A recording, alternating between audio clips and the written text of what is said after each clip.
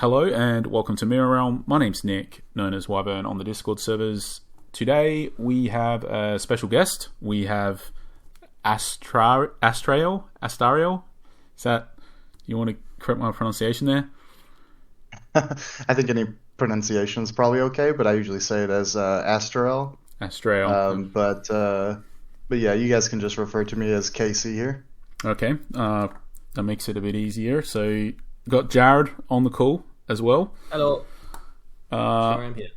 We're just going to jump into it. So the reason we have Casey here today is just because we think that he's one of the best Avatar Bear players in the world, and it's a deck that whilst Jared and myself, we play it quite a bit for testing, and we have a pretty good understanding of it. We just felt we could do a much better video on it if we got someone else in on this that was better at playing it than what we are, pretty much. So is it your specialization, Casey, or do you play other decks as well? So Avatar Bear is definitely the deck that I play the most. I do occasionally try out other decks, but that's mostly casual for fun. For any competitive like league or tournament, it's usually Avatar Bear. Okay, and you played it at Gencon, which we'll talk about. You playing it in the online league season, is it season 8 that we're in at the moment? I lose track of it. Yes. Yeah. Where's that at the moment? Are you still in it? You were in the semi-finals last I knew. Is it still a semi-final state? Because obviously it probably got held up because of Gencon, right? Yeah, that's right. I'm in the top 4 right now. I think everyone else is set to, on the other side of the bracket, there's another match that needs to happen for finals. And I'm playing Moth next, who is a very skilled player. I believe he is on Archimago, and I still think that deck is, if not the strongest, still up there. So yeah. It was funny. On the day of the rule changes when we were reading it, I said to Nick, I think Casey's winning this season. Like, of the online league. Yeah. Because your deck was perfectly suited for the rules change that came in. It was Yeah. The only difference it made was now I'm playing Grim Gasarm. Yep. That card is pretty good now, along with Mask of Mayhem. They are definitely the two of the biggest winners of the rule change, that's for sure. But you already had other cards in the deck, though, right? That pull up the deck. Yeah, it was already on here. You already had Pudges, right? And Vampires. Yeah, those were already in the list typically. Yeah. Yeah. And they're obviously just massive winners from those rule changes. Yeah, and Sir Galahad. Was that also in the deck beforehand? It was. Sir Galahad, and actually a small buff to Sir Percival too. It's a pretty kind of a niche buff, but we round down now for the split power. So Sir Percival actually survives Chaos Twister now, so that's kind of neat. That is pretty big. Yeah, okay. Cool. You didn't run... We can talk about Chaos. So I'm going to make a note here. Let's talk about Chaos Twister at some point. Let's get into that one. We'll get into that later. But I think for now, let's just start with Gencon. And I think obviously the deck that you played, this is the deck list that I've showing. That is your deck list. Is that correct? That you played at Gencon? Yeah. So we can talk about that a bit. But let's just start just generally, I think, with just Gencon and just the experience in general. Did you play in other events or just the constructed one?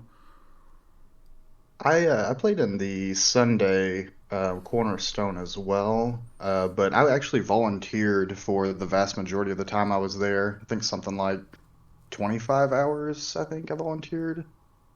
For Sorcery? Yes, yeah. I helped run the limited championship and all that stuff, so it was a fun time, but that did mean that my tester is pretty limited for the actual Crossroads itself because of that. Yeah, okay. So were you judging in them, or just is that Yeah.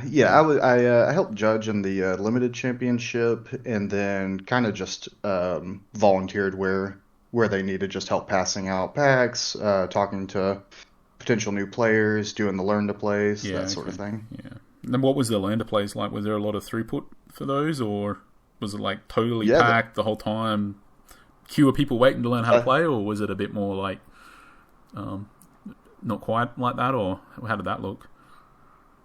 so I think the first day we didn't have like a ton of people show up, but then over the course of the day we had a lot of people who were interested in the game just kind of walking by and taking a look, and we kept trying to direct them to those learn to plays, and we ended up getting, I think, 60 people on Saturday, which seemed like a pretty good turnout. Yeah, that's solid as. Did they use the beta precons for that, or something else? Yeah, they used the beta precons. It was a really cool experience. How did you find the actual beta precons? Because we have it. I mean, we don't have to go into them now, but we always felt that they weren't as great as what they could be. Let's say like there's more interest. You could have included cards that did sort of more interesting things that like better showcase some of the mechanics and have a bit better synergies and give a bit better direction, I guess you could say. Do you Yeah. did you sort of do you have any sort of feedback on the precon decks themselves, and like when you're actually showing it to people, like was there things that were confusing as a sort of some running themes in regards to cards that people typically liked or didn't like or found confusing, or they sort of weren't playing properly, let's say, or how you're supposed to play them or anything like that, or you not really? So I think that a lot of the things that you all pointed out in your all's video still rings true with the decks not being very streamlined to the type of strategy you would expect from the precon. Like I think I remember one game where the player was familiar with Magic and picked up Flamecaller expecting it to be like a burn deck, and then was surprised to see 5 and 6 drops in the Yeah. deck, for instance. Yeah. Okay. Cool. Yeah, I guess it's yeah. With the Magic players in general, were they? Do you have much experience how they find sorcery in that through that lens, or it's a bit of a mixed I th- bag in our opinion? Some love it, some hate it. It's like really, Personally, I've only seen, well, not only, but mostly seen positive reactions to it. A lot of the guys that I had shown the game that they had been MTG players were they're kind of let's say tickled that there were so many cards that like beta was obviously kind of like a love letter to early Magic.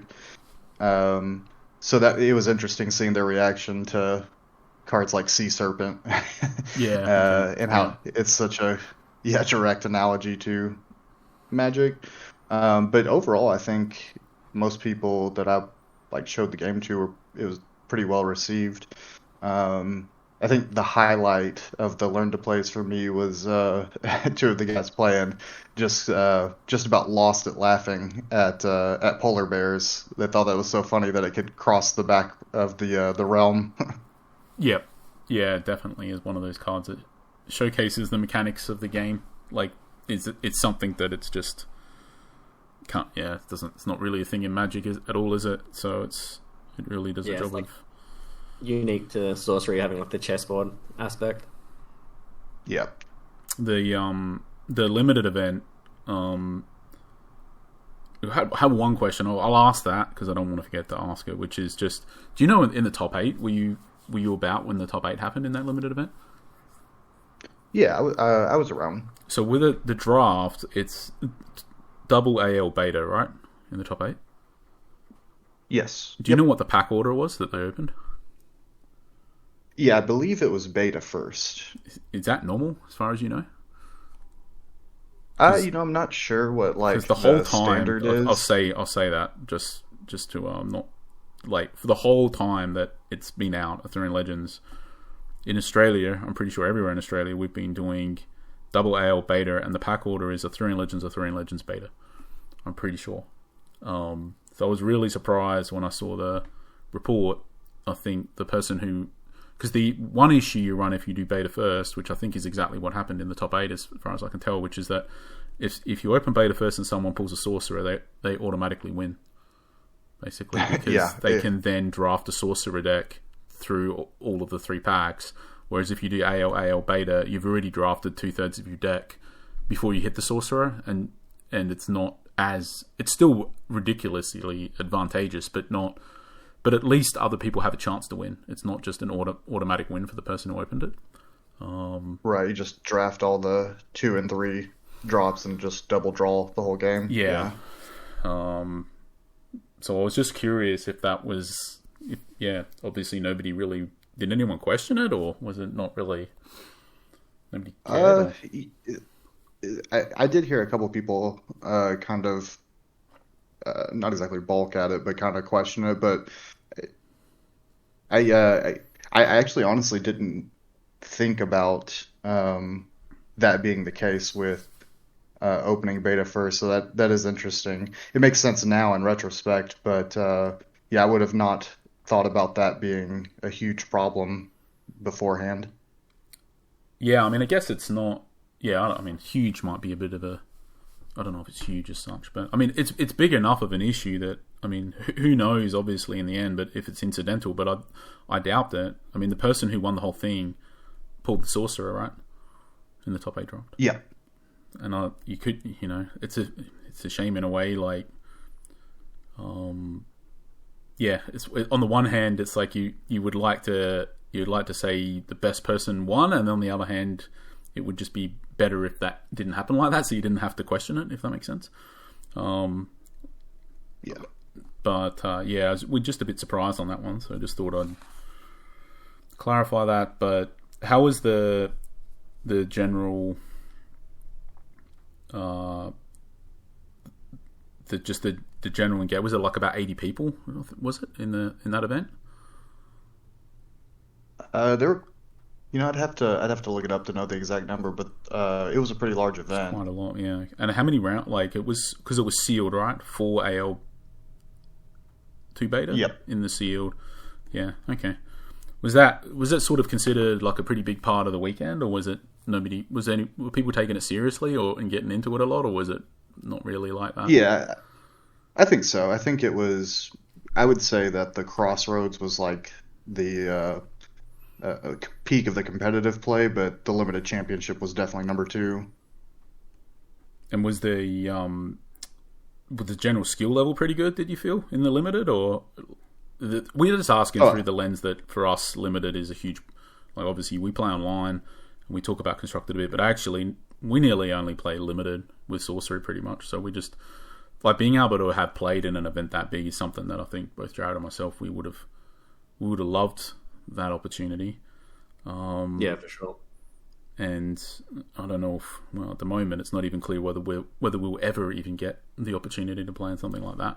But just wondering how, because I assume that for the constructed event there would be a lot of people there taking it seriously, and done a lot of preparation and stuff. So like if Jared and myself were playing in a limited event like that, we would have taken it pretty seriously, I imagine, and we would have done like a lot of preparation for it, if that makes sense. A lot of practice, a lot of preparation. I know for sure that the actual winner of the limited championship was Mitch, who's known as Frogamago. I know that that's like limited as his like bread and butter of the game. I think that's kind of like how he interacts with the game 90% of the time, probably, maybe more. And I know he took it seriously. He actually created his deck list on Curiosa so he could reference it during the game. Not exactly something you do if you're not taking the tournament serious. Yeah, okay. That's another interesting rules thing. So he actually created his deck list on Curiosa so he could look at it on his phone as he was playing? Is that what you're saying? Yeah, he could reference it throughout the game, and I personally only saw it come up once, and I think like a judge has to come over just to verify that that's what he's looking at. That's But interesting. yeah, So you're allowed to yeah, do that. you You're are. allowed to do that, obviously. Then, if you Yeah, did it and the judge was that's maybe coming over and looking, the only like outside notes that you're allowed to bring in really is the deck list. because I think in just jump in and well, you can say if you want. How does it work in Magic? Yeah, it's even you just can't bring in any notes from outside the game. You're allowed to take them during the game, but no notes from outside the game. And I saw in floor rules for somewhere that was also the case in Sorcery, but maybe they had an exception for the limited event for just the deck list itself on Curiosa. Yeah, I think so. I think that was the only notes from outside the game you were allowed to bring was just the deck list itself. Yeah, okay. And I think it came up for him in his last game actually against Ira. And I think he was trying to figure out if between two plays, he had a Vanishment in his hand, and I think he was deciding what are my odds of drawing an actual kill spell here with the remainder of my deck, and he ended up playing it and sure enough drawing I think magic missiles to finish the game. Yeah, okay. That's interesting. I Okay. mean, if you're going to have any questionable rules calls, playing against Ira is probably the person, right? Right. Um, cool. Was there anything else about the limited that you think is worth adding for this? Not in particular. It seemed like a pretty good turnout, pretty good time, and I wasn't surprised to see Mitch and Ira at the top, but it seemed like a pretty successful event. And was there any? I'm trying to think what else. So there was also the swap. We'll talk about the constructed. Yeah. So let's talk about before the event even started, because I think a lot of stuff was. I don't know. I'm sure we would remember with clarity if we were playing in it, but because we weren't playing in it, you might have to correct me in anything where I'm wrong here. But I think it was pretty close to the event itself. Some things happened. So one was the rules changed in the game. Another thing was the eligibility of swap and Day of Judgment to those cards to be allowed in the event when nobody owned them, or let's say hardly anybody owned them, might be the better way to put it. And then after that, they gave everybody a swap promo. Is that true at the event? So it was actually kind of a neat little program that Ira put together for it. So essentially, you bring an ordinary or exceptional card, supposed to be your favorite, but any ordinary exceptional would do. You sign your name in Gencon 2025, and Ira would swap you a swap for that card. And then later he was planning to build a Peasant Realm deck out of those cards that he got. And could you? I assume you couldn't, but could you swap for more than one swap? No, it was one per person for the entirety of Gen Con. And some people obviously played more than one in their deck list. So what did they basically just trade them for people trade them off people or something like that on the day?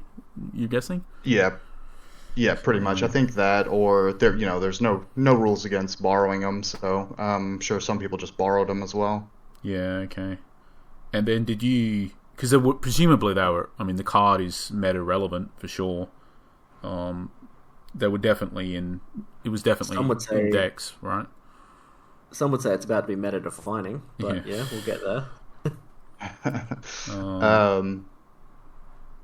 I'll continue because there's more yet, right? And then also Dragon Lord was released the day before and allowed. Is that right? When nobody knew what the cards did until the day before the event. Is that the right timing, or is it not quite that tight? Yeah, I mean, only the cards that were spoiled before were known for Dragon Lord until the actual first release at the booth. So yeah, it was Anybody who wanted to play that would had to have last minute kind of snapped them up and threw them in the deck, which some people did, which is kind of interesting. Yeah, yeah. Nope. That's quite a lot of moving parts, I guess is what I'm saying. So you had swap that you knew you could get one. Well, you didn't even know until pretty close to the event that you could play it, right? So from a preparation standpoint, if you had a deck that you had prepared that you were bringing with you, up until all within the last week leading up to it, you basically had the rules changed. You had swap and Day of Judgment promos eligible, knowing that you could get one swap, but not necessarily more, and presumably no access to a Day of Judgment if you wanted to play that, and also Dragonlord being released the day before and not knowing other than what 3 of the cards did. That's quite a lot of moving parts. It's like that's It kind of almost feels like you just, in a way, it to me that feels a little bit more like it's a sealed event almost, right? Like you lob up and see what happens, see what you get. See if Dragonlord had anything in there that helps you or not, or totally redefine the whole meta or not. I think it probably could have been a pretty big issue if the dragons were very meta impactful and actually majority of them worth playing, because anybody with advanced information of even knowing what those cards are, all of a sudden they rock up with a completely deck that there's no way they could have tested and cause some pretty big upsets. I could definitely see in the community, but as it is, Dragonlord's fairly trash, so that didn't occur. Luckily. Yeah. It was definitely interesting. Part of the unpredictability of all of that kind of played a role in how I ended up finalizing my deck too. But yeah, I do know a handful of people who played a couple either Dragonlord cards or swap or both. So it definitely was interesting. Did you see? Did anyone play Eric's Furiosa? Not that I'm aware of. Okay, that's an interesting one. How that interacts with stuff.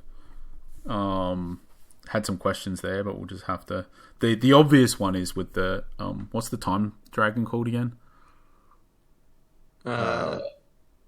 Starts with a K. Kairos or something. Kairos, I think that's right. Kairos. I'll pull him up on the screen so we know what we're talking about. Yeah, so this one in particular. Kairos. So when Kairos enters and you have an Eric Curiosa in play, but then you use it and it gets ripped up, and then what happens with the death ride on this with your Eric Curiosa is a big question that I've got. Do you I think get back together? I don't know for sure, but I would assume it. So know from the FAQ that things that get banished do not return with Karis's death right. So maybe and I'm assuming that when you rip up the Curiosa, it's maybe more than banished. So probably just doesn't come back is what I would guess. I would say you're right. Yeah, and I would say there's a good chance I will never see that happen in my life as well. Yeah, as someone who occasionally judges, I hope that I don't see this card. So, yeah, we definitely talked about that a fair bit when we did our Dragonlord video, which I don't think it's out yet. It's not. I'm still. We had a nightmare. Still editing this card. it. It was 4 hours. Yeah, we ended up talking about this card for ages, but that's like a 4-hour video or something, just talking about this set. But I did notice when we did that video, it was less than a week ago. I think this had 16 FAQs, and now it's already up to 18. So it's I thought it looked bigger. I'm pretty sure this has way more than any other card. Yeah. I really wish that it was they would have costed it at 9 mana, just because someone actually might try to play this at 7. Not that it would playable. be good. We think it's playable. Yeah, but someone might play it. Okay, that's interesting. It's I haven't really considered it. We won't go too much down the rabbit hole, but we think it's just through the lens of there's a couple of ways, but one of them, for example, is just if in Gothic it gives you an easy way to sacrifice it, you basically can just have a dominant board state, attack with everything, play it, attack with everything, then sacrifice it to set it all back, and then attack with it all again. So just do 2 waves of 10 to Death Storm in one turn, if that makes sense. Yeah, no, Like, that as long as you that need a totally way makes to be sense. able to like kill it for 0 mana easily. That's the thing. You can't. You have to be able to cast it and kill it all on the same turn.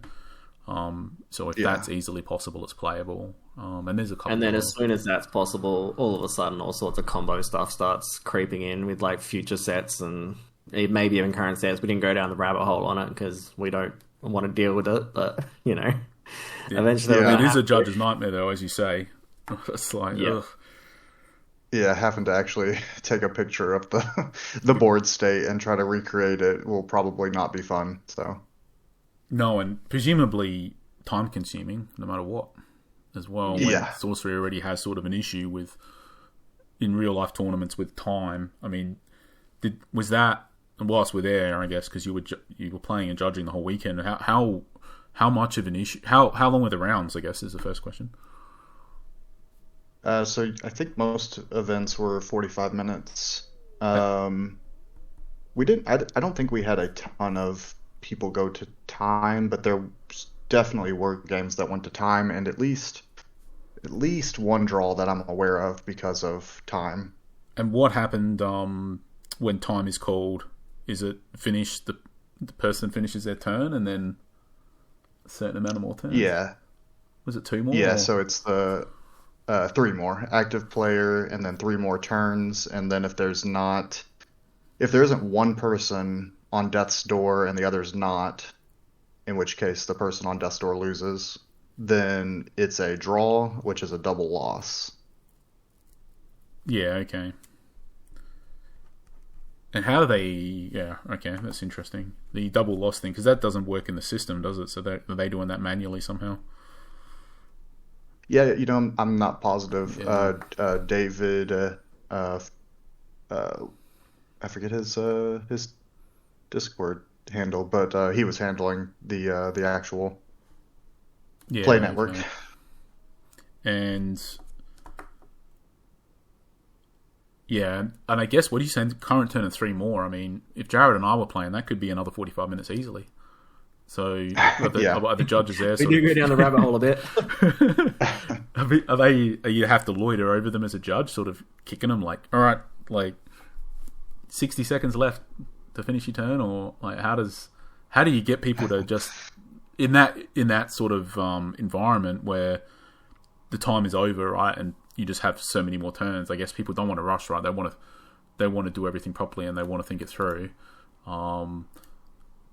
Do you have any Yeah. idea was that an issue at all? Did it, or not really? I don't think we had anybody that had to be warned about how long they were taking during time. I also think that a lot of the judges were trying to be pretty generous about it too, right? Because pretty big deal, making your final decisions for the game. Yeah, But obviously everybody's but I- waiting, right? Like you've got the whole tournament waiting for Right. that one game, like so it's yeah, because time. And I don't think is anybody- just tricky, right? Like in general, especially if you have to finish the event by a certain time as well. Like the whole thing has to be concluded. It just yeah, because I can just see if you've got like 80 people on an event and 40 games, like every round is going to time. It's. I guess you're just saying when it's 45 minutes, you're hoping that it's like an hour per round or something. I guess is what they're doing, right? Something like that. yeah, pretty much. It was even more than 80 for the actual Crossroads itself because it was capped out at 128, right? And didn't it fill up? Yeah. It did. We had a few people who dropped before the tournament. I think the final number was like 121, I think.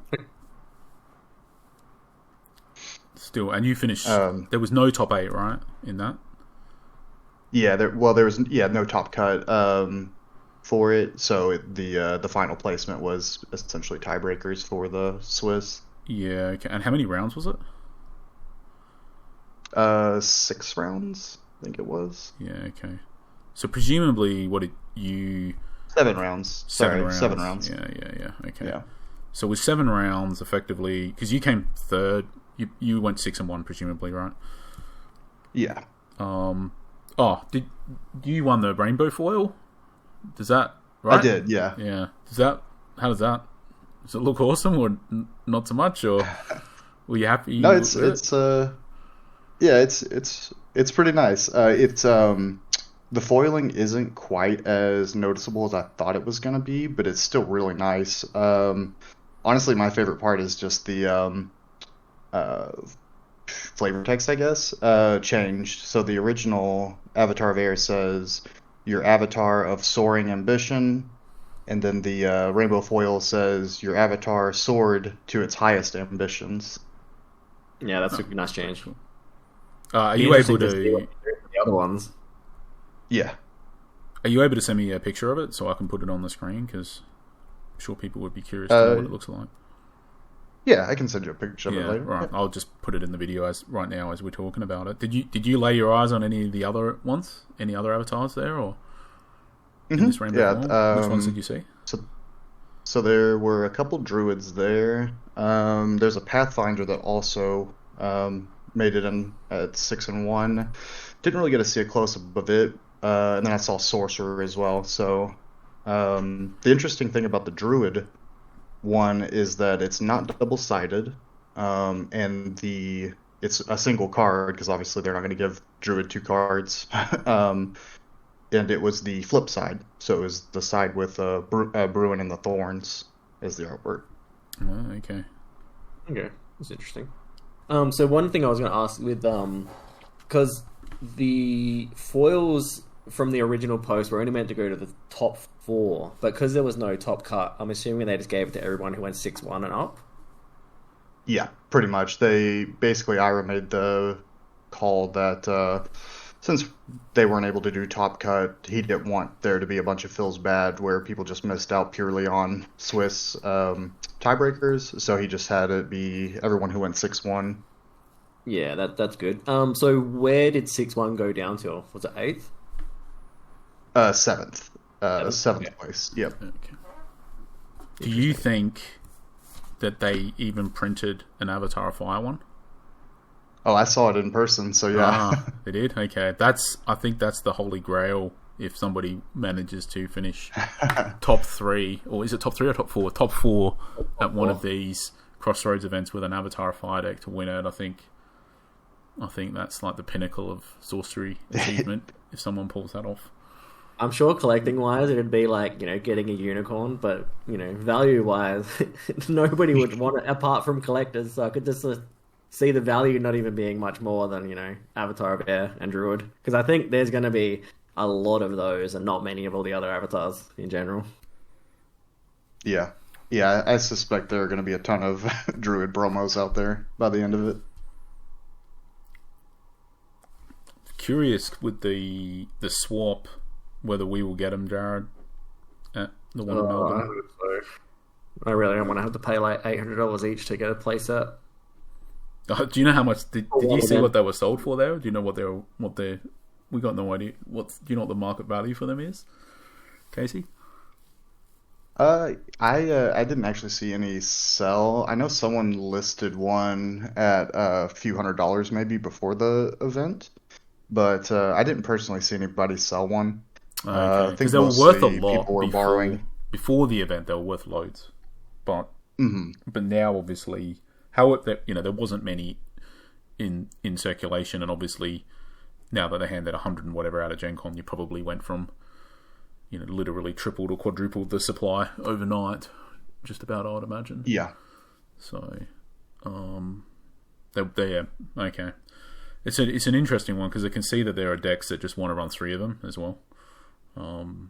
Yep. Yeah. I know one person played 2 in their deck, and they had the option to play 3, and I think that they thought 2 was the right number. And I think for most people 2 is good. Yeah, I think it was the guy who came first who had a couple in his deck, looking at the Curiosa list, because he's got 2 Font of Lives in his deck, and I'm assuming they're probably swaps, because they're not on Curiosa yet. Yeah, I haven't looked at his list closely or anything. I do know that the instructions were just to leave the deck list short and then just put it in the primer that you're playing swaps, but it might be the case that he put those in there as fillers. Yeah. And did anyone play Day of Judgment? Not that I'm aware of. Yeah. Yeah. Yeah, not that I'm aware Because of. I assume very few people have access to that card. Yeah, I would assume no one had access to it for the actual event since it was judges only for the promo. And they probably get given out after the event for the judges or during the event. So not to like lend in time for someone to actually play. But going forward, there's a chance it could be played. Well, they're for the Right. cornerstones, right? For the judges. So there were a few cornerstones that were run before it. But Yeah, there would have been a couple out there, but Yeah, good point. even fewer than swaps. So yeah, a lot fewer. Plus, I didn't hand one out to everybody. I was just curious because it was like there was a big, I don't know, ruckus or whatever. Like there was a lot of noise about swap and getting access to it, but obviously the same issue existed for Day of Judgment. But I guess the difference is that swap is a lot more playable than Day of Judgment. Because there was like a lot of noise about swap, and I didn't even hear Day of Judgment mentioned. But it's the same issue, right? It's a card that's a promo card that most people don't have any access to. right. Just curious if anybody played it and what that looked like. But I guess it's like a saying, it's just less playable. So I guess nobody cared. Yeah, I think that's probably the case. Yeah, I'd say so.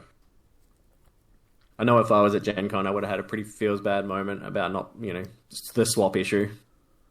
And potentially being able to get, 2 or 3 of them. It's not so bad, but it still would have, all the moving parts, like 1 week into going into the event, I would have been in a pretty frustrated mood, that's for sure. It makes it. How did other people hard take to all be this stuff? prepared.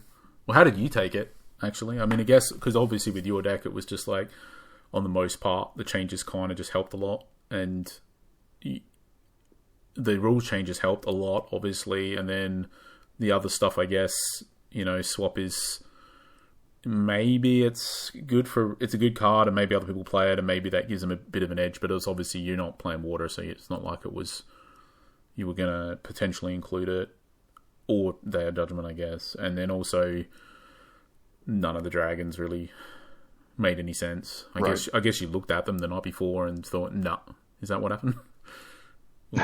Pretty much. The air dragon is kind of interesting, but it's just 7 mana, so that's just tough. Yeah. But he actually is kind of an interesting dragon as far as his ability goes. But not making the cut. I mean, I guess it's just not Jared and our style, is it, to basically be lobbing up, not having any idea what deck you're even playing in the tournament the day before, because you're waiting to find out if you can get any swaps and waiting to find out what the dragons in this set are and so on. We kind of like prep.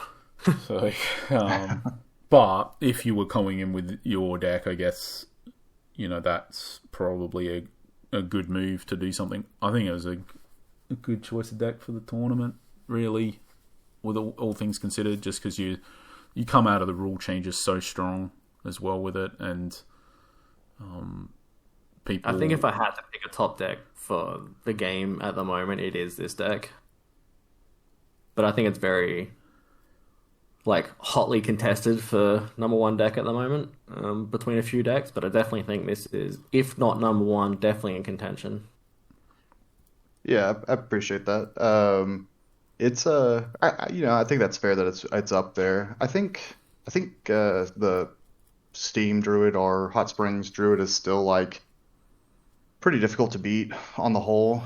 And I think Archimego is still really strong, depending on your build and the specific decks that are in the meta. Were any of the 6/1s Archimego in that?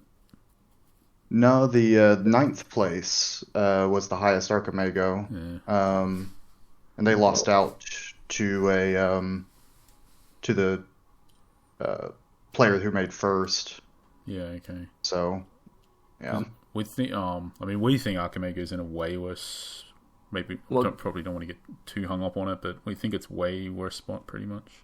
Yeah, I think so too. I mean, and just looking at the breakdown for the most played avatars at Gen Con, there was only 7 in the Crossroads for Archmage, and there was almost 30 druids. Yeah.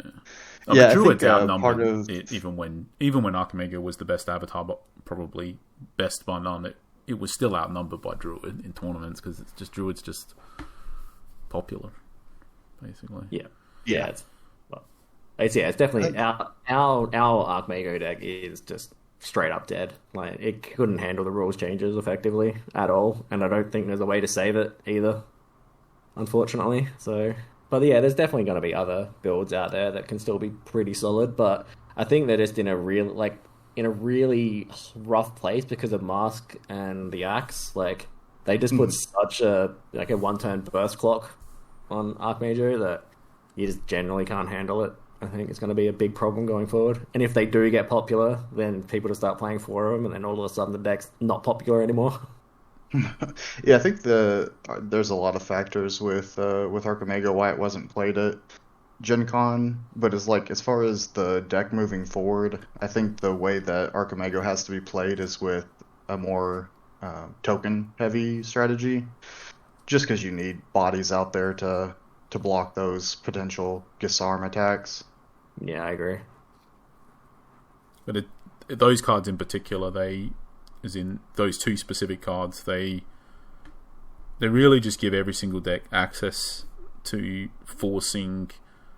Well, we've talked about this in other videos, but we're talking about the concept of the way that you beat Archimego is to force it down lines of play that it doesn't want to do, basically, and force it to use its turn doing things that it doesn't want to do. And those 2 cards give every deck access to those lines of play in a very easy way, where Archimego is basically just needing to kill minions that ideally would not necessarily want to kill, or would rather get more value. Like, so you force it to, like, whatever the build is, it doesn't matter. You're forcing it to use a Poison Nova to get less value out of it because they can't wait because of, like, Mask of Madness is on the board, or it may be they will play it. Right. And like that was always the way that you beat Archimego in a way, was especially the builds that run Divine Healing, is you effectively just force a line of play where you do 20 damage in 1 turn, effectively, right? And or you do 6 damage or 5 damage or 4 damage or whatever, and then 16 the next turn.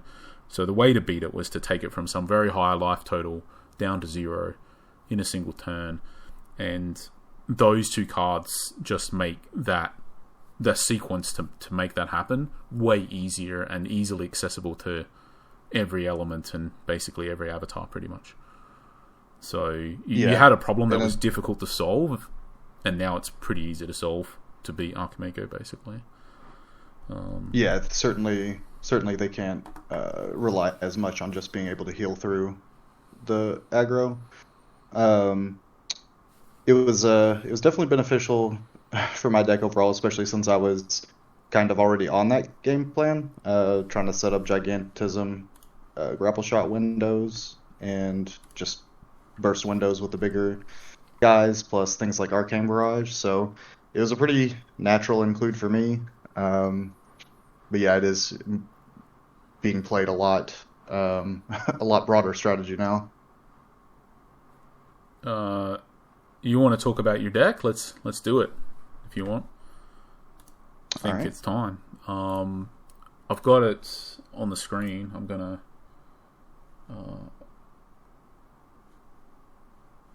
Okay.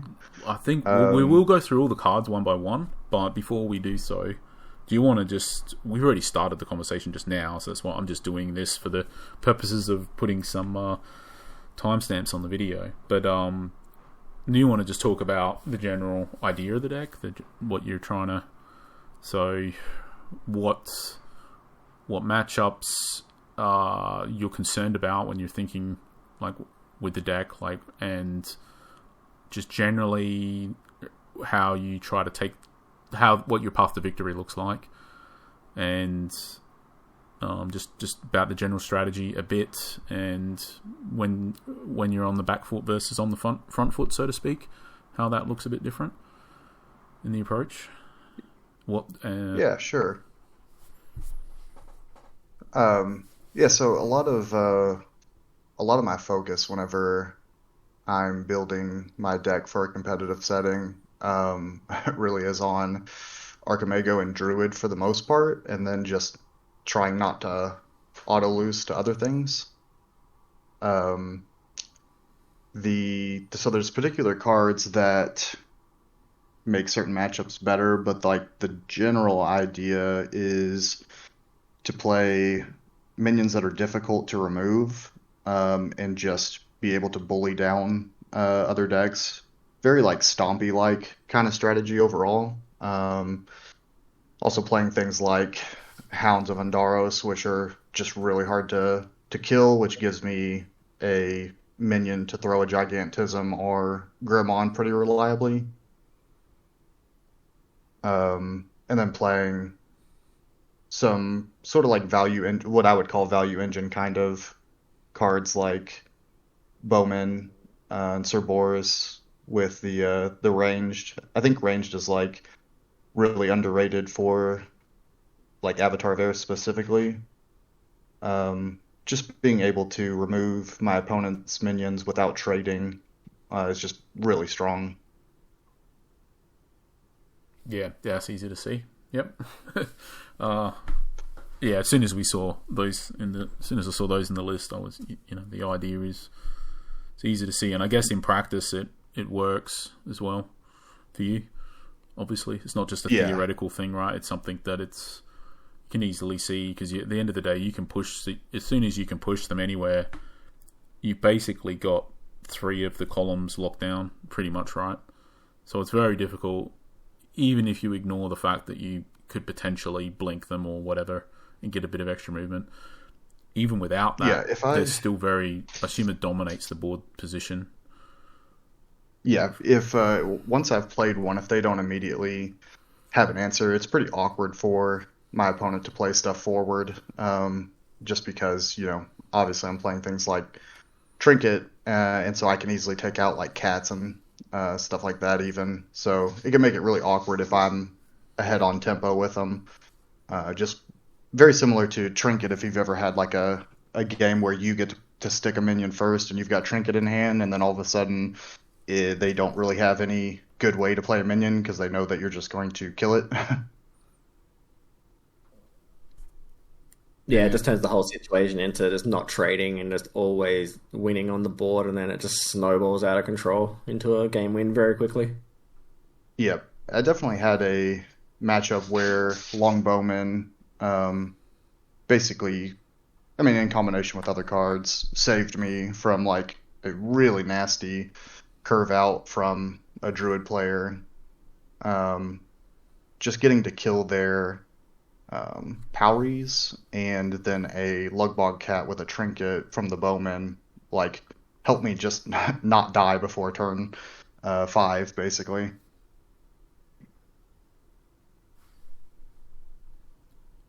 And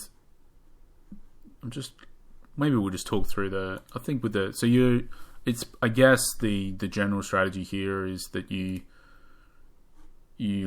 get the value like you're describing, right, to be able to kill stuff potentially with the ranged, but also just because you're bigger than nearly everything, right? So even if you don't, even without the ranged and even without the Trinket, you're probably in a pretty good spot trading, right? Like where you have a Phalanx or a Pudge or something. So even if they have a cat and a Trinket, you're still trading, right, with them, one for one, rather than what would normally happen if they got a cat and a Trinket.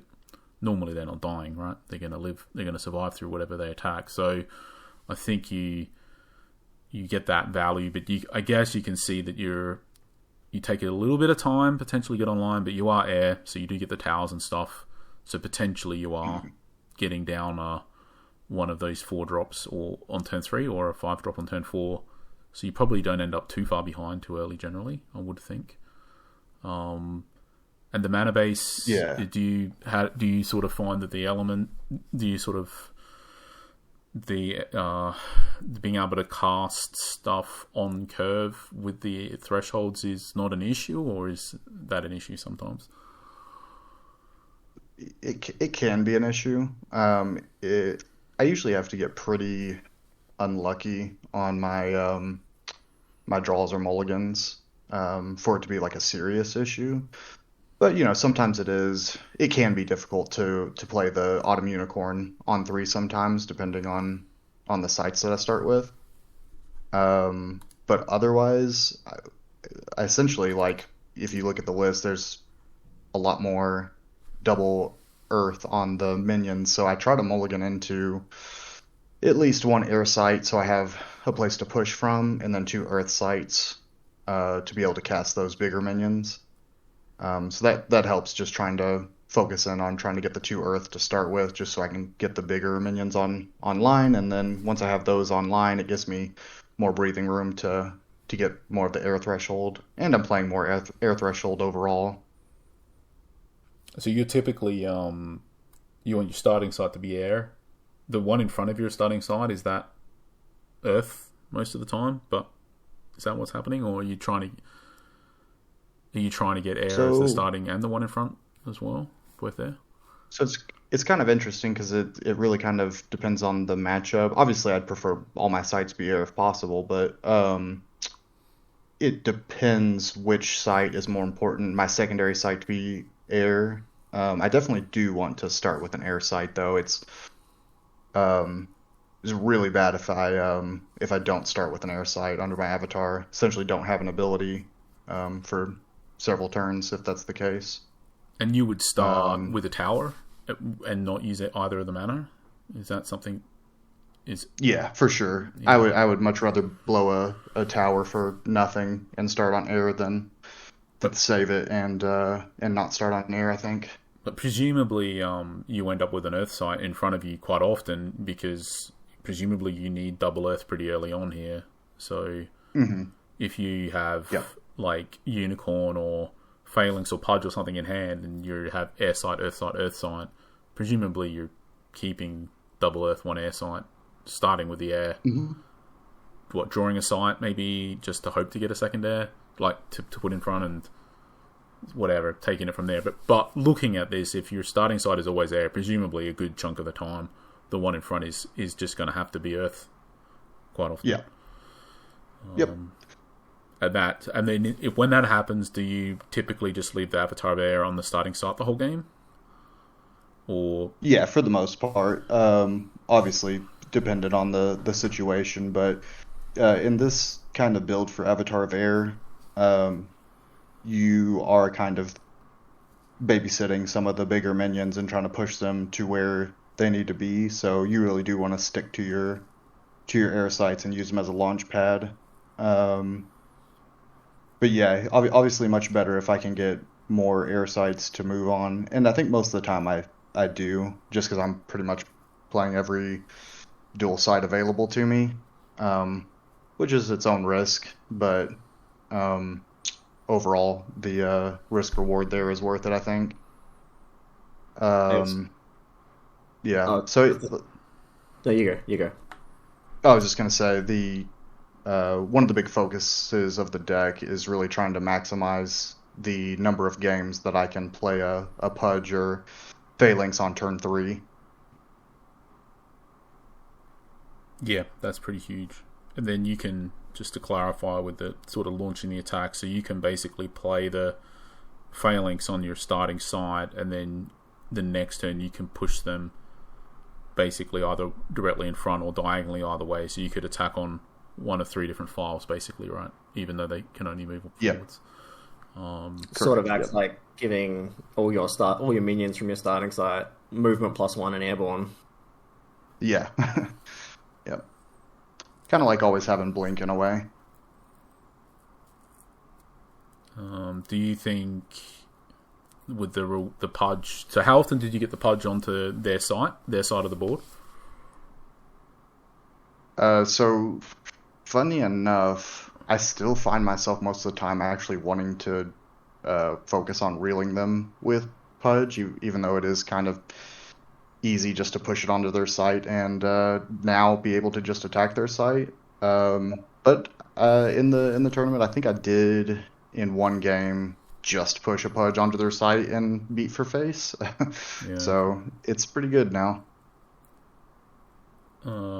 Is there anything else? We'll go through all the cards individually, but is there anything else that are at a high level?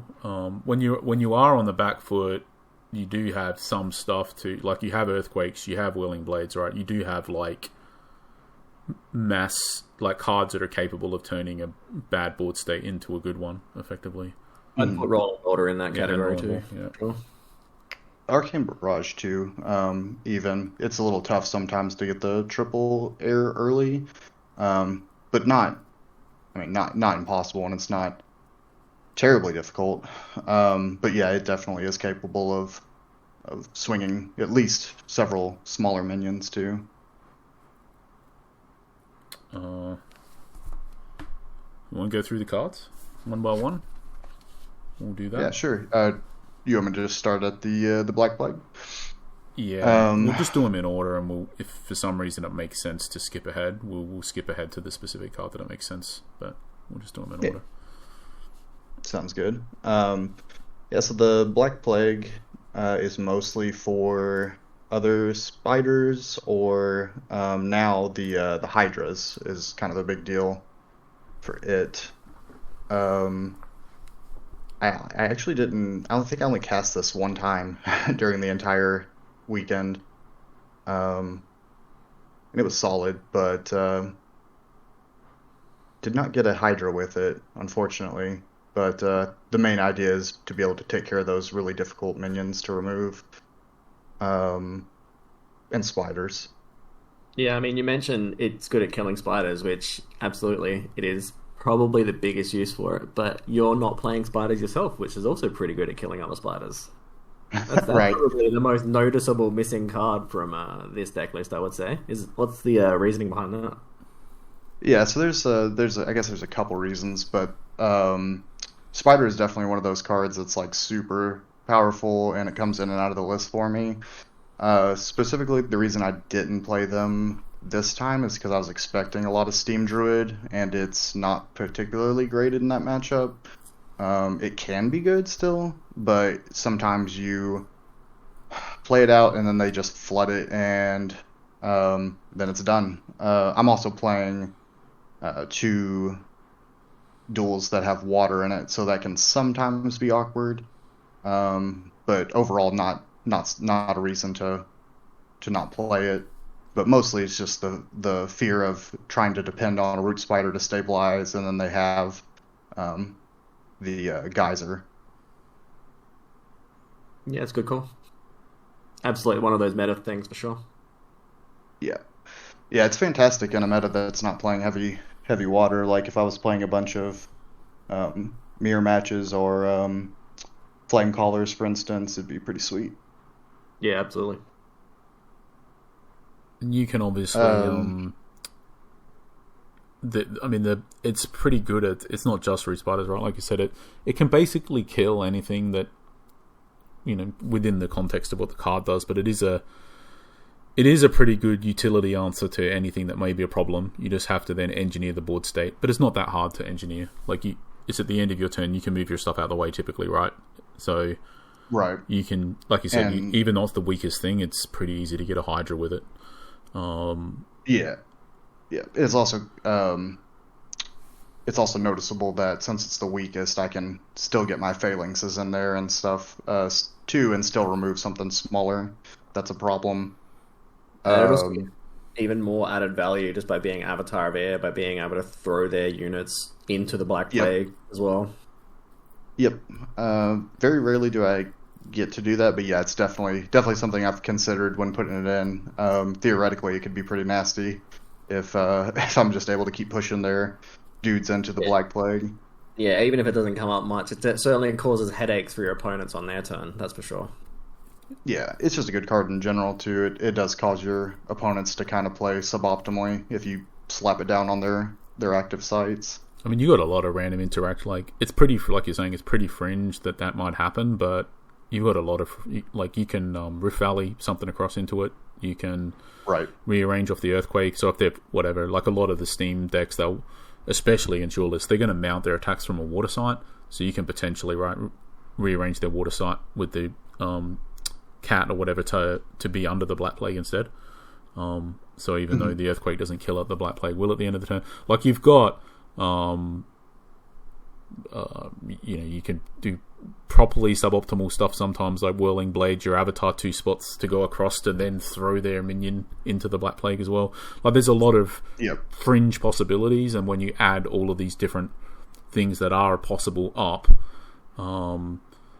it results in you getting a pretty good play out of the Black Plague once every X games, right? That otherwise wouldn't be possible. Yeah, absolutely. And there's a lot of like you mentioned, there's a lot of positioning tools in my deck, and like you said, like little bits of effects like that add up over time, and you can really set up some pretty interesting plays, combining different effects like Rift Valley, Earthquake, flanking maneuver, and like even like you said, Whirling Blades. It's like just using Whirling Blades to fetch a boulder sometimes is worth it. So.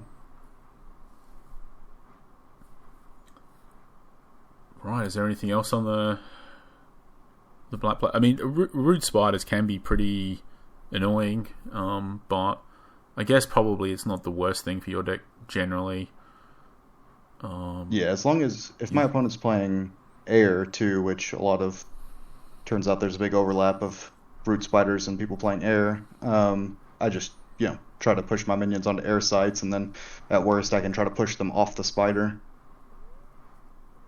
Yeah, it's very solid though. This black. I mean, we really same as the what's the other one called? Sorry, the fire one.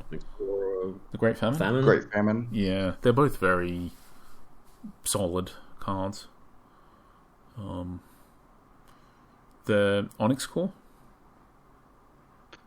Yeah, so I know that the cores aren't like particularly popular with decks that don't have a lot of draw. But again, this goes to the idea of trying to maximize the number of games I can turn 3 a Phalanx or Pudge Butcher. So this just turns like, a tower into a possibly even turns a tower into a turn 2 Pudge Butcher, for instance. But it just smooths out my threshold rather too, because obviously it's pretty awkward if I don't have my second Earth threshold. It's also an Earth threshold that doesn't take up an air site slot as well, which is pretty important. Right.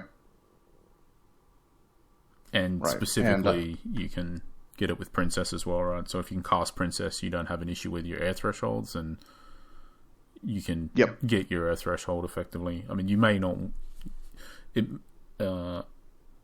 This is like quite often when we have Princess and you include a core, you never include in the Amethyst core, because if you can cast the Princess to get it, you don't typically need the threshold anyway. Right. So it's just, but I can easily see that. Like as Jared's saying, just being able to have one less Earth site or one more air site, depending on how you look at it, on the board is probably a pretty big deal. And you have a lot of bigger stuff anyway, right? So the ramp is not insignificant. It's not just that's another reason. Yeah, it's another reason I like Arcane Barrage too. Is I have a lot of kind of incidental ways to get a good amount of mana, and just being able to dump it all into one big burst spell can be pretty solid, especially against decks like Archimago that want to heal a lot rather than play more action on the board. And you just you'll just play this aggressively, I assume. If you're starting hand, you just play it, and there's nothing special about this. It's just you're just playing it as normal, using it as ramp. The threshold, I assume. Holding it on your avatar, waiting for them to disenchant it or whatever. Yeah, I think literally the only time I hold a core is if I've got a ring in play and I want to use it as my guaranteed finisher to have a ping, or if I know they're on something like Earthquake, and I just hold it because I want them to use it first. But otherwise, I'm just jamming it out there and trying to play big stuff as quick as possible. Makes sense. The Ring of Morrigan? Yeah, it's kind of a no-brainer. It's not quite as busted in my list as it is in something like Druid or a lower curve deck, but it's just too good not to play. So, and I mean, it's still pretty good, presumably, right? Because you have natural mobility to push yourself, like to be able to ping them. You have some unnatural mobility, so to speak, through blink and grapple and flanking maneuver and whatever. Like you can position yourself pretty easily to be able to ping. You have a lot of bigger stuff that you can just ping your own thing to gain life as well, if needed. So must be pretty good. Do you play? If they're on Oh, sorry, I'll let you go first. Oh, sorry about that. Yeah, if my opponent's on door because I'm playing Avatar of Air, it's just like they just can't get away from Ring. It's definitely in that regard with Avatar of Air, it's kind of busted, but yeah. And do you normally sort of just play it, so to speak? Like if it's in your starting hand, you just play it, or because I know, for example, a lot of decks that Jared and myself build with the Ring, we'll hold it and we'll wait to play it on a turn where basically you immediately get value out of it, if that makes sense. But do you? Yeah. Which makes sense when you have decks that can do that, but in your deck, I'm not sure if you have that luxury because you have a lot of more expensive stuff, and it might be more difficult to play the Ring as well as other stuff all on the same turn later on. Or so how do you normally do that? If it's in your starting hand, are you just presumably you're keeping it if it's in your starting hand? So are you playing it on turn one, or are you holding it back? Or No, I pretty much never really play it on turn one. Like kind of like what you're saying. I want to try to get at least some value out of it whenever I play it. I will play it sometimes before I get to really utilize it, like the turn before. Like you said, I'm playing a lot of higher cost stuff. Sometimes it's just not practical to be able to play it and play my biggest threats at the same time. So I have to kind of make that choice. But I'm typically not jamming it. I would say that there are games that I do, right? So like if I'm going against Steam Druid, sometimes I just jam it because their Tawny now has to stay back, can't harass me because I get to ping it every turn if they do. But in most cases, I would say I do hold it until I think I'm going to be able to get value out of it. Yeah, I think, like you're saying. Sorry, I was just going to say that play of jamming it out early against Steam Druid in general now is probably going to be pretty rough with swap coming into the meta. Yeah. So. Yep, that's a good point. Well, I think obviously that swap point not to be ignored going forwards, but broadly, you were still, even though you weren't necessarily pinging anything with it by forcing them to keep the 20 back, you're still getting the value out of it, so to speak, right? So, effectively, all we're really saying is you play the Ring of Morrigan when there's a reason to play it. You don't just play it early when there's no apparent reason. It's just there to give your opponent the option to get rid of it, basically, to disenchant the dispel, or even worse now, right? Swap it. Yeah, exactly.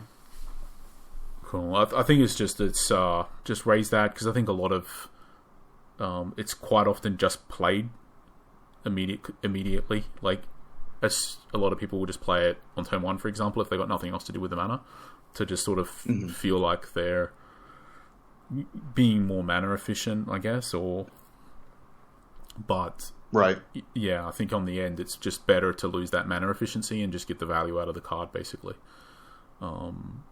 But yeah, as Jared just said, swap changes what was already the right thing to do and propels it into a new category of, like, it's more than just the correct thing now. It's potentially game losing to play that early when you didn't have to now. Once swap's everywhere. Yeah, especially if like 20 is the thing you're trying to keep away, because they literally just move the 20 to their avatar and then swap 20 with the Ring, and it's like, oh, that's so free. Yeah, and Necromancer too now, being able to just summon a skeleton onto their same site.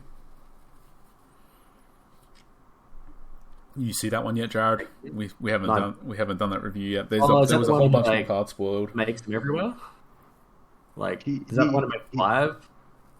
Or is it something else? It's a new avatar. I don't know if you guys want to avoid spoilers, but yeah. No, you can say it. So it's been spoiled. There was a bunch of cards that people photographed from. It's the one where it's a once per turn. You can pay 1 mana to summon a skeleton or something. Yep. Yeah, okay, that's pretty hot. And I think they're just like a... Yeah, I think I saw some of the cards from Gencon, but I must have missed that one. And what was the skeleton? Whilst we're talking about it, I guess you might as well complete it. So the skeleton is it like a foot soldier, or is it something else? Sorry. Yeah, it's a 1 power undead, and then it has a pretty minor drawback, which is it can't move to defend, so it can only defend on the site that it's at. Yeah, okay. I mean, that's... Well, For a So like half of mobile. for a defensive Yeah. deck, that's a pretty massive drawback. But yeah, for a more aggressive Yeah, deck, for sure. It's yeah. Do you have to? So you don't have to summon it to your own site? Is that what you're saying with the swap thing? You can summon No, it anywhere. you play it at the site of your avatar. It And says then- summon it here. yeah, and then you just swap it for the Ring of Morrigan. Yeah. Oh yeah, of course. Yeah. Cool. Yeah. And I guess it gives you the Ring of Morrigan. It, like you, just to clarify here, it also, I mean, it's kind of like a note. It's one of those cards, like even in a deck, like you're saying, it's not. Well, I wouldn't say this is the worst deck for it. It's like still pretty decent. Not the best deck though. Not the best deck. But I think Jared. I mean, maybe that's different with Swap, but Jared and I pretty much landed in a position when we're building decks that even the worst deck for it, it's still in the deck. Pretty much, it's just that good. Yeah. Like even a sorcerer that only wants to go to 4 sites and just wants to sit on the starting site the whole game, it still wants to play Ring of Morrigan, basically. Yep. So, but it gives you it's a pretty good finisher, as you say, in particular on Death's Door, right? Because of the mobility that you have, they basically they can't probably even run away at all, not even for one turn. Basically, you can probably catch them just about right from any board spot to any wherever they are on the board, from wherever you are, you probably can ping them with it the next turn. Yeah, it's like nearly impossible for them to not be hit by it if they're on door and I have it. And do you have? We'll get to that after I've had an unrelated question. Let's move through. So, I'll just make a note for myself. The Torchhammer trinket. So I think one of the biggest things I would change to this deck is adding a second one. I'm so used to like the meta before where I was always playing the biggest minion on the board and I didn't need the trinket quite as much. But now, one, with playing more of the bowman, but two, with more people playing pudges and phalanx and such now in the current meta, I think a second trinket would be the right call. I actually played Princess 2 or 3 times in the tournament, and every time I went and got a trinket over the ring. So yeah, it's interesting. I think that was going to be my my biggest question, and my first question was why one and not more, and straight into it. So because obviously one like Princess, right? That's pretty a no-brainer. But yeah, there's always more because trinket's absolutely incredible. Yep. I think overall it was a mistake to only play one. I think 2 is probably where I want to be. It's also pretty good with ring, obviously, in combination. Oh yeah. Probably also better when you're not playing Mask as well and playing the next card we're about to talk about in the Axe, like because obviously it's pretty hard to use with Mask. But since playing Axe, it gets a lot more value. For sure. Is there anything else specific with the trinket, or not really? I mean, obviously it's good generally to trade up. You've got everything ranged. That obviously makes quite a bit better. I mean, at Sabor's right is range 2, so I mean this Sabor's with the trinket is pretty scary, especially basically nothing. Yeah, he's able to kill most things, especially with the trinket. Yeah, the only thing of note, I guess, specifically other than the ranged units is just that I do find myself in some matchups just attacking with Avatar of Air with that trinket too sometimes. So being a pseudo mobile battle mage can be pretty relevant sometimes. Absolutely. That's another reason to want more trinkets, pretty much as well. Yeah, agreed. Yeah, I mean, the more trinkets you have, the more realistic you can actually put the axe on your avatar and start getting in for 6 as well. Yep, for sure. All right, Grim Gasame, is that how people pronounce it? I think it's Gasarm, but I'm not positive. Okay. I would probably think it's Gassam as well. Alrighty. But I just always call it the axe because it's just quicker, and everybody knows what you're talking about. Yeah. So this is an interesting take away from the tournament. I actually like feel like I, in most situations, would want to cut back to one of these instead of two.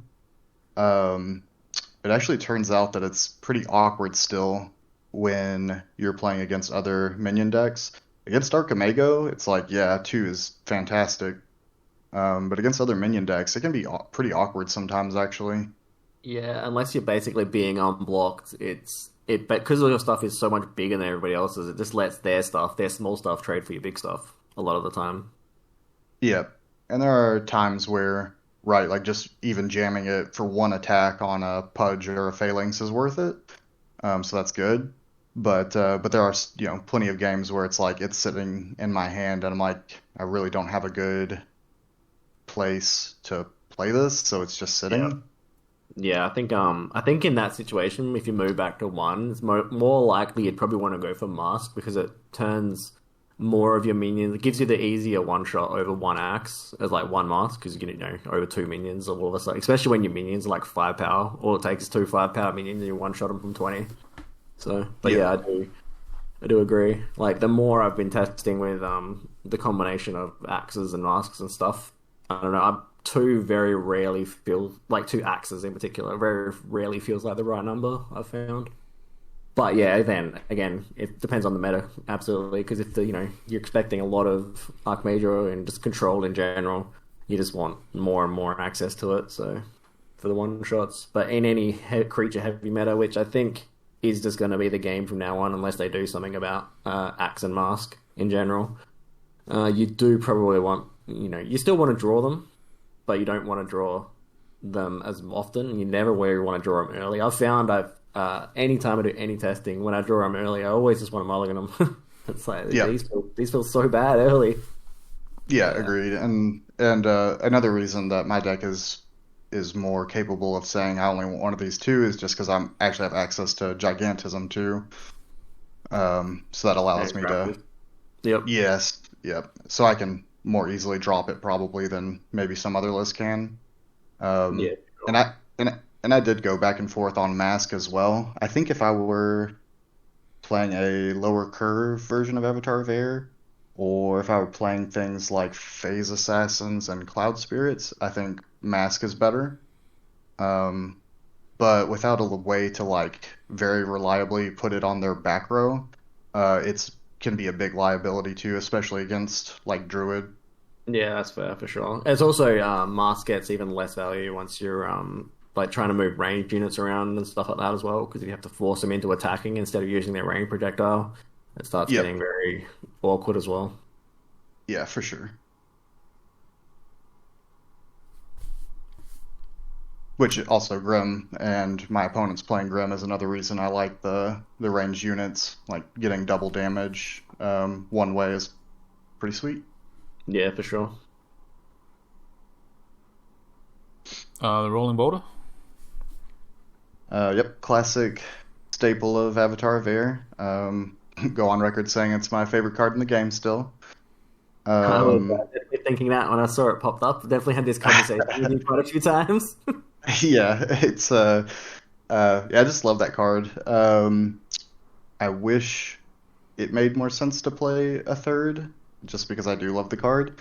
But I think I had to cut it to 2 to make space, and in my list, I'm wanting to actually tap to draw sites and play sites more than like the lower curve Avatar of Air, so I don't have the luxury to be able to roll it myself as often without it being maybe a little awkward. But it's still just huge wipe sometimes, and obviously one of the best finishers for my deck too. Yep. It certainly helps in your deck in particular because there's so many 5-power units as well. Like, you're not killing your own unit, clearing the way, and then like their pushback not being quite as impactful either without like extra work from them to make it actually kill you off your big stuff.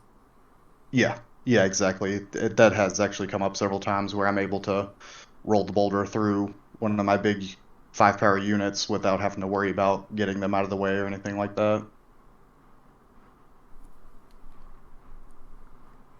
Do you have any sort of, I guess, special antics, so to speak, with it? more is there stuff that's... I mean, there's some stuff that you can do here. Like, you could What doesn't normal? Because you have the normal Avatar of Air antics, obviously. I'm just trying to see if you have any that's outside of that. So the normal stuff would be like flanking maneuver, blink, pushing your own units to effectively be able to retrieve it more easily or use it more than once in the same turn. Yeah, the like you said, flanking maneuver makes it really easy to get that boulder back. Like I said, whirling blades, like well, you're running 3 whirling blades. That's not normal, so that's something extra that you have. Yeah. I mean, whirling blades plus getting a boulder is huge. It's just like a massive blowout. If you're able to roll a boulder and then whirling blades one of your units to that boulder and roll it again, it's usually just like a massive blowout. And you have the bits of earth stomp. Like you have, I mean, it's pretty fringe, but again, the fringe stuff matters because it happens occasionally. Like potentially the Rift Valley, and I guess the earthquake, very fringe because it would bury it normally, I guess, but on a water side it wouldn't, right? So I guess there are states where potentially being able to do the site rearrangement can make it retrievable when it otherwise wouldn't be. But that's pretty fringe. If I'm earthquaking the sites that I'm on, potentially I can rearrange myself to push myself to a boulder. But like you said, that's still pretty fringe. But a lot of fringe stuff is possible in Avatar of Air, I would say, broadly, right? So it's trying to be aware of all of... It's certainly one of the avatars that has a lot higher skill ceiling for all the fringe things that you don't really see unless you're sort of like either play the deck a lot or play against it a lot. Like, just all the different angles. There's so many small things that pop up that you're like, oh, I didn't think about that at first. Yeah, I definitely had several, like, moments in that tournament where I was able to pull off some pretty interesting plays where it just feels so rewarding playing Avatar of Air whenever you get those moments. Like, I guess later on I can go through one of the scenarios that I had, specifically in that Druid matchup, where they curved out like they did. Probably like had a 2-turn play that it probably goes down as one of my favorite plays that I've been able to pull off in a tournament. All right, we'll cover that up at the end. I'm making a note. I'm making notes. So, okay. So Highland Princess. Yep. Also, just kind of one of those no-brainer ads in this situation. Playing core, trinket, and ring. So just having access to that toolbox and. Like I said, oddly enough, I find myself actually getting trinket more often than ring with her, just because I feel like that actually ends up making a bigger impact in a lot of matchups. Just having board superiority makes a bigger difference than gaining a little bit of health and pinging things down. But obviously, if I'm in need of a little bit of healing or need a finisher, then grabbing that ring is a huge deal. And also just fixing my threshold with that Onyx core doesn't come up a whole lot, but when it does, it obviously makes all the difference between me just losing because I can't cast things and me being able to actually play the game. Yeah, and it's still good. Like Princess is still good even if you I guess you're stumbling the other way on the mana, right? Like you start, say, with 1 air and triple earth, even if you are playing Princess, on turn 5 or whatever, it's still pretty good. Yeah. She's obviously you would rather have played it earlier, but it's not like a lot of 2-drop minions are like really bad when you stumble that hard, right? And you can't cast them until that late. Whereas Princess is still really good. So it's not... Yeah. You don't have to be able to cast her on turn 2 for her to be any good, basically. And I guess quite often you won't, right? Right, exactly. That's what I was about to say, is arguably she's better to not play early because it gives you more time to see what you need to answer. Similar to something like Common Sense, where sometimes it's worth having the flexibility over getting the card earlier. And I guess you I mean, interestingly, in the case of Ring and Trinket, they work really well together, right? So if you don't actually need either, the longer you wait, the more chance there is that you're going to draw one of the two, and then you can fetch the remaining one. Yeah. As well, yep, potentially, exactly. right? So I think these are just types of... I'm just raising these types of examples just because I think these are the types of things that you... like a lot of people would just cast it as soon as they can, basically, right? And quite often it would be the right thing to do, just to cast it as soon as you can. But if you know, like you're saying, you don't know what you need yet, and you're not unhappy you don't feel like you have to thin your deck out because you're happy to draw either of them as well. That there's you potentially just holding on purpose, especially if you have other plays as well to make, like you have alternate things to do on your turns. Yeah, and I would rather play a Leprechaun on turn 2 than a Princess, probably 99% of the time, and then most other turns I want to be probably maximizing my mana to play big things. So sometimes she just sits until I actually just need the Ring or Trinket or Onyx Core as an answer, and then I'm playing her for sure to get those things. But yeah, I think that 1% of the time is like when you are all air and you're like, I really need an Earth Threshold, and you go get the core. That's probably that 1%. Yeah, it's very rare that I actually go get the core with her, but whenever I have to, it's the difference between me winning or losing that game most of the time. Leprechaun, we really like the card. This is one of the cards that as soon as we saw Ethereum Legends, we were like, oh, this is good. This is really good. But it took quite a long time to seep into the meta, actually. I do know some of the first earliest versions that you sent of this where you were asking advice. I was like, have you tried Leprechaun yet? Get Leprechaun in there. Come on. Play Leprechaun. Play Leprechaun. Yeah, whenever we had discussed before, I think like at that time I was only playing 2. And I think you were saying that you guys were playing 4 in every version of the decks you play with Earth. So I upped it to try it out, and it's good. It's a good card. It just fills so many different roles. I will say that there are times where I want to drop it to 3, just because it's not great late in the game. Whenever I really just need a bigger minion to stabilize the board, but having Kettle Tops early is just so strong. Just even if you're just using them as blockers and drawing an extra card, it's just so good.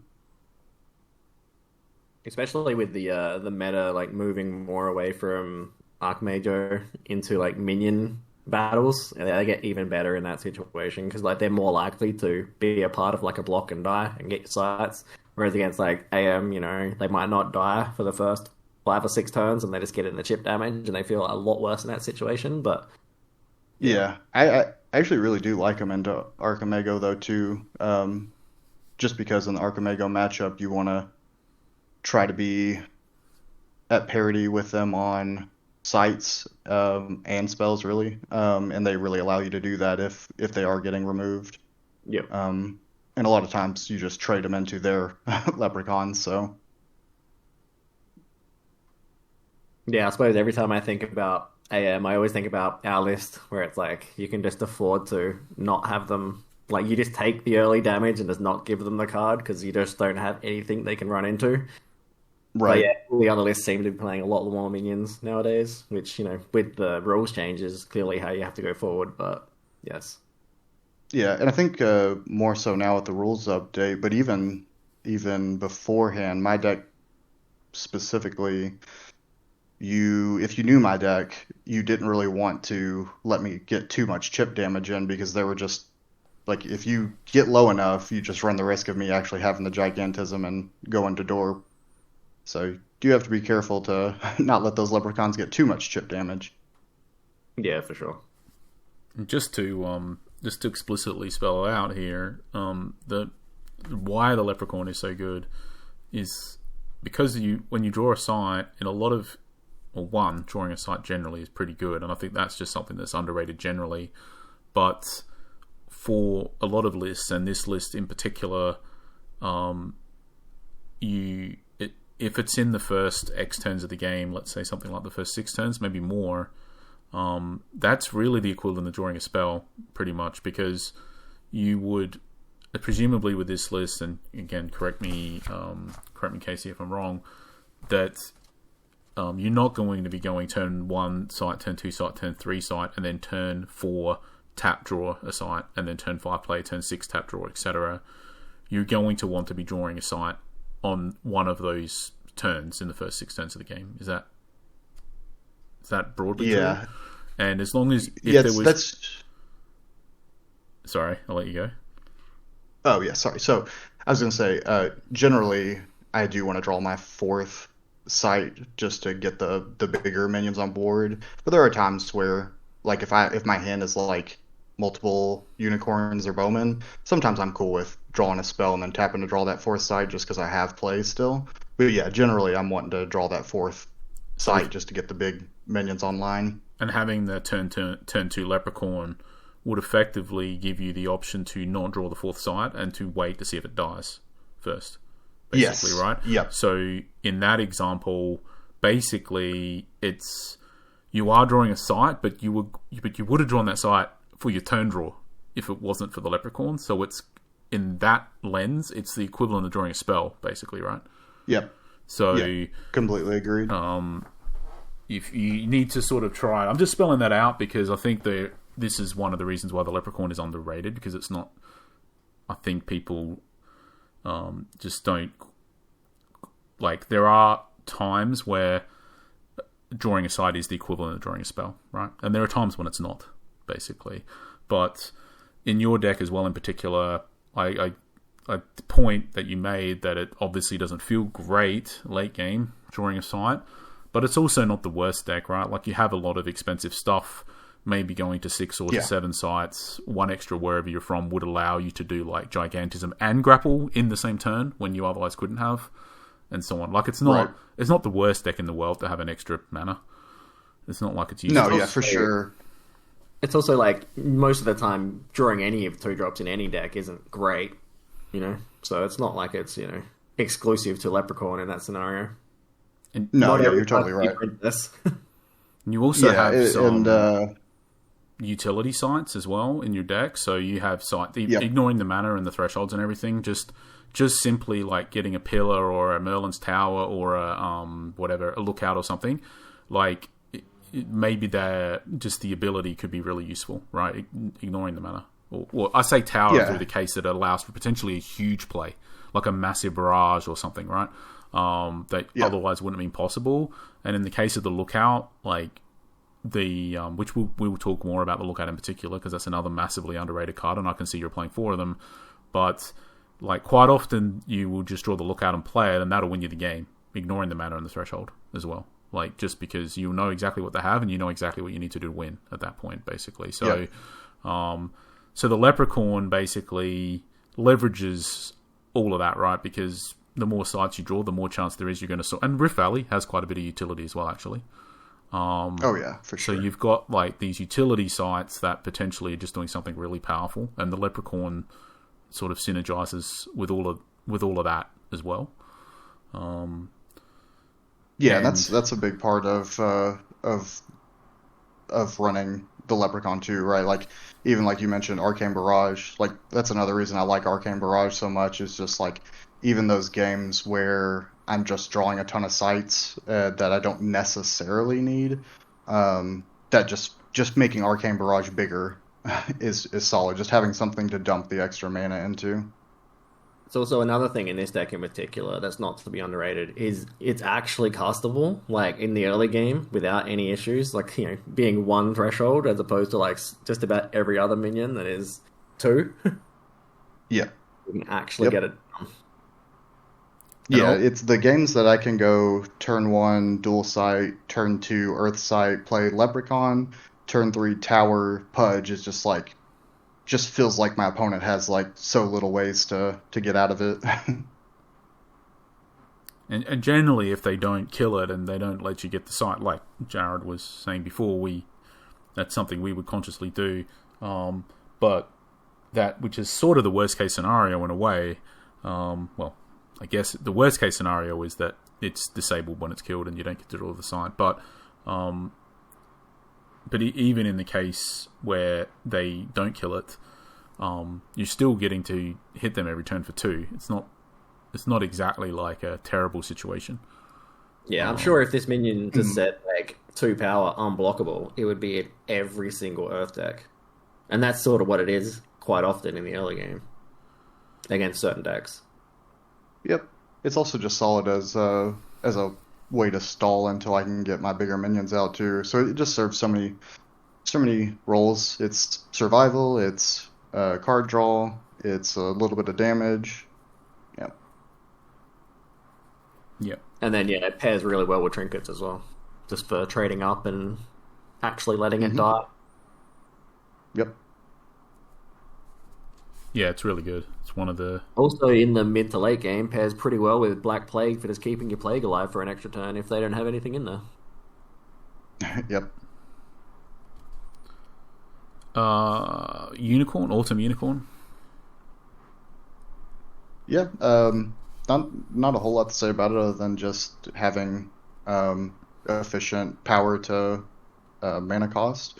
Like I said, there are some amount of games where it can be awkward to actually cast on turn 3, but since I've kind of tweaked the deck to be more focused on, like, just accept that I'm gonna go for double Earth some games if I don't get a duel, I can kind of mulligan into the right situation where I'm still able to play it on turn 3. It's just slightly awkward sometimes, but it's just such good value for power to mana that you just have to play it. It sort of also brings up a line of play where once you've ramped out your 4-drop on turn 3 and you already have the double Earth, it also lets you play it on your turn 4 and then just tap draw a site, so you're getting even more value there.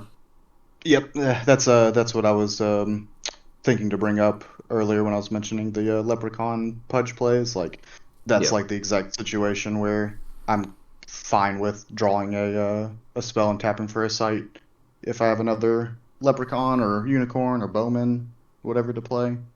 It's also, anytime you're Earth, it's pretty hard to go past Autumn Unicorn if you're like trying to attack ever, because it's just so efficient and it's just so strong. Yeah.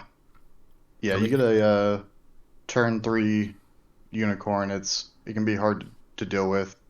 Get the turn 2 with Onyx Core sometimes is pretty hard to deal with as well. So it's also not which is a key thing with the 3-drop that has a double threshold, is that it's not like obviously it's great when you cast it on curve, but it's also not terrible if you don't. Yeah, like it's still... I'm happy to play it turn 5 and 6 too. Yeah, exactly. It's like you just pair it on turn 6, you just pair it up with another 3-drop, and it feels like you're playing something much higher up the curve just because of how efficient it is. And you've got other 3-drops as well, right? So I can see a world where you don't have it, but you do have the whatever. You play the Longbowman instead, right?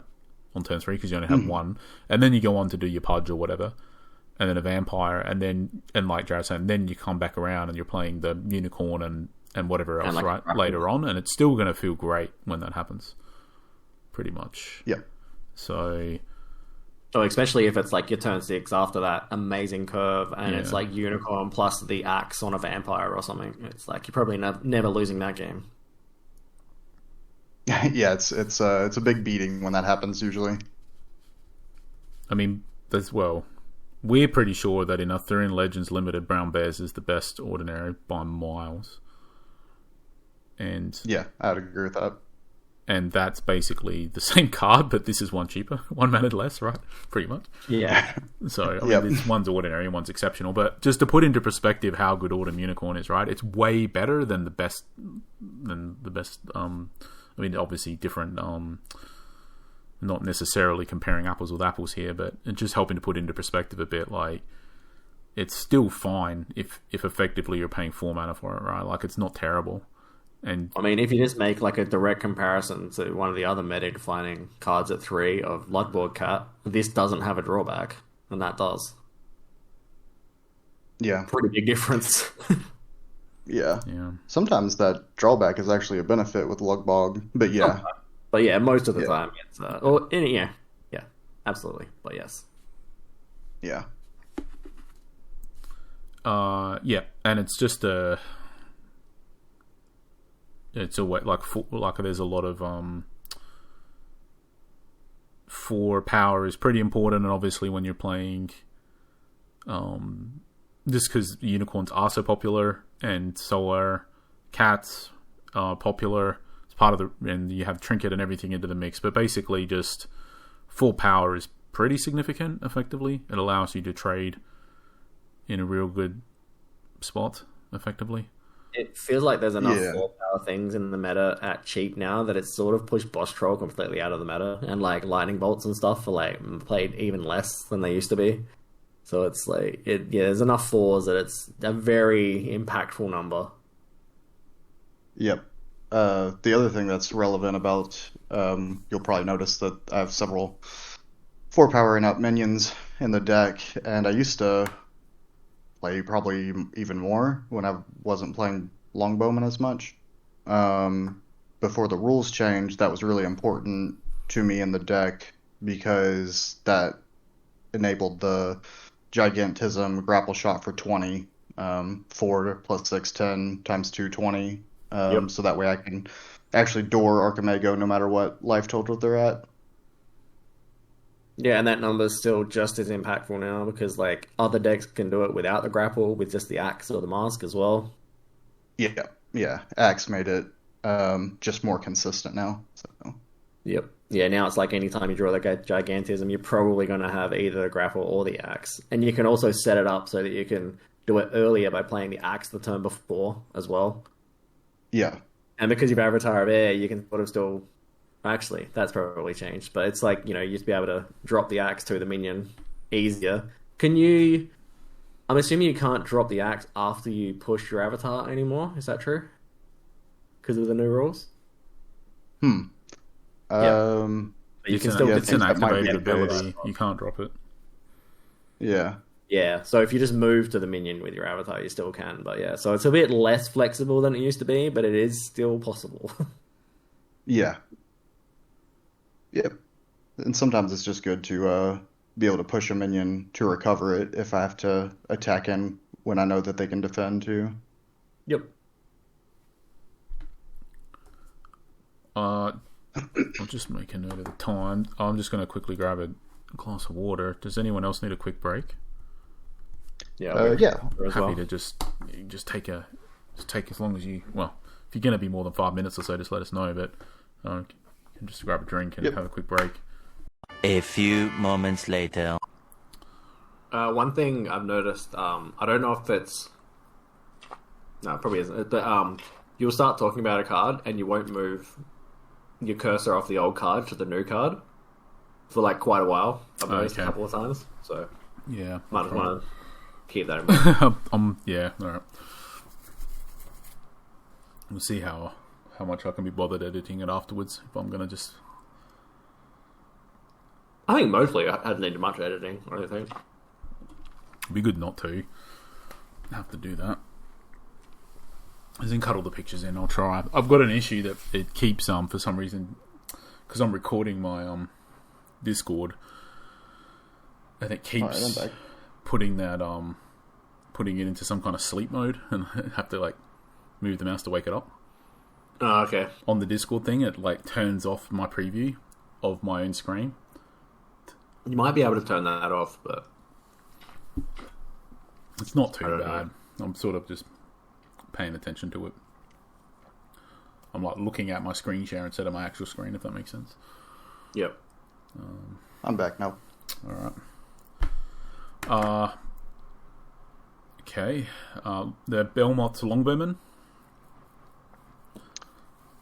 Yeah, so I feel like this card's pretty underrated overall.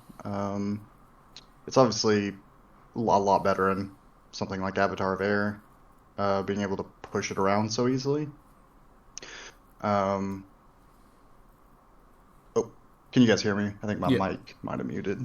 Oh, okay. No, we can hear you. Okay, cool. Do you think it's good so outside of Avatar of Air or not then? Do you think it's... I mean, I can see how it's underrated and good when you can actually reposition it to do the range strikes, but... Is it really that good outside of that? probably not overall. I think just ranged is a solid ability that just doesn't see play, and maybe it is just because I'm able to push things around that it feels so much better. I think if you're playing a lot of mobility spells, like maybe you could consider playing something like this, or at least something like Cerberus, I guess. But it's specifically in Avatar of Air, it's just feels pretty solid. It's not like S tier or anything like that, but it's solid. Just being able to get the value out of it by killing your opponent's minions without trading equal power is you can just be very powerful. And just getting rid of airborne units sometimes too. Yeah. Yeah, I can I see think that. probably one of the bigger reasons why it's just not played that much at the moment outside, because I do agree. I think it's pretty good in your deck with Avatar of Air specifically. They are all just a bit overcosted for what they are. I think in general, like most units that have range, it probably cost one too much to sort of see a lot of play without like a lot of free mobility. Mm-hmm.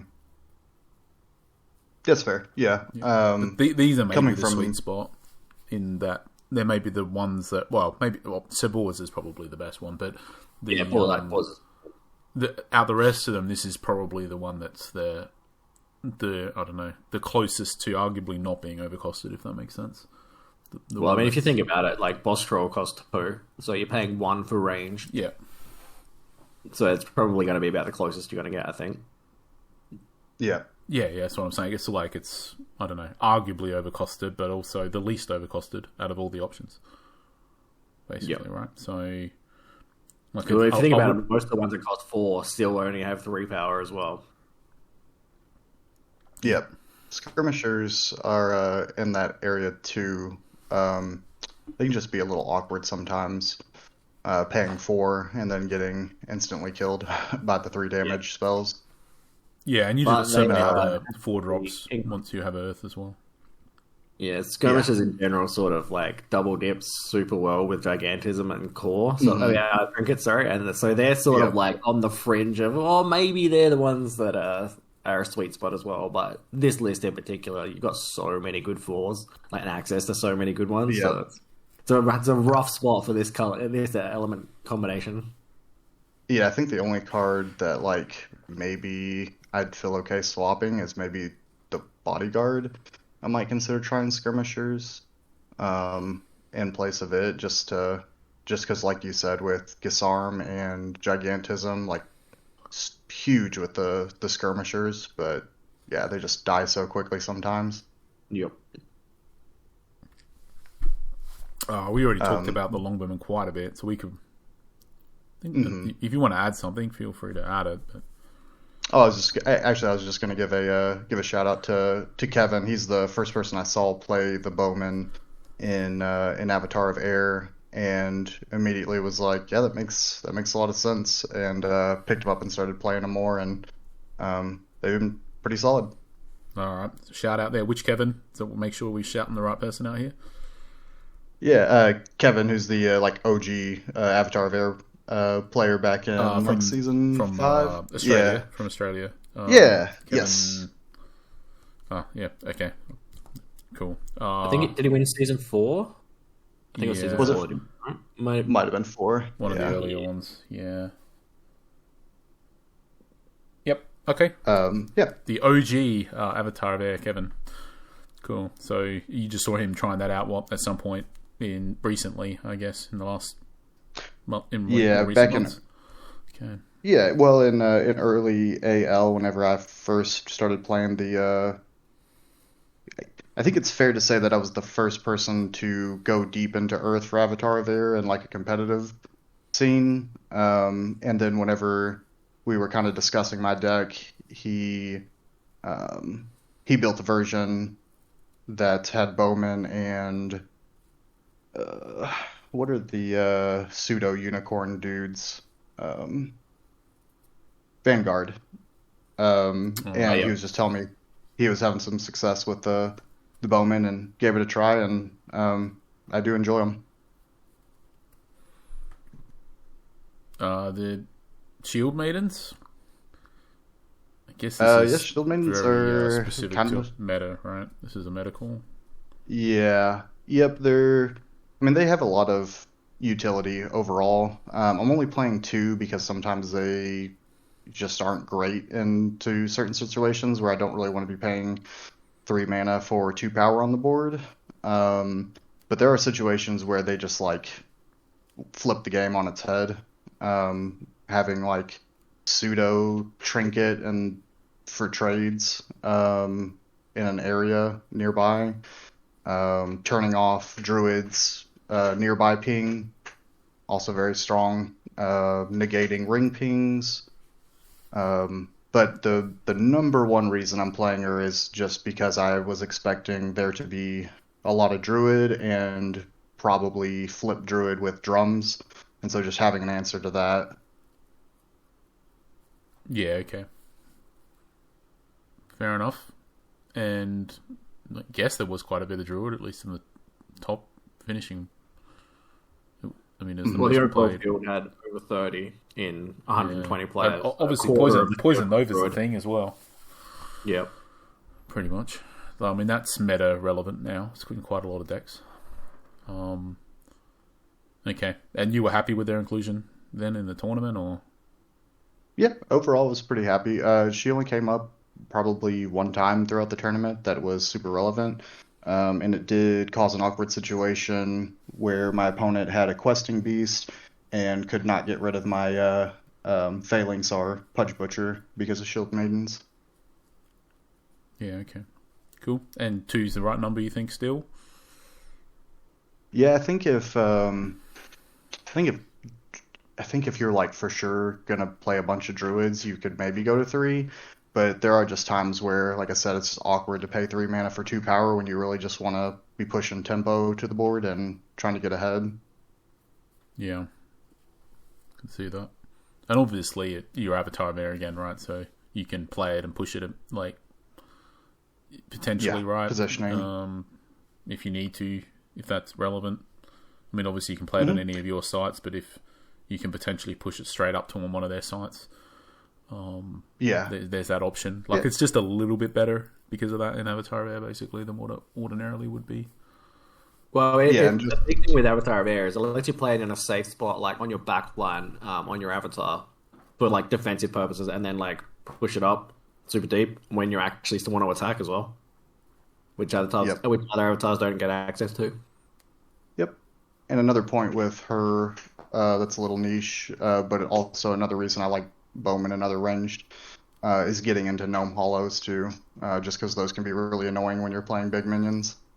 Yeah, for sure. Sebulwas, the younger. Yep, another solid range minion. The range 2 is pretty relevant for getting shots off to their avatar specifically, but other units too. The enemies lose stealth is super good against infiltrate, obviously, but it's also just solid into like how many people are playing Cerberus and Morgana too. Overall, like his actual stats, 4 is great. 2 really sucks. He dies pretty often after getting one use off, but usually that use is worth it. So Yeah, one's better than 0, presumably. And in a lot of decks, it would Yeah. be 0. Like, you have way more chance to make it 1 than most decks do. yeah, with Avatar of Air, yep, play back and push forward. But yeah, that's a big part of the deck with like Phalanx and Butcher trying to play things that are actually going to stick to the board, because that's really how, in my opinion, you push wins in this game, especially for mid-range decks. You got to play things that are sticking, and if you can stick for a full cycle, you're ahead. So, We basically refer to those as sticky minions. yep. Yeah, it's like every minion gets like a stickiness rating. Its chance of surviving until the start of your next turn, something like that. But as you say, even if you get one use, quite often that one use is presumably going to be like it killed something. Quite often, Right. and then they can get rid of it, and quite often that's going to cost them a card. So even in Yeah. that situation that you're saying doesn't feel that great, you're still 2 for 1 them.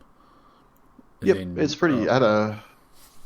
It's pretty relevant now too that everybody are playing a bunch of vampires as well. Just being able to snipe vampires is pretty sweet.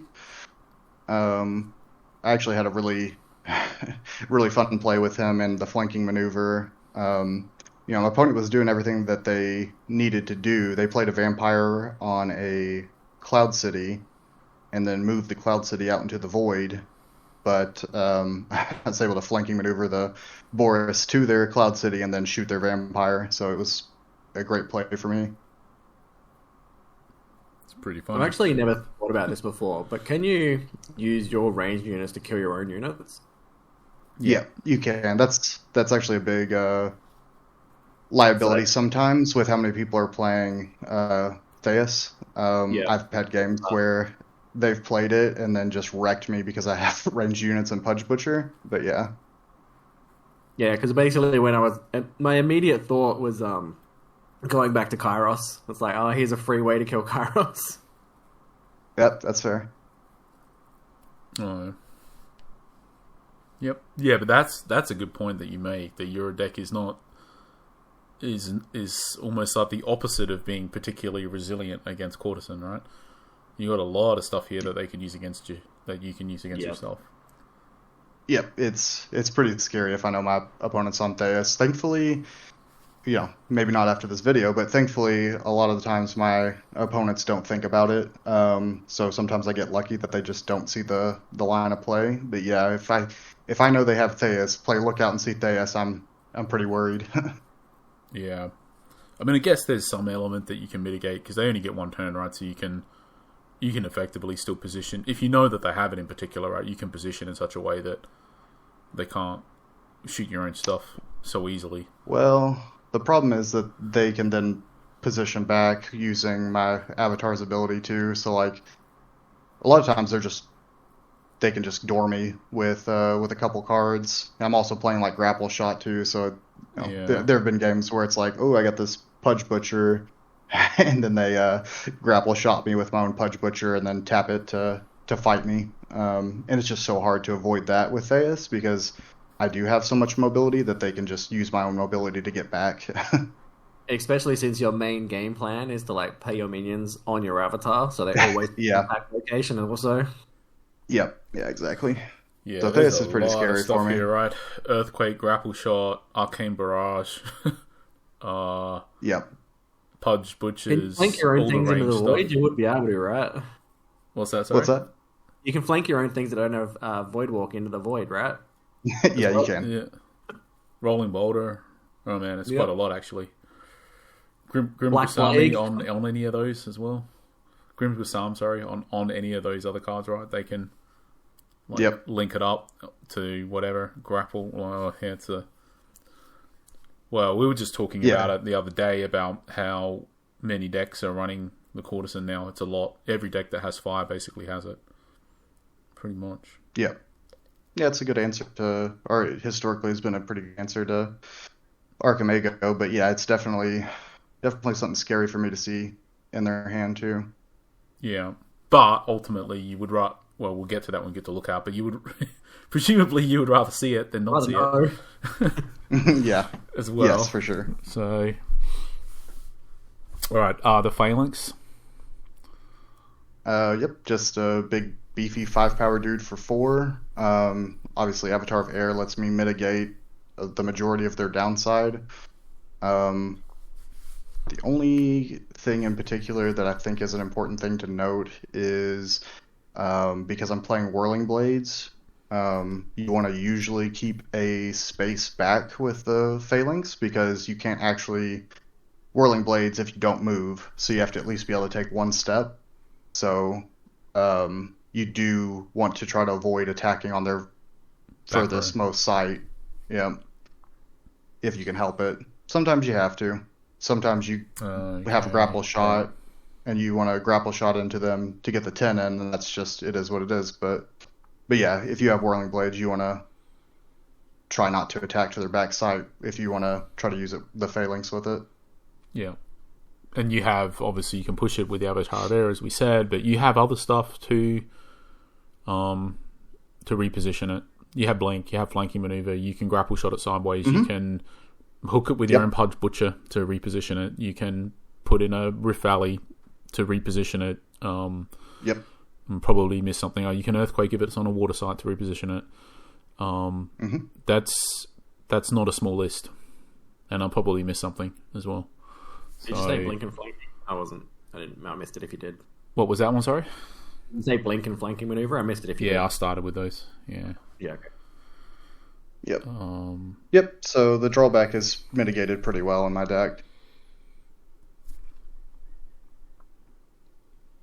And as we're saying, 4 is a very relevant number, and it's always 5 five's on, more than 5 on the 4. basis that is bigger than 4, basically. And there's a lot of stuff that's 4 powered now, and that's bigger, basically, which is relevant. Pudge Butcher. So he definitely got better with the rules update. Though he was already in the deck doesn't- before it, right? Anyways. Oh yeah. Yes, most definitely. It hasn't felt like he's skyrocketed or anything like that because of the update, but it's definitely helpful. I think maybe in other people's lists, they probably felt the update a little bit more just because they're probably playing their Pudge Butchers forward more, and so they're able to actually defend the forward site now whenever someone tries to attack. Whereas usually I'm playing mine back just to try to ensure that he doesn't get disintegrated or whatever, and then pushing him where I need him to go. So probably I feel the update a little bit less often, though, like I said, I've still pushed him from a forward site onto their site and started attacking, so it's relevant. But yeah, Pudge Butcher is just a house of a card, like you said. You can use it for repositioning. If you actually get to reel your opponent's avatar into your sites, it's just backbreaking. Especially if you do it early, like turn 4. And he's just really hard to deal with. And it's like you were saying, because you can put him to wherever square he needs to be with your avatar. It's pretty easy to do that with your deck in particular.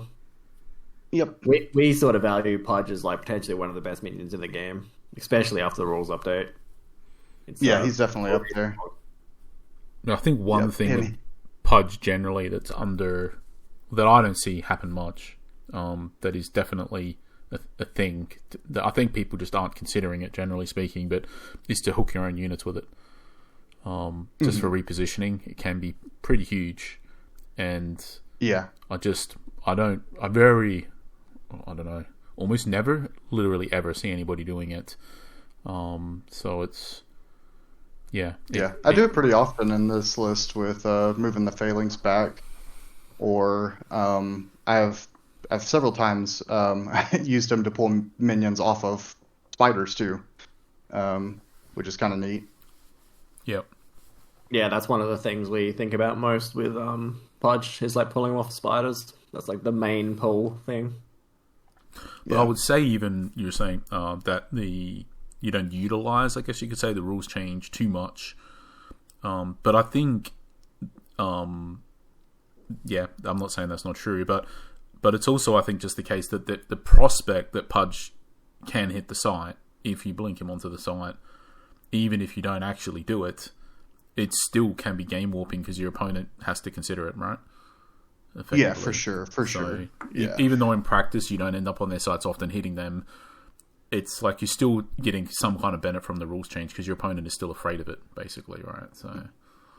Yeah, and it definitely still comes up, like I said. Just from my personal experience, it hasn't been like it hasn't changed the way I play Pudge Butcher, I guess is what I'm trying to say. I still try to set up like reeling in attacks much more heavily than I want to just push them in and attack, just because I have the mobility. But yeah, it's definitely been a buff to my deck overall, just having the option. Yeah, and I can see there at times. Presumably, sometimes it does just happen, right? You just reel them in on turn 4, basically. Yeah, because you can effectively, they can't even sidestep to avoid it, right? Because you can just push it to any of the aisles.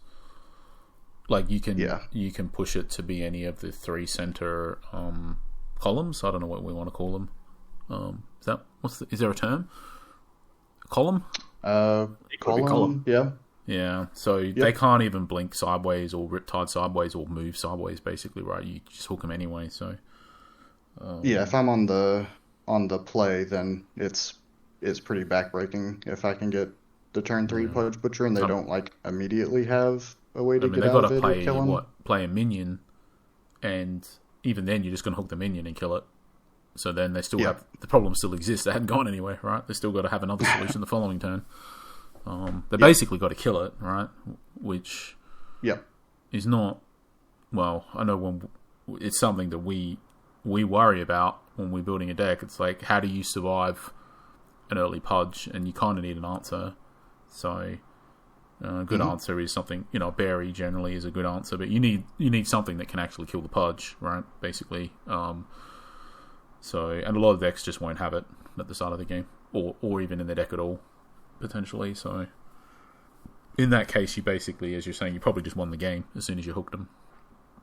Yep. Quite often. Cool. Anything else on the Pudge, or? I think that basically covers it. The only other, I guess, so he's the only minion that I have that I can't utilize the Whirling Blade, so that can be awkward, but he's just too good not to play, and Whirling Blades, in my opinion, are too good not to play. And it doesn't come up all that often that I don't have a target for Whirling Blades, or my only target was Pudge Butcher, so... Yep.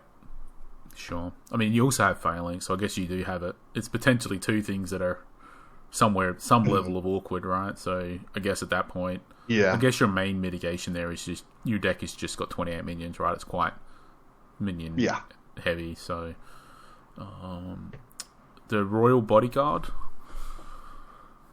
Yep. So he's mostly just another 4-power minion in the list. I think he's worse overall than Submersible or Witherwing Hero, but his ability does come up. I mean, like when you're in a double Death's Door situation, he does just like sometimes win you the game because you're able to kill them first.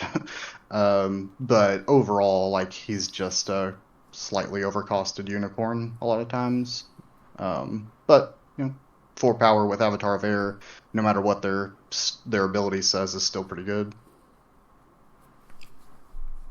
Fair enough. I'm not sure if there's anything much else relevant there. You've got the princess, so that'll happen even if you don't want it to as well. He's probably it is to May. Oh, it's May. Yeah, okay. But I guess that's a mini interaction where maybe you do want it to. Maybe it's good. I think it's mostly if they don't. It's likely to be impactful in a game where they don't realize it's going to happen. Basically, I think. And a lot of times people think that he is like Bruin, where it has to redirect. So sometimes my opponent calculates wrong because of that, but. It's a May ability, so you can split up damage and soak 3 damage for a turn and keep him alive, for instance, and let the rest go to you. And often that's better than losing him, but Yep. But ultimately, as you're saying, it's still full powered for 4. It's the one that you said is probably the most replaceable, I suppose, and but at the end of the day, something's got to be the worst card. Whatever your deck list is, right? There's always the last one that made it in, so be interesting though, because you have to drop. If you want the extra trinket, something's got to come out.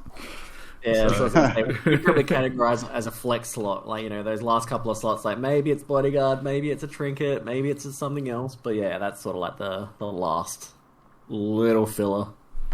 Yeah. But I think any of these cards that mechanically are doing something that aren't necessarily what people think that it does, they kind of have they get a bonus points almost, right? Because they're just going to randomly win the game because someone misplayed. Yeah. And we won't get into it too heavily here, but I think a big percentage of games in Sorcery are just won by the person who plays best or who misplays the least, depending on how you want to frame that exactly. So the fact that this potentially causes a misplay when Sorcery is typically won by the person who misplays the least is not an insignificant factor at all either. So for sure. Sir Percival? I feel like this card was a pretty controversial ad for a while. A lot of people thought I was crazy for playing him, but he's just like I think a lot of people get hung up on his ability and they're like, "Oh my God, that's never going to come up. You're never going to draw a card with him," and that's mostly true. Though I did trigger it a couple times during the tournament, but it's really just 4 power, 5 toughness for 4 is just solid. So that's really why he's in the list. That's always been my thinking on the card. When people, mention he has ability, I'm like, no, he doesn't. He's just big. It does, it does come up sometimes. And most often, if you get it, it's probably because your opponent made a mistake in picking the site. But it does come up. I triggered it twice during the crossroads, so. That's more than expected. Yep. But it ties back again to the point on the previous card, right? Like, it's just a card that has potential for misplays from your opponent. And you said it happened twice, or it only happened twice, depending on how you want to frame that. But drawing 2 extra cards could easily, drawing an extra card in a game can easily be the difference between winning and losing, like easily. Oh, for sure. Yeah, it's funny because he's actually kind of interesting or has been historically for me, but interesting in the Archimego match, because if I'm not ready to push in, sometimes my opponent will, pretty often actually, my opponent will select one of my sites, but they select one of the sites that's in the back, right? And they're like, oh, yeah, put your guy in the back, and then I don't have to worry about him if you do want that card.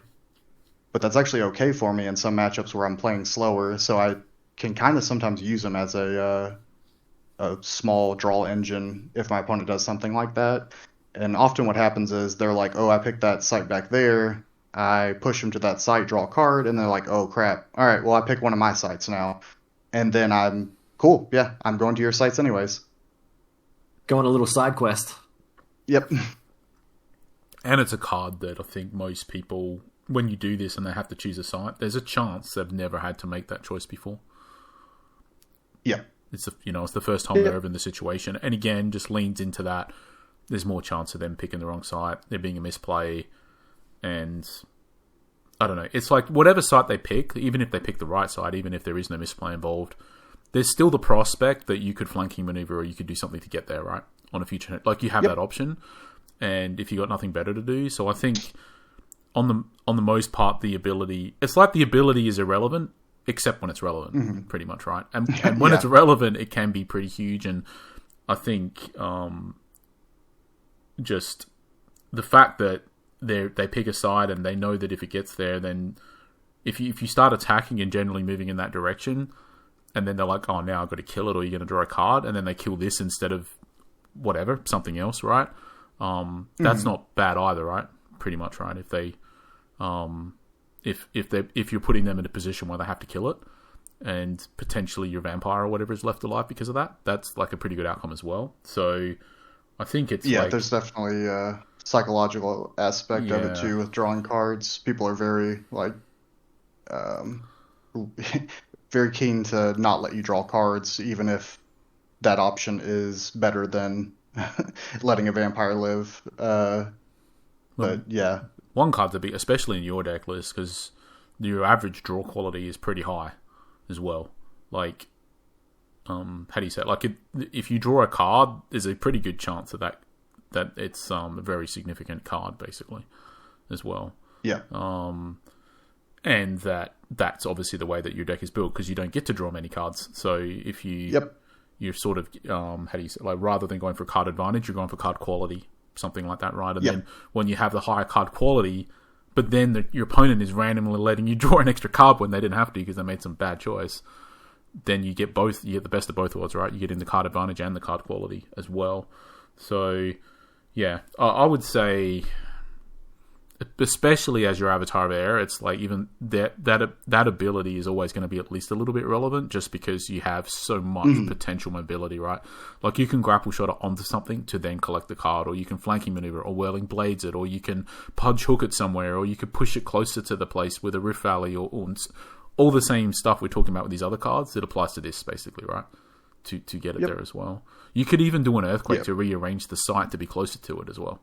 Like, Yeah. You don't even have to move it, right? You can literally bring the site closer to you. With the Rift Valley as well, can bring it closer to you. So I think it's just... it's... As far as decks go, it's probably like the most... This text is actually somewhat significant for your deck, because it is going to happen occasionally, even if your opponent chooses right. So, cool.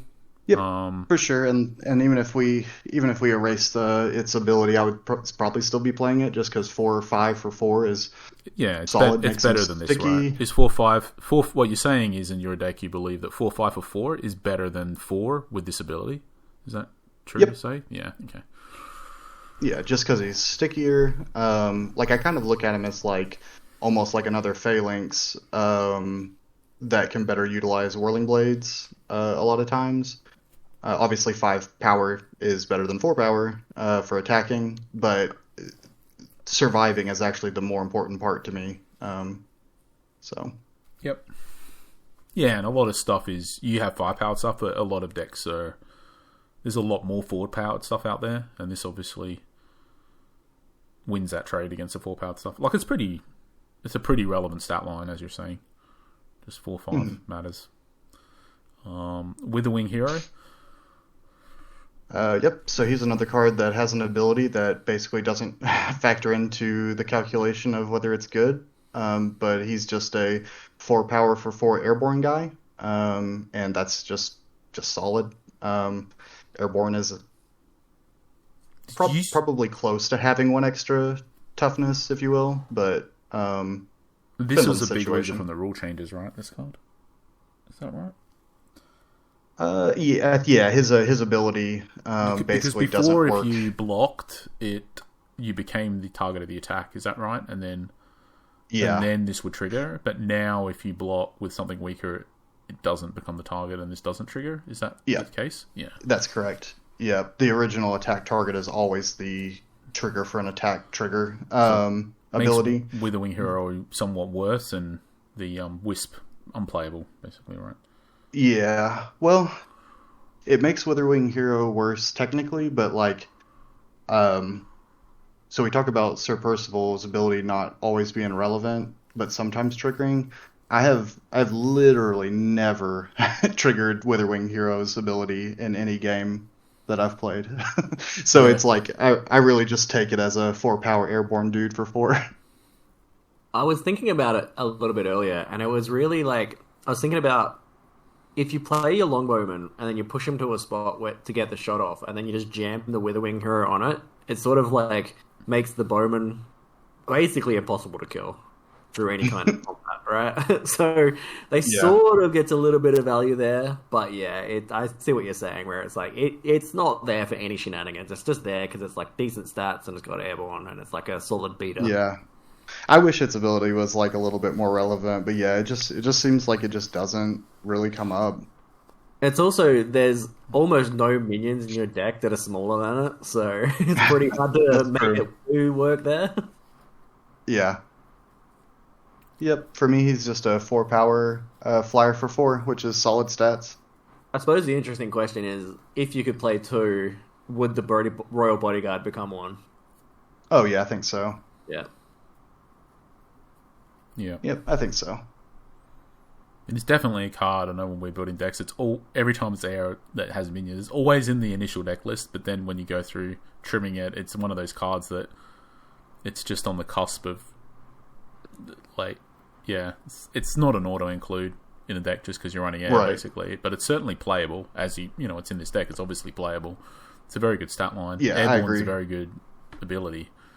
So yeah, I think in a more aggressive build for AoA, like you'd probably just rather it be like a Hippogriffs, for instance. But in my list, I'm playing Pebbled Pass, obviously, but I'm also like on the build of trying to set up big swings, so having the 4 power is better in my build. Yep. Naparil Vampire, is that how? Daparil? Daparil. Yep. Vampire. Yeah, I mean, this card was always pretty strong anyways, and got way stronger with the rules update. It's always been a kill on sight card anyways, but now it's like even more so. um, the triggering on sights comes up more than I actually initially thought it was going to. Um, it definitely made a big difference in one of my games because I was able to get him in an awkward spot for where my opponent couldn't defend very easily. And in that game in particular, I also got a little lucky and got the gigantism with it, and I just went back to full health. So Yeah, that's got to feel pretty good. Obviously, that's huge, and like a lot of stuff, right? The axe thing is huge. Grapple shot's huge. mhm. It's just like, yeah, Even just with the avatar alone, right? It's so hard to actually block that basically you're always gonna either hit down the curve and get a free kill on a minion and gain some life, or just purely race people by making it unblockable.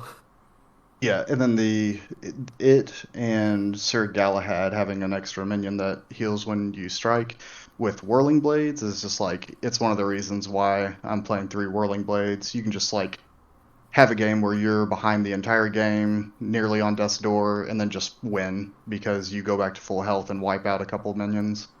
Yeah, they've been like spending like card resources to try and gain tempo throughout the game to get you down early, and then all of a sudden you're just like all the way back up to 20. All their work's undone, and then you're just playing better cards for the rest of the game because the Yep. card quality is just higher.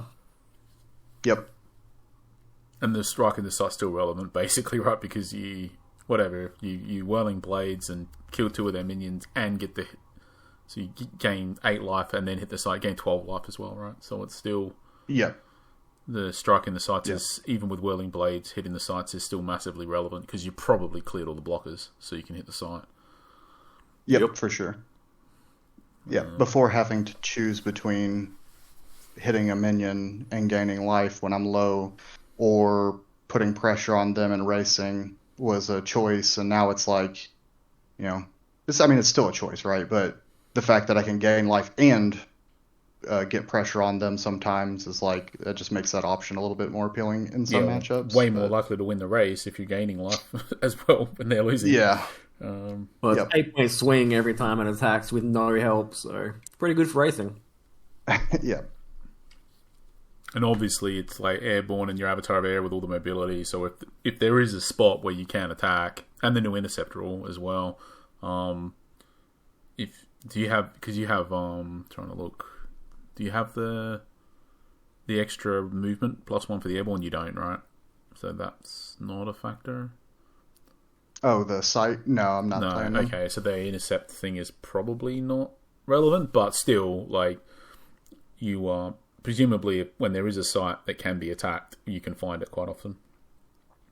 Yeah, pretty often. And then the other side, like you were saying earlier, just like being able to kind of tuck myself in a vampire in a corner and keep it safe so I get that swing off is really relevant. Yeah. It feels very Certainly a big winner from the undercosted rules now, game. this card. Like, Yeah. single threshold, and then you compare that to if this was in like any new set now, it'd be like with how the mechanics and it'd be like at least double air threshold, presumably probably triple air threshold if it was in Arthurian Legends. Probably have I 4 think if they were threshold symbols. designing this, yeah, I think if they were designing this card with the current rules back in Alpha Beta, they probably would have made it double air and made it elite. That's my guess. And the 3 power. Yeah, 3, Maybe. maybe 3 power too, but he'd definitely be It less cost 1 less than probably. playable at 3. But yeah, But, it feels yeah. very weird now. I think comparing it to everything going forwards, it's going to be like very difficult to displace in that sort of five drop in any deck that has any air basically at all. Like Yeah, that. yeah. It's It's like, just a forever that's- staple of air. Yeah, because I mean, we'll move on to the Hounds of Ondaros. Ondaros? How do you say Yeah, that one? Ondaros, maybe? Ondaros, okay. I know for us, when we were building decks, I mean, you got both, but I guess you could have 2 of these and you only got 1, so... But we were always having a discussion about what one should be in the deck. But I think now it's just Yeah. every time it's vampires first. presume. Yeah. I don't think the conversation exists anymore. Because before the rules changed, there were certainly decks that were better with Hounds than with the Vampire. But I mean, it is the ultimate minion. Yeah, that's what I was about to say. Is there actually are like against Archimago, I'd much prefer have the Ondaros than the Vampire. But in most matchups, yeah, Vampire is just so much better because of the healing. Also not irrelevant that it also removes stealth with Infiltrate being pretty popular. Yeah, I was thinking that your deck's very tailored to like Infiltrate being a card. Yeah, and it's a very good card now. I just had a feel that it was going to be played everywhere, and it kind of was. Just being on the other side of the matchup, thinking, being able to take their minion with Gisarm or just their big minion that they played is really swingy. So just having answers to that is relevant. And even without any other help from like artifacts and stuff, every minion in your deck is a pretty good target for Infiltrate anyway. So, yeah. So yeah, it's definitely a card that's both really good in the meta and really good against you. So having extra answers is always nice. But yeah, to your point, before the rules update, I would have probably had 2 and 2 Vampire, 2 Hounds. But now it's like that healing is so good in most matchups that I just can't not play 3. Yep, and it's very sticky, the Hound. That's why you prefer it for the Archimago, just because, well, because you can play it Burrowed or Submerged or in the Void, and typically, in the Void to launch against Archimago, is it typically in the Void to then attack into them the following turn? Or are you just still backlining it on yourself to push? It's tricky. So usually it's either in the Void if I have information from Lookout and know that it's safe. But if I don't, I usually do burrow it and just take an extra turn to get there because playing it in the Void and then them putting a sight under it and a spider is pretty backbreaking. Yeah. But I mean, especially when it's a it's spider killer. Yeah. Yeah. And he's so important in the list against Archimago that like losing him like that it's pretty backbreaking. Because really what I want to do with him is set up that Gigantism grapple shot play. Argus Arm now. Yeah, so you I mean, I think this might be a good time because you're basically saying you play a Burrowed knowing that in a vacuum is suboptimal, right? Because everything's 1 turn slower. Right. But with the added benefit that you don't give it up unnecessarily, and that's very important because he's highly valuable in that particular matchup, right? Like you've got and this goes back to sort of forcing the lines of play where you know the lines of play that you need to take in order to beat Archimago, and one of those lines of play involves the Hounds, basically, right? So, and I think just because I know when we played each other, was it last season in the online league? In the Swiss, right? In the Swiss. Yep. Wasn't it this current season, or was it? Was it this season or last? Do you remember? Might have been. It was last season. It was last season, and I know when we played, there's a couple of people that I play online. I don't know if I played you. Was that the first time we played each other? Sorry if I think it was. I think it was the first time we played, and I know when I was playing you, it felt different. Well, it felt like I was playing Jared, basically, and the reason for that is because, and there's one or two other people that are like that as well, but on the most part, and I'll tell you what the difference in the feeling is. The difference is that you are playing multiple turns ahead. In that you are planning out you not just what you're doing this turn and next turn, but you're trying to map out in your head from now to the end of the game. Obviously, the farther the turns are into the future, the fuzzier it is, and some of it is with instinct. But you are trying to force the lines of play that are going to lead you to victory, effectively, to the best that you know how, to the best that you can guess, right? To the best that you're able, let's say. It doesn't mean that you're always right, and the same is true for Jared and myself. But what you're trying to do is you're trusting your instinct or your judgment, if you like, that this is the path, right? And you're trying to force the game down that path. And Yep. it's somewhat analogous to chess, right? You won't ever win chess at any kind of a high level if you're not planning multiple turns ahead. Obviously, sorcery is quite different because there's a lot of moving parts, so you can never plan it perfectly. So there's a lot of instinct inbuilt into it, but a lot of that instinct, if you like, or gut feel, just comes from knowing your deck through repetition, right? Through playing and through trying to learn and understand, and so on and so forth. So I would just say that I felt like I was playing someone who was basically planning ahead, and because of that, it kind of felt like in the end, you know, I lost to you in that game. You Arcane Barrage me, and I was like, that's... Again, it felt like I was playing Jared, because it feels like there's not a card that would typically be in this type of list, but it was in your list. And Yep. so it was kind of unexpected and so on. But in the end, it was just... I knew that the game had gone down that... The game had played out in that way. Not accidentally or anything. It was... You were forcing the game down that line, basically. I can add a nice little anecdote for this story as well. Like, I remember Nick was telling me about the match without even telling me who he was playing against, and after he told me a bit, I'm like, "So you lost to Casey?" And he's like, "Yeah, that was who it was." I was like, "Yeah, it makes sense."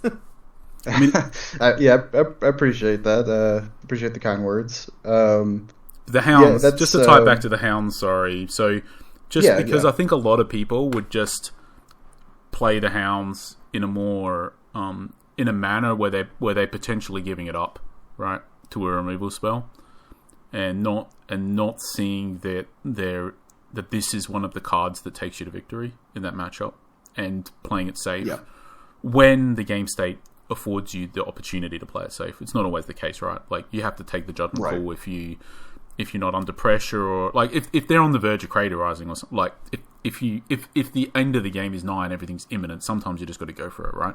But where you're not under that kind of pressure, and you feel like you have the turn to spare, so to speak, to play it safe. And I think a lot of people just wouldn't make that call. That's the thing, or wouldn't understand.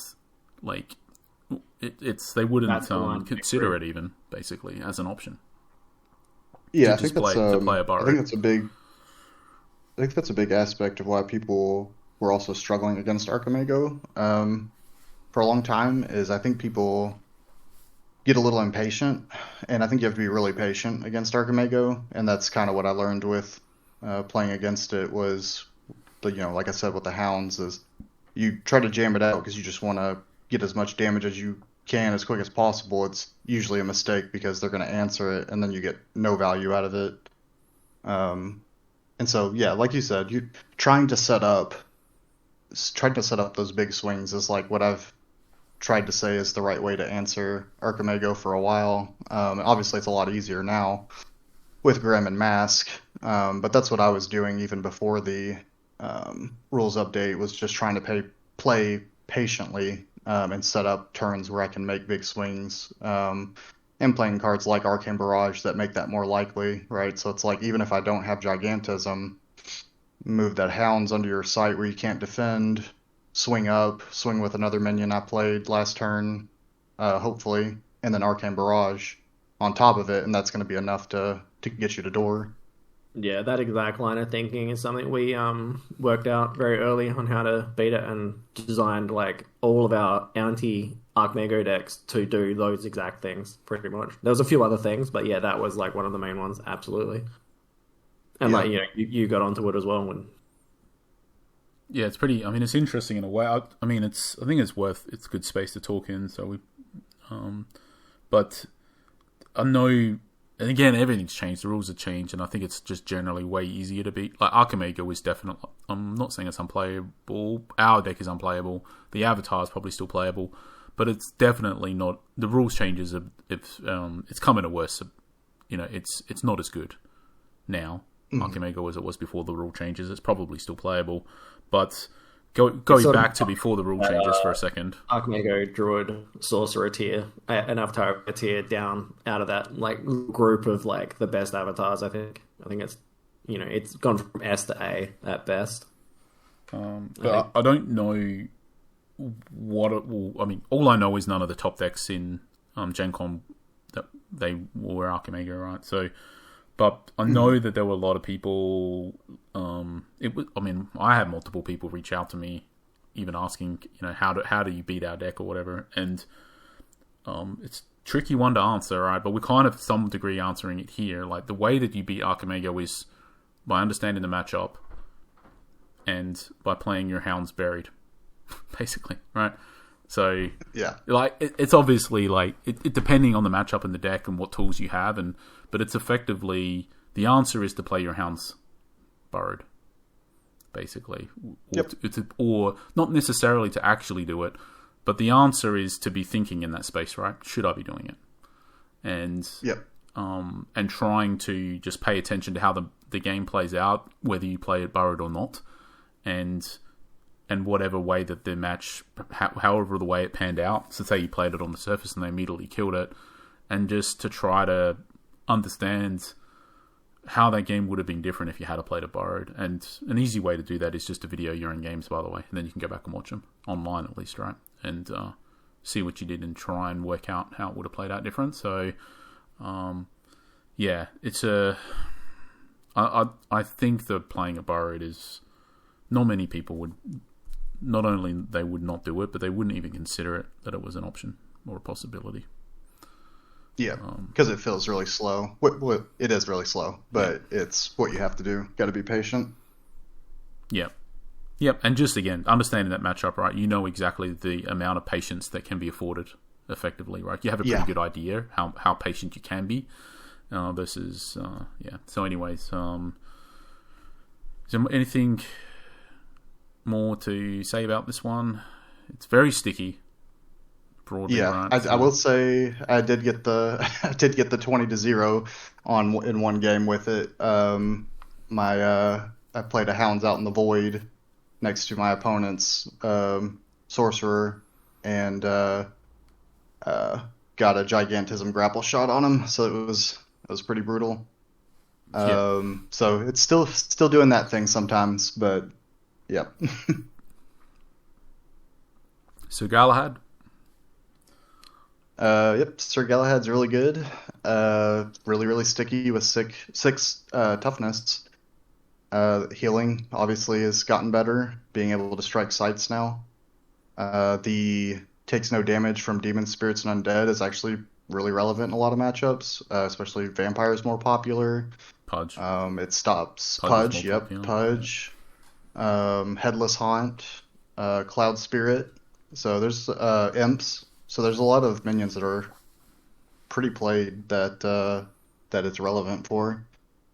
But again, just even just healing and having the 6 toughness is just really good. Is it better or worse than Vampire in your deck? It's tough. Or is it good just to have versatility of both? I think I want both, but if I had to cut one, I might cut one of the vampires, at least for a bit, just to see how it feels, just because how sticky Galahad is. It's easier to answer Vampire. Galahad's a lot harder to answer. The only thing that gives me pause on that is the 4 power is obviously pretty relevant for pushing damage, and then Whirling Blades on airborne units is just insane.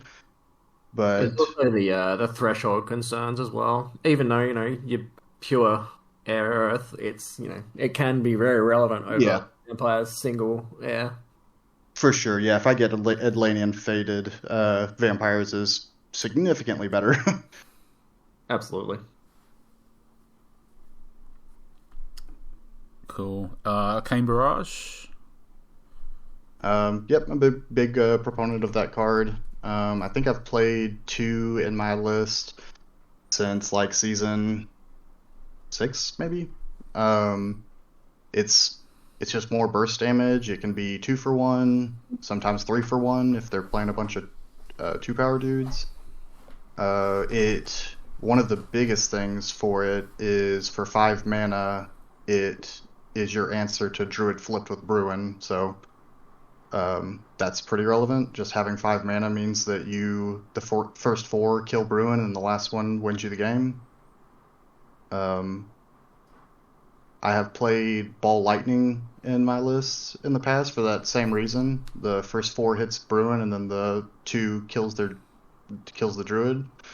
So that's no small part of why I'm playing it, but it's also just a solid way to dump the extra mana that I might have throughout the game towards the end of the game. And it also sets up those burst windows that are relevant in taking care of Archimago whenever they're on the Divine Healing plan. Yep, and presumably the triple air is obviously a bit awkward early, but this is broadly not an early game card for you. Generally, yep, it can be a little awkward early.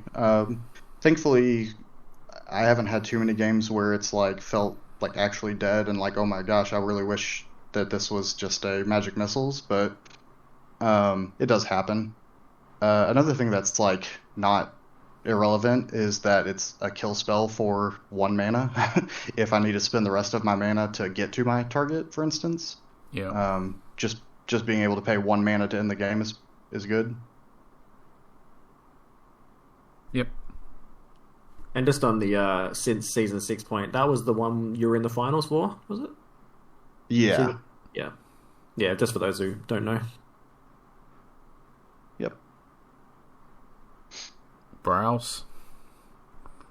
Yep. Great for pulling out the exact answer you need towards the end of the game. It has the same problem Arcane Barrage can have, where early it's not great, and you're not too happy if you get it really early, especially if your threshold if you're not drawing a bunch of your dual sites. But it's hard to pass up because it oftentimes just gets you the answer to win the game, like mid to late game. So a lot of times when we conceptualize this in a deck, we always think of it as it's like a 7 drop or an 8 drop, like, you know, that sort of thing that just gets you one of the other cards that you need, effectively. So it basically adds 1 mana cost to the card that you want to get, but it's never going to be played early. And it's like, it's fine. We normally end up cutting a 7 drop for it in general when we think of it in decks. It's not as extreme in this list, obviously. You're going to get to triple air typically before 7 or 8 mana, I assume. Yeah, absolutely. But even when we build decks that you may have to get to 8 or 9 mana, that's what Jared's saying. Like, it's possible you don't even get to cast the Browse until you have 8 sites in play, and even then, it's almost still worth always including in the deck. Just to clarify that point. Yep. You just have to conceptualize the card differently, right? It's not in there to do something at the beginning of the game. It's in there to do something in late game. I guess in the case of your deck, it's just more like mid to late game, right? Instead of just exclusively late. It's sort of like how earlier we were talking about, like, the later you play Princess, sort of like the better it gets, just for that extra information. It's sort of the same line of thinking with Browse. Like, the later you play it, the more likely you are to find the exact card you need for that exact situation. And because it's got the triple threshold request, it sort of forces you into that, like, correct line of play with it. Right. There are certain cards in the game at the moment that, as long as Sorcery exists, the card will always be meta relevant, and this is one of them. Like, I just can't imagine them like printing so many cards that are doing something better than this, that it's going to make you not want to include this in deck list. Like, it's just never going to happen. It's so... What it does, it's easily the best card in the game. And even if there was a better one, you would still want to play this as well as it, basically. So... Yeah. So good. The other thing that haven't covered in this, but it doesn't just allow you to fetch the card, it allows you to know which other 6 cards you're not going to draw for the rest of the game. Yeah, which is a huge deal whenever you're looking for a finisher later in the game after you've played it. You can say, okay, I know I'm not drawing, one of those grapple shots or whatever. And that definitely comes back to that like line of thinking before of like planning out your whole game to try and work out a way to win. Just all that extra information.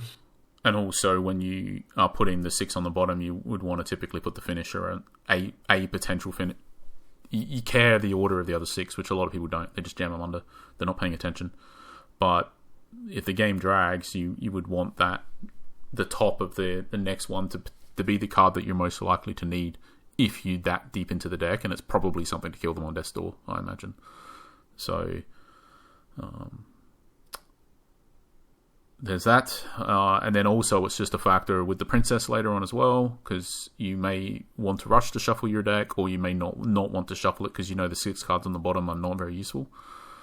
Potentially, and so on. So it basically it doesn't just give you one of the next 7 spells. It also gives you a bunch of information as well that you can use in various ways. Right. Blink. So probably handle Blink and Flanking Maneuver at the same time. They're just extra mobility. My deck obviously needs it less than other decks playing similar cards because I have my own mobility built in. Blink, I'm playing one of each because I just think Flanking Maneuver is just such a powerful mobility spell whenever you can play it effectively. But sometimes you just need to be able to move a small distance, and Blink is obviously better for that. And if you're at a point in the game where you really just need to cantrip it and draw a new card, Blink is obviously much easier to do that than Flanking Maneuver. So it's kind of like hedging my bets a bit by playing them 1-1. But I will say Flanking Maneuver was huge for me throughout the tournament. I described the one play to you all with the Cerberus and Vampire, but I also just used it in 2 other games to get 2 4-power minions onto my opponent's side when they were playing back, trying to avoid engaging with me. So it's just really relevant in passing the void to get minions where you need them to go. And you get a lot of bonus synergies with Hounds. Again, pretty fringe, but potential, right? That you can play at Burrow and then immediately attack from the Burrow position. Or in the Void and immediately attack. Because for those who don't know, you can take something that's burrowed to the surface when you do that. Yep. Movement, and also into or out of the Void. Yeah. Also really good at bypassing Gnome Hollows against Archimego or other control decks that want to play them. It's a very versatile card. It's very good. One other small thing, not that small, but the playing one of each thing is if somebody actually knows your deck list or has like seen you play games and they've seen you play like a Blink and a Flank, they have to play around both of them for the rest of the game, as opposed to just like even having 2 copies of Flank or 2 copies of Blink. So it actually adds more, processing power on your opponent's side. Yeah. Very awkward cards to play around both of them, like individually, they both but together, especially things. Grapple Shot as well, right? As a little series of cards, it's to play around all of that is so difficult. So, the Grapple shots. Yeah, so it's possible that I could want to play 4 at some point, but I'm also just playing a lot of cards that are dependent on me having a minion in play, so sometimes it's like I don't really want to draw 2 grapple shots if I'm having a hard time sticking a minion. So I ended up going with 3. I could definitely do 4 and be happy with it. It's a really, really powerful card. It's just there are times when it can be awkward, and sometimes I just want a Flanking Maneuver to get around things, but I can see why there's 3 at the moment. Like with the addition of Axe on top, it makes it a little bit harder to play the 4 grapples because they do like very similar things. They fill out this, the same spot in the curve, and Grapple Shot probably better than Axe. Well, I mean, basically it is almost all the time, but yeah, like there's certainly times where the Axe is just better, but it's hard to, there's a certain number that you can play, and whether that's 6, 5, 4, who knows, but there's a fine tuning there, which it makes sense why there's 3. Yeah, the other thing too is like in some games that I was testing in, running into a bunch of Gnome Hollows and Perilous Bridges, it made Grapple Shot kind of awkward. And when I drew like multiples and still couldn't line up a grapple shot, it felt pretty bad. And it just felt like 3 was a good balance where I'm drawing them enough that it's impacting the game, but I'm not going to be in a situation where my hand's clogged with them whenever I don't have a way to utilize it well. Gigantism? Yep, just it's another card that allows the one shot. I guess it's the original card that allows the one shot. There are some games where you draw it late and it doesn't feel great, but you just have to have it in there. The ability to just be able to pretty much win the game out of nowhere with it is just worth it. It is one of the reasons that I went double Earth Rush hold at all when I was first tweaking this deck way back when. Yep, it's just a kind of core of the strategy, getting like those big one shot or big bursty turns. Yeah, it's another one of those. Under the old rules, how do you beat Archimago? And part of that answer is Gigantism, basically. Yep. Earthquake. So Earthquake is a card that has come in and out of the list, surprisingly. It's obviously a very, very powerful card. Sometimes it can feel bad against like a water-heavy meta. But I'm finding more and more, the more I just commit to playing it, the more I'm kind of like, even in those games, it's pretty relevant. Even if I'm just burying them on my side after getting attacked or rearranging sites to set up plays, it's pretty strong. Also just sometimes turning off their castle sites, which is a big pain point for my deck too. So I think 2 is the right call for it. Sometimes if I know I'm going to be going into a heavy Archimago meta, I will probably cut this to 1 or maybe even drop it and then add in Kingdom of Agartha for berry protection for myself against Archimago. But overall, Earthquake is just such a powerhouse of a card, and it's probably forever going to be a staple of the game. Yep, it's definitely on that list with the brows. One thing just again, it's going to depend on the exact Archimago builds, but there's a lot of Archimago decks that if you just turn off 2 of those castle sites after turn 5, they lose as well. Yeah. And it's also just good to even move... a color out of space falls into that category with those as well. You can shut that off easily with an Earthquake as well. Yep. Even just moving a Gnome Hollows out of the way sometimes can make Earthquake worth it in Archimago too, but sometimes I'll lean towards the Kingdom of Agartha plan and just try to cut down one of the Earthquakes. Yep. And the rearrangement is just like obviously rearranging the we call them the tri-sites or the castle sites, the color out of space. Mm-hmm. Rearranging those can be a pretty big deal. Obviously, even if they have water, that shuts the water threshold off, so it will still borrow everything when you do that. And obviously, you can kill stuff with it, and so on and so forth. And bury important artifacts and whatever. But even outside of all of that, sometimes just simply rearranging the sites can be huge as well. Even if you don't actually kill anything, just occasionally, right? It can. They might be on a water side or something, and you just rearrange it to just move their minion out the way so you can hook their avatar or something, right? There's all sorts of just the rearrangement effect can be really important sometimes, basically. Yeah, for sure. Yeah, it's even good at just getting the final punch in on death's door when your opponent's running away. You just rearrange things so I can push a minion into him. Yeah, so.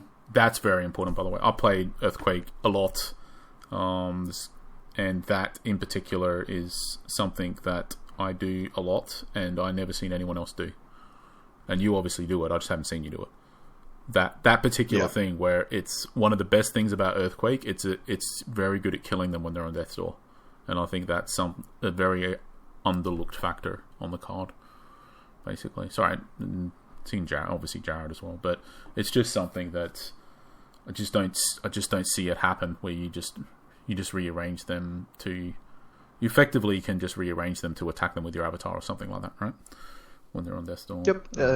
I actually I think in the Cornerstone, one of my games in the Cornerstone, I used it on their sites just to rearrange so I can get them to door. Because just move their blockers out of the way, just get them to door because I had a kill spell in my hand. So just using it even to do that was pretty solid. I didn't even kill any minions, just move their sites around so they couldn't defend. There's been decks that we've been building before where, like, we'll have heaps of water sites, but we'll still have, like, access to Earthquake, and we always consider it just for the rearrangement quite often. And sometimes it's not quite enough to get there, but more often than not, it's generally included just for the rearrange, even if we don't get the kill spell out of it. One It's a really powerful card. important thing with Earthquake is that it's a card that it has a lot of fringe possibilities. We're hinting around the edges, right? But just to bring it together, Earthquake has a lot of fringe possibility space. There's a lot of times it can do something that's very powerful and game-winning, but it's not obvious through the lens of just the play, but in the context of the whole game. Like you're doing a rearrangement that's going to potentially yield some good scenario the following turn or the turn after. And recognizing those lines of play, or being able to do that and being able to sort of plan your turns ahead, makes Earthquake even better, basically. So one thing that we've always said about Earthquake, it's a great card, but it's a card that continues to get better and better and better the better you are at the game, effectively. Yeah, the play that I mentioned before, that's going down as one of my favorite plays, 2-turn plays now, is off the back of an Earthquake and a couple other cards. Yeah, it was one of those like exciting kind of plays where it only that sort of thing only happens for you, once every 50 games or whatever. Do you remember what it was? Yep. It might be hard to visualize, I guess, with the board because it's very dependent on looking at the grid to understand how it played out. But so I was on square 20 in the far corner with my avatar, and they had a Hydra on top of me, and 2 sites over on my starting square, they had a Questing Beast. And then between those sites and forward on their Oasis, I had my Bowman and a Phalanx that he had infiltrated. And then on square 8, right in front of their avatar, they had flipped and had a Bruin out there. So what I did was I pushed the Hydra over to square 19 next to the Questing Beast. I played the Earthquake, killed those 2. I rearranged the Oasis forward to 19. It was an Oasis, so it didn't kill my guy or the infiltrated Phalanx. Now, he's unable to use my Phalanx to attack me because he can't move it forward because it's at the furthest most site, and it's his site that we're on, so he can't get the 5 in. Pass turn. He steps Bruin forward, and then he plays a Manticore on top of the Phalanx and Bowman. I play a Rift Valley, move the Oasis over to the left in front of the Bruin. Then Whirling Blades, take the Bowman 1 step forward, and then tap and shoot the Manticore. Oh, with a Trinket. Sorry. Kills the Bruin, and then does 4 of the Manticore, tap, shoot the Manticore, and now all he has in play is my infiltrated Phalanx that he can't use, and a Trinket in hand. And I went from 5 and him at like 14 to just outvaluing him and winning the game from there. I got all that, and I understood all that, but I think what I'll do is I'll recreate it in Tabletop Simulator and splice in the footage, just in case somebody watching this couldn't follow along. I'll create it. It's hard to visualize when you're just listening. It's definitely... I'll got it down. I, to be honest, I was using pen and paper, though, to help me visualize it as you were saying it, so maybe if I had to do it all just in my imagination, I wouldn't have got there, but... it's definitely... I just had it in my head, like thinking of it, like all the squares in TTS, and just like watched it that way, like when you do mental chess sort of thing. Just This is a great example of just how Earthquake is it's a more powerful card the better you are at the game, basically. It's a very good example for that. So I think I will recreate it. I'll take the effort to do it in Tabletop Simulator and to put that video in for this. I think it will be good. Nice, awesome. Right. Whirling Blades. Is there anything else to add? We already talked about it a lot throughout. Yeah, it's just a good sweeper. It really, like, if you get to cast a Whirling Blades on like even a unicorn and take out a minion or two, like you pretty much are so far ahead that you're going to win that game unless they also draw like a busted unique or something to get back in. But it's just a big swing in the game.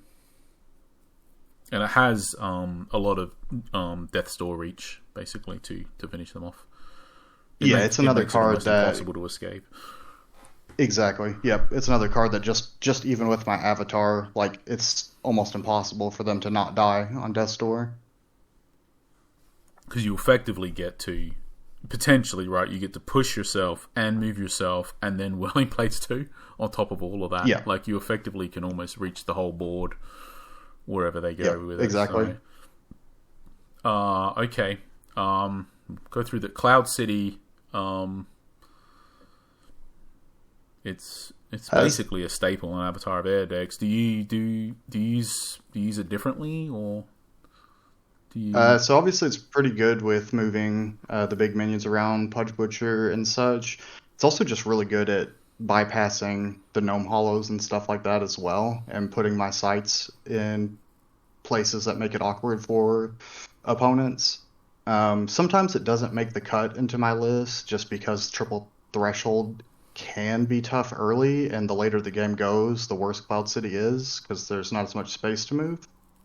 But early game, it's just amazing, really. I mean, protects your guys, protects yourself from direct damage, repositions things, lets you play your sights in really weird places on the board. Yeah, okay. I mean, it's obviously not as good than in a mono air one, because it's obviously always online early, and you can, you're potentially even cutting off their access to play sites with it as well. Yep. You probably don't get to do that in your deck, I guess. No, not unless I get like 2 duels. Yeah, but still, even just having a Pudge on it and having that extra mobility for Pudge isn't nothing. It's for sure. Significant. Also pretty nice with ranged units. Yes, yep. Dark Tower, Gothic Tower, Lone Tower. We'll just bundle them together. You got 2 of each. Yep. I guess. Yeah. Oops. Yeah, just ramping out guys quicker. There are some times when I've played the list where I've played more than 2, and it can be a little awkward sometimes. There was it's quite a while where you were playing 3 of each, right? Before lookouts, before I put you under lookout. Was that your list, or was that someone else's list I was thinking of? Might be somebody else's, actually. Yeah, I've definitely been playing lookout for a while. The towers I have played more than 2 before, though. Like sometimes I'd cut Cloud City and Merlin's Tower, for instance, for extra towers. Overall, I feel like it's not worth it in my list to do that, but it does go into the game plan of optimizing the chances of turn 3 Pudges and Phalanx. It just a lot of times can be awkward. Like I think if I'm going to drop the Cloud City and the Merlin's Tower now, those are probably going to be Perilous Bridges in the future. Yeah.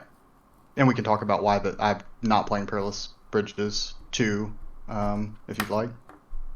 Well, why don't we get through the list first, so at least we can, and then we can talk about the cards that aren't included, because I don't know if you'll be under time pressure to, I don't know how long it's going to take us to get through the list. So let's get through it, and then we can see where we land with the cards that aren't included, because sure. I've got like about 10 cards written down already that are in there to discuss. But I've been holding off just to make sure we get through the actual list first. So the Glastonbury tour, I think we can wrap. Well, Tintagel. Tintagel, I think. They're similar, but obviously there is a difference because this one has a water threshold, which is relevant, especially when you're running your own earthquakes. But I guess it's just really obviously you would rather just run. I presume you'd rather just run 2 more windmills, but you can't. And right, basically, you've evaluated that you need the threshold fixing, and it's worth the downside effectively. Yep. There are games where playing those loses me the game, just because they get like an early earthquake. But more often than not, it allows me to win the game by being able to play the turn 3 Pudge or Phalanx, and just always, for me to play a turn 3 Pudge or Phalanx, I either have to have a dual sight or the core, and a tower, because I want to start on an air sight, but I also need 2 earth threshold and the tower. So that's why I'm playing so many duels, it's allowing me to actually make those turn 3 Pudge, Butcher, and Phalanx plays. Without them, it would just be much more rare for me to actually pull it off. Okay, yeah, fair enough. And you're playing literally all the ones you reasonably would ever want to play, basically. Yep. So, Hunter's Lodge. It's an interesting, because obviously you've got a lot of options in your Earth Threshold sites. So why this one? You don't have to talk about all the ones you didn't include, but just Hunter's Lodge is just another answer to infiltrates, which I think I called right as being a big part of the meta for Gencon. I definitely removed infiltrates several times throughout the tournament with my Hunter's Lodge. Also, again, just getting rid of stealth on minions too that are a problem, like Sir Agravain is good. It's also an ordinary site, which means that it survives Atlantean Fate, which is nice because Atlantean Fate can be a real beating into my deck, with having such hard threshold restrictions. But they probably would be Quagmires if Quagmire didn't get nerfed so hard. But yeah, Hunter's Lodge is where I landed because of those factors. Fair enough. Yeah, and there's not a lot of... You basically got villages. Bedrock obviously survives, but you wouldn't want to probably pull... I don't know if you'd want to play that with the Rift... It has pretty bad synergy with Rift Valley. Bedrock, obviously. Yeah, for sure. Mm-hmm. It's more like you start considering Bedrock if you go back to the spider plan that we were talking about earlier. Yeah. So... Yep, exactly. But I can see why you included it, because it's... One, you did the meta call, but two, realistically, it's if... The consideration for Atlantean Fate is a very significant one, basically, because every deck that has water is going to run it. And you don't want to lose the game just because they cast it, when every water deck will have it. So you definitely have to be able to... Like, it's a big factor, what you're saying. So, and the reality is, in that ordinary slot, there isn't really... There's not like there's great alternatives to this anyway, basically. And then if you've made the medical with the stealth being relevant, it's... What was that, Jared? Sorry? I was just saying, I think it's a very good call to add them for this event specifically. And but yeah, going forward, I think Infiltrate's going to be everywhere. So yeah. Lookouts? Yep. I wish that I could play like 12 lookouts. I converted you to our school of thought. I remember when no lookouts. Yeah, I mean, I've always played them since they came out, but you definitely mentioned a couple of the things you've been able to pull off with it, and then you mentioning that it's like for your all's deck, it was like your best turn one play was just being able to play Lookout, and so that made me push the number to 4 just to see how I felt about it, and yep, I agree. Lookout's great. I mean, it definitely allowed me to win games that might have otherwise been a little sticky during the Crossroads. Just being able to see my opponent's Ruler of Thule or Atlantean Fate or now Gasarms, like being able to see those ahead of time and trying to make a plan around them just can make all the difference in the world in matchups. So Yeah, right there with you. Absolutely agree. It's also like really good as your first site because you always want an air site, right? And it's basically Yeah. the best turn one play you can have in your deck, pretty much. So Yeah, and they're great. They're great later too. I mean, just anytime you get more information, it's just really good. adds more value to those leprechauns because they can draw them late game. Yeah. I mean, I think the reality as well is in your the information. I think we talk about this card just a little bit, just because it is one of the best sites in the game, in all of our opinion. But I'm sure it's not for the average sorcery player, basically. So the information. One point is that the better you are at the game, the more valuable the information is, effectively, right? So because it isn't. Again, it's not just about knowing that they have those cards, but it's also about using that information for every decision that you make, right? If you're drawing a side or a spell at the beginning of your turn, exactly where you play everything, exactly what lines of play you take. It isn't you are sort of, it helps you push the line of play down the path that leads to victory, and having that information is extremely valuable into being able to achieve that. So that's one thing. Two, it also just broadly gives you information about what deck they're playing as well. So you don't only find out information about what's in their hand, but you also find out information about the whole deck, basically, and what you might see throughout the game. And the other thing is sometimes it's just the thing that you naturally would have done for efficiency would have led to a path that lost you the game, and instead you now can just take some other path, right? That doesn't. Yep. So it's the information is extremely valuable, and I think on the most part it's just going to be undervalued by the average player. And I guess we would just urge people to at least try it. And the other thing that's important is that it's ordinary, so it survives Atlantean Fate. But Yes. Air doesn't and a have big- a lot of trouble with that. I mean, Air has the towers, right? So you still have other good ordinary Right. options. But as you were sort of alluding to before with two of each, that the towers effectively get their power level lowers the more you play, basically, right? So you're always happy to play one of each tower, and then as you add more, they get basically worse and worse, pretty much, right? So Yep. and then after you look past the towers, Air doesn't really have other great options at ordinary, pretty much, right? So So what, like Treetop Village is the only other one, really? yeah, is that the one that gives The stealth one. Gives- Yeah, that's probably the next Yeah. best one. So, but even in a deck where that might be pretty good, and maybe this deck might be one of them, right? Like giving stealth to stuff is probably pretty good, but the lookout's still better. Basically, Yep. that information is still more Yep. valuable. All right. Yep. And I think playing two of each tower is more important than the stealth too. So it'd be hard to fit it in. It's also, you just need like a certain number of sites in decks that you're willing to just jam down on turn one.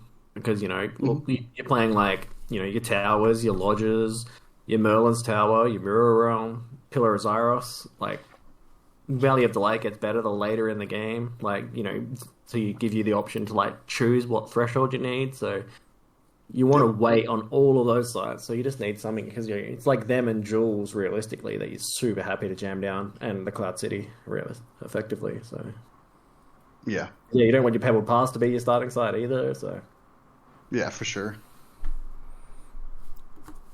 But that's a very important concept as well that we're not going to be able to get too much into here. But you need to have sites that you are happy to play in your starting side, and importantly, you need to have those in your starting hand.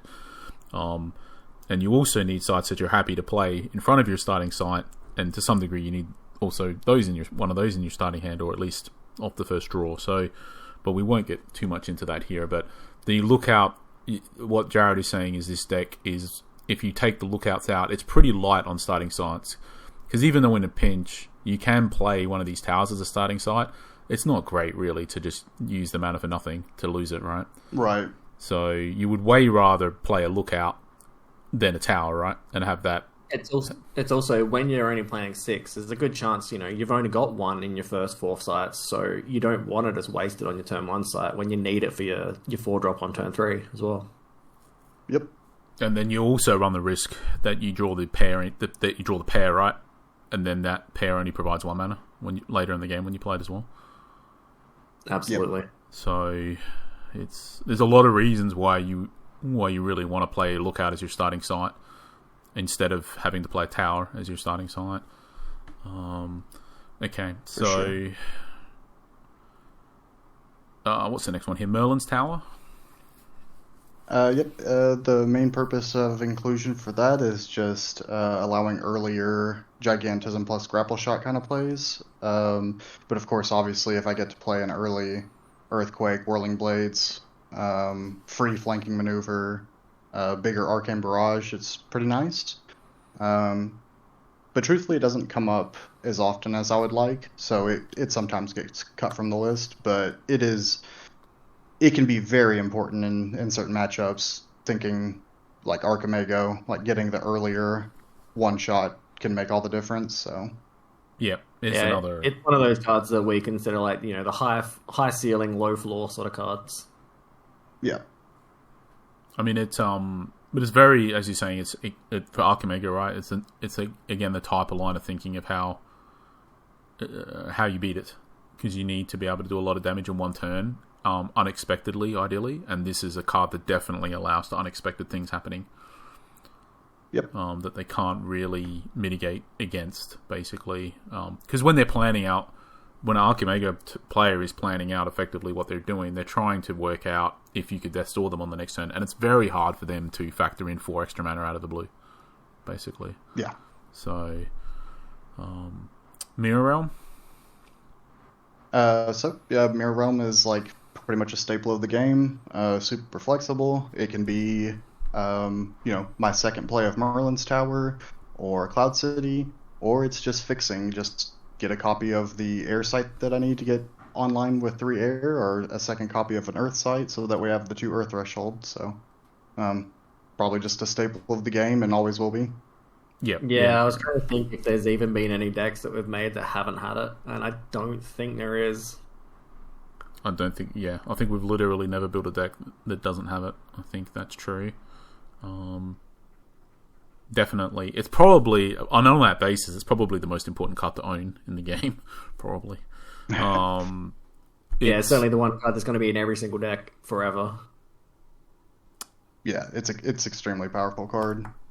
In this particular deck, it's probably alright. I mean, obviously it helps with threshold fixing, which in your particular deck, you're probably going to end up with at least one of each. Your issue is when you need triples or doubles, right?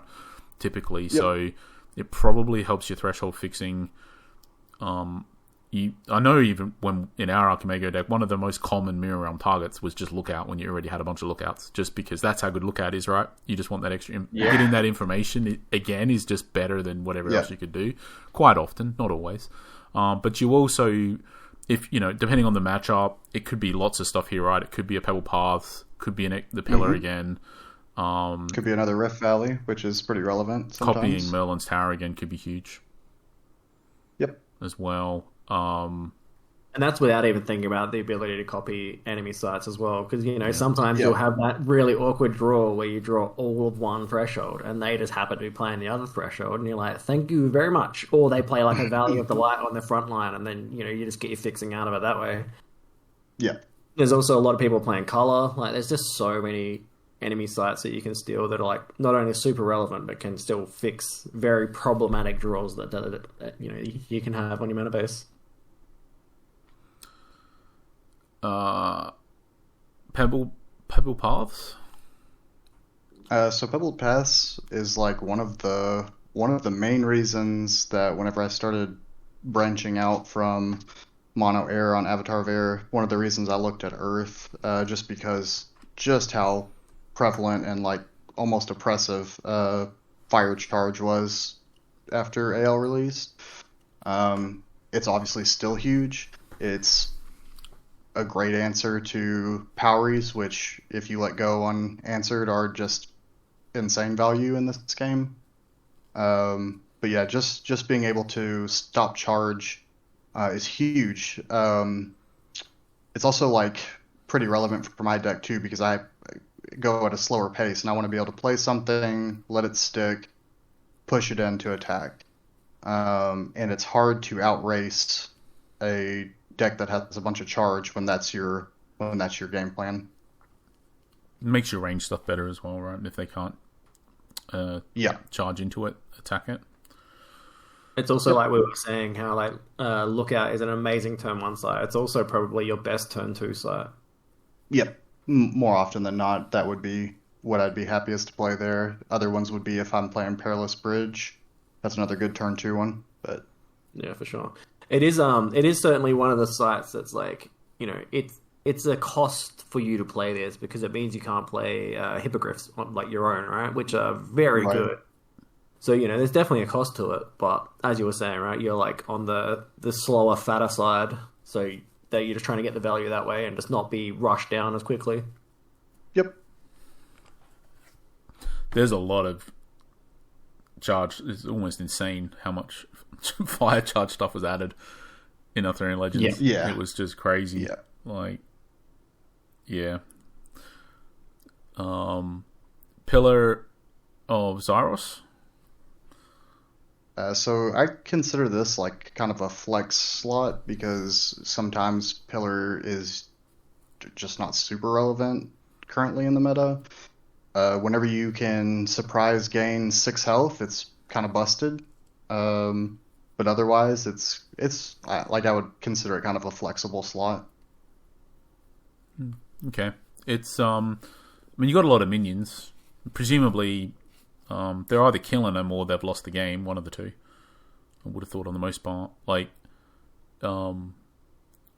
presumably you get some kind of value out of this card at least. Maybe not a huge amount, but yeah, it's definitely if it's not gaining you any life, it's probably because you've won the game anyway. I would assume. Yeah, typically. I guess I would probably say it's less of a flex slot than say Hunter's Lodges, but I would say that I would probably always play Pebbled Pass and Rift Valley above it, unless Death Speaker was super relevant in the meta. I mean, one thing with the life gain... next set, it's very important, right? Yeah. Depending on how the set shakes out with, milling, because, they're bringing in so much cemetery hate, you got to assume there's going to be some cemetery yeah. Well, so... Yeah, it's going to be huge in Gothic, I'm sure. But it's all... I mean, it's good. I mean, broadly, it's pretty good. Like, it's just... It gives you that extra mirror realm target, which can be relevant. And then as soon as you have any life... Like, it basically...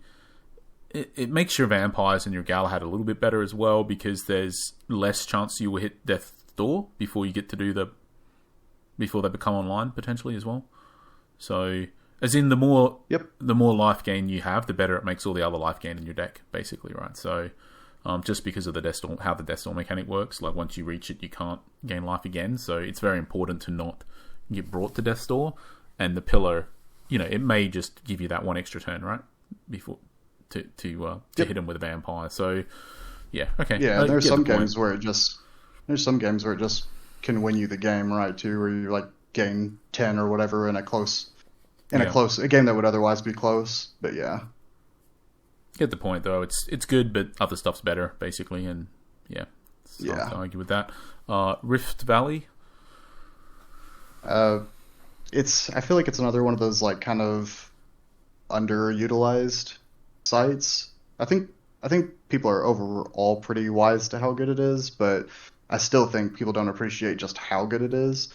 Like being able to rearrange sites or put your minions next to your opponent sometimes, trying to move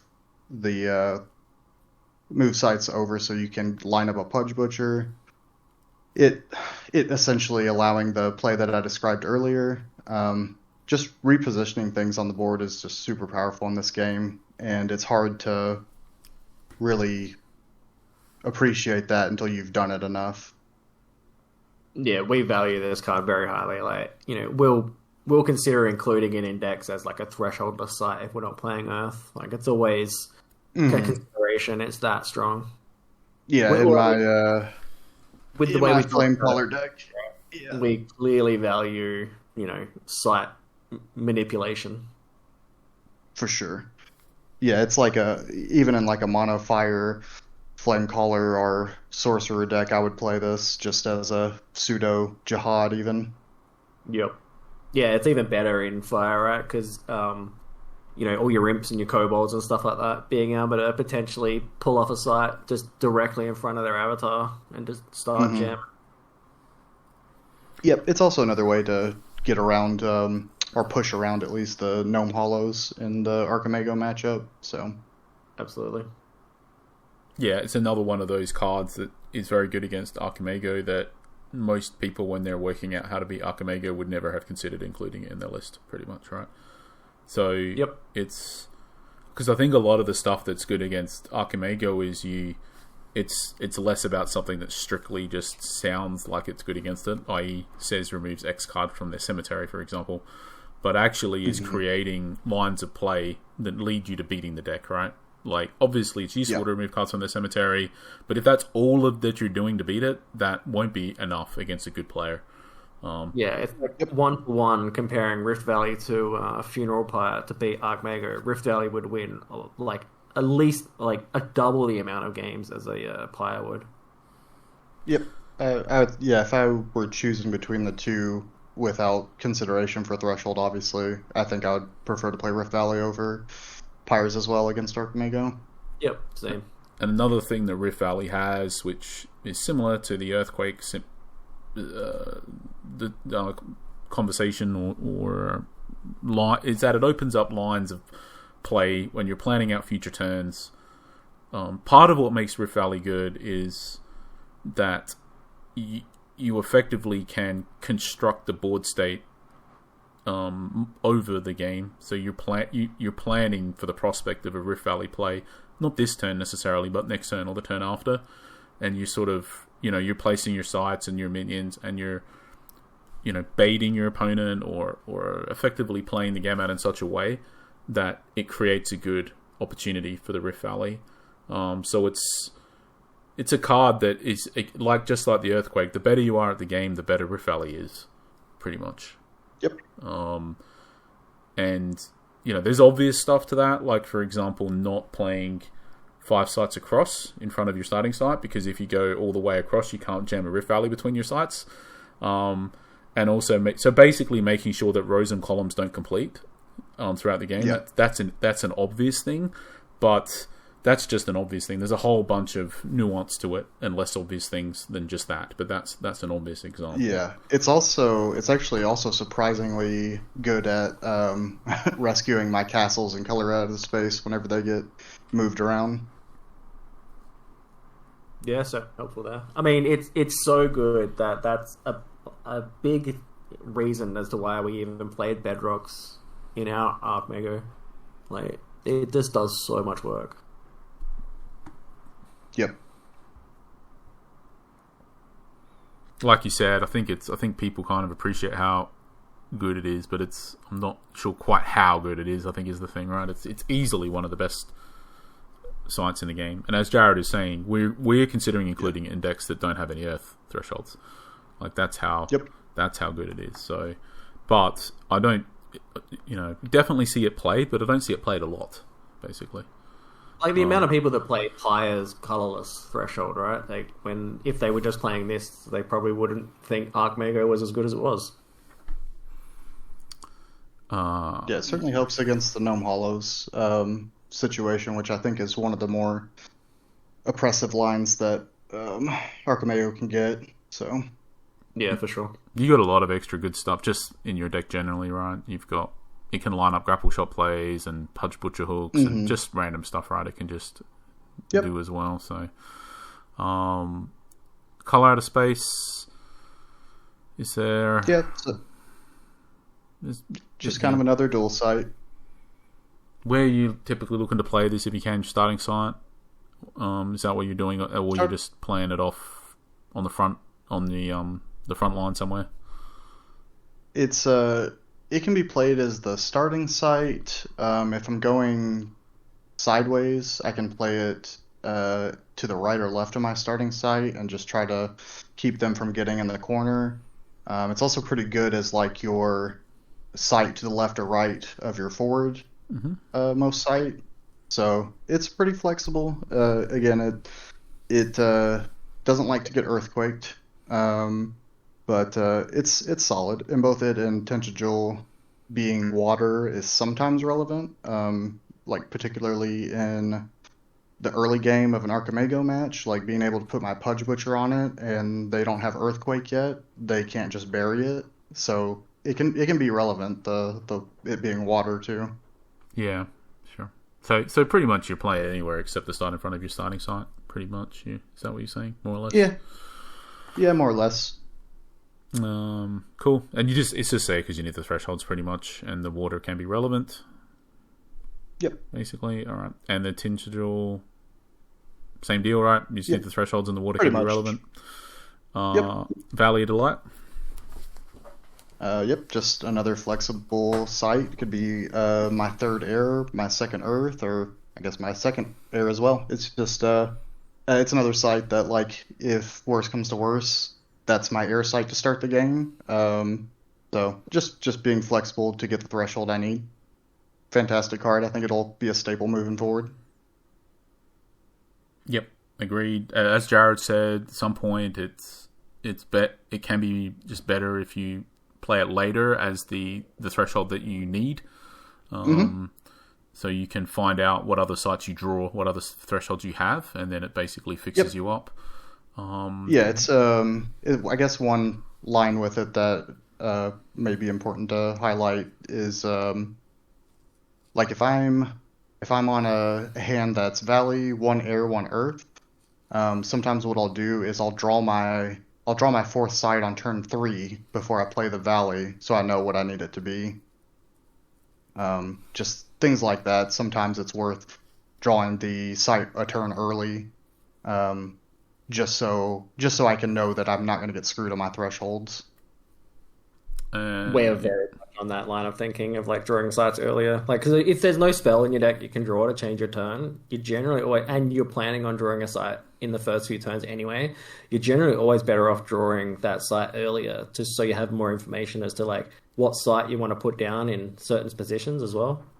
So, and Valley of Light just like, strictly falls under that category as well. Yep. And just in case someone doesn't know, if you Mirror Realm the Valley, if it will, the Mirror Realm will copy the threshold of what you picked the first time around. And then you can... So in this particular deck, for example, you could play Valley, choose Earth, and then you could play Mirror Realm to copy the Valley. The Mirror Realm's going to copy the Earth, and then the Genesis will trigger and you can get Air. So the Mirror Realm will become a dual site, basically, of the Valley. Assume you knew that already. Is that how Mirror Realm works? Yeah, that's how it works. Yeah. So you didn't know that. Yeah, you didn't know that one then. So for the future, you can get a dual side out of the Mirror Realm. Yeah, it doesn't say a basic copy like self-same does. Self-same, like when you go to copy a animated aura, it actually doesn't come in animated. Mirror Realm doesn't say a basic copy. Had it said basic copy, it wouldn't have got the threshold. Because basic copy means that the card itself, like outside of what's happened on the board. Yeah. Okay. Yep. Yeah, that's interesting. So it's that's good to know. It's fringe, but all of these little tiny things, they matter in volume, right? Like you add up 100 little things like this in your deck, and it's going to get you an extra 1% win rate or something, right? Or 2% win rate or something. So it all matters. Windmill, it's just obvious, I suppose. You need the threshold. Just a dual site. Just the dual side, and obviously it's exceptional, so it's like Lanny and Fate shutting these off can be pretty harsh, and that's why you want the Hunter's Lodges and the Lookouts and stuff, right? To make it not an auto game losing situation. Right. You got time to quickly talk about, quickly in our world, I suppose, talk about the cards that you didn't include in the deck? Because there was a couple that you mentioned. There's a few that I've noted.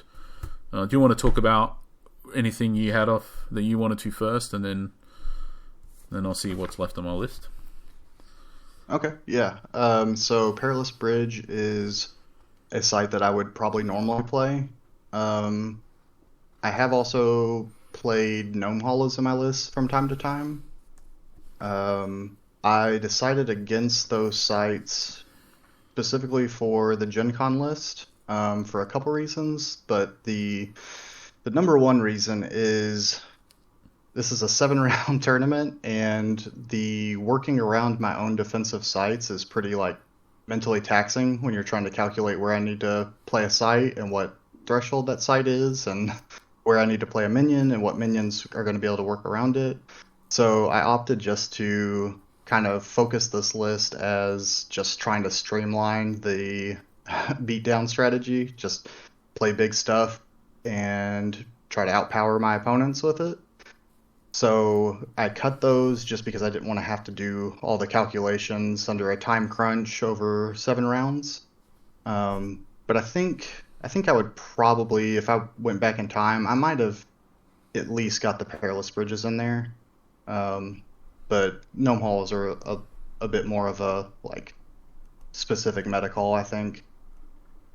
And that would presumably slow down, like you're saying, like they add in the complexity, and one, that's mentally taxing over a long tournament, but two, also it just makes the game slower, realistically, however you look at it. Not only because you have to think a bit more, but also just because of the nature of what they do, they're going to slow the games down. And then that's not an insignificant factor, that if you're slowing the games down and the draw counts as a double loss, that's a factor. Yeah, for sure. Basically. I also think the mentally taxing part is not to be underestimated either over a long event. It's very relevant. Yeah. Yeah, especially after volunteering for so long the last several days and really only getting like, I don't know, maybe like 5 hours of sleep on average each night. Yeah. And it's just, obviously when you're traveling and whatever, it's not even your own bed or anything, right? It's just you can end up pretty tired, basically, in that type of environment. For sure. And obviously it's a factor, basically, right? Because there's more chance you'll make a mistake. And as we're saying, the person who makes the least mistakes typically wins. And you've also just have to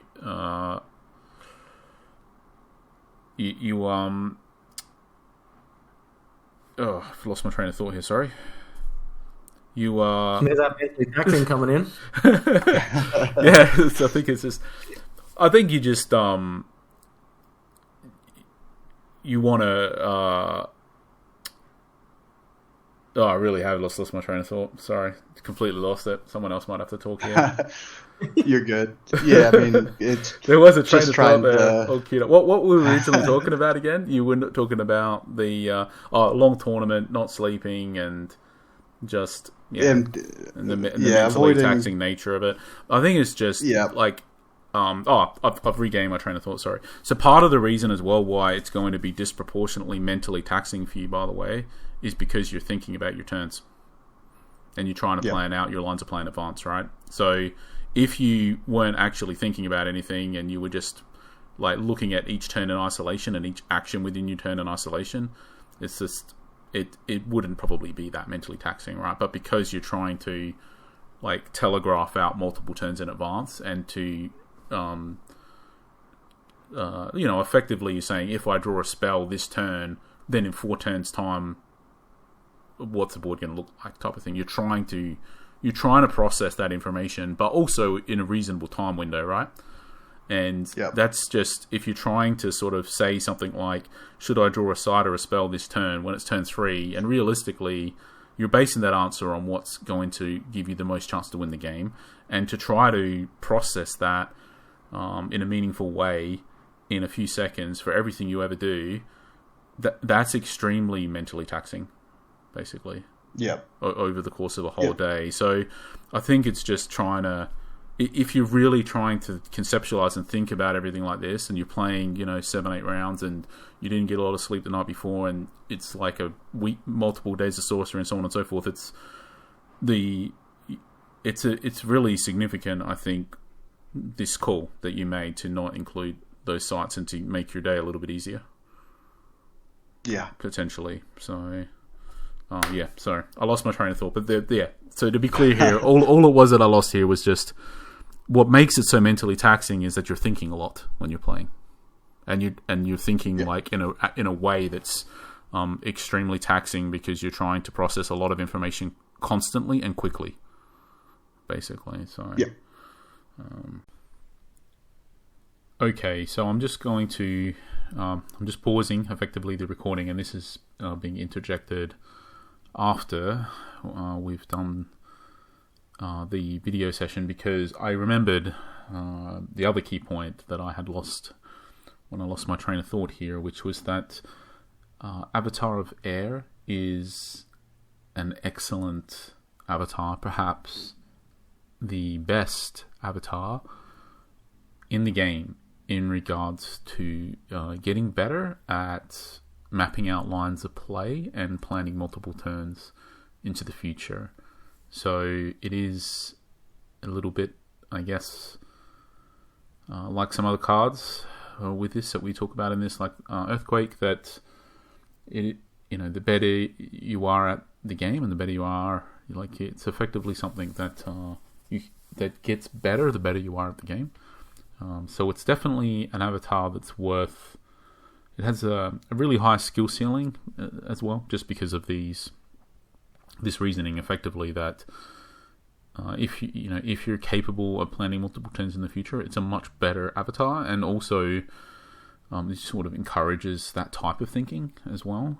Obviously, because it's better if you play that way. So yeah, I'll just put this in and just put it out there that if you want to get better at the game, it's definitely an avatar that's worth at least playing a bit and becoming semi-decent at it. Obviously, it's just useful because you'll need to play against it as well. So we'll leave it at that. But the point here is that if you want to get better at planning multiple turns into the future when you're playing the game, and which is something that definitely makes you a better player, that Avatar of Air is an avatar that really rewards that much more, perhaps, than other avatars. So it's a way to sort of, if you want to forcefully get better at that aspect of the game, then Avatar of Air is a good avatar to play. With that said, just going to jump back into it now. This is the only audio that's interjected in the whole session that we did. So let's get back into it. Okay. Yep. And those cards just add to it.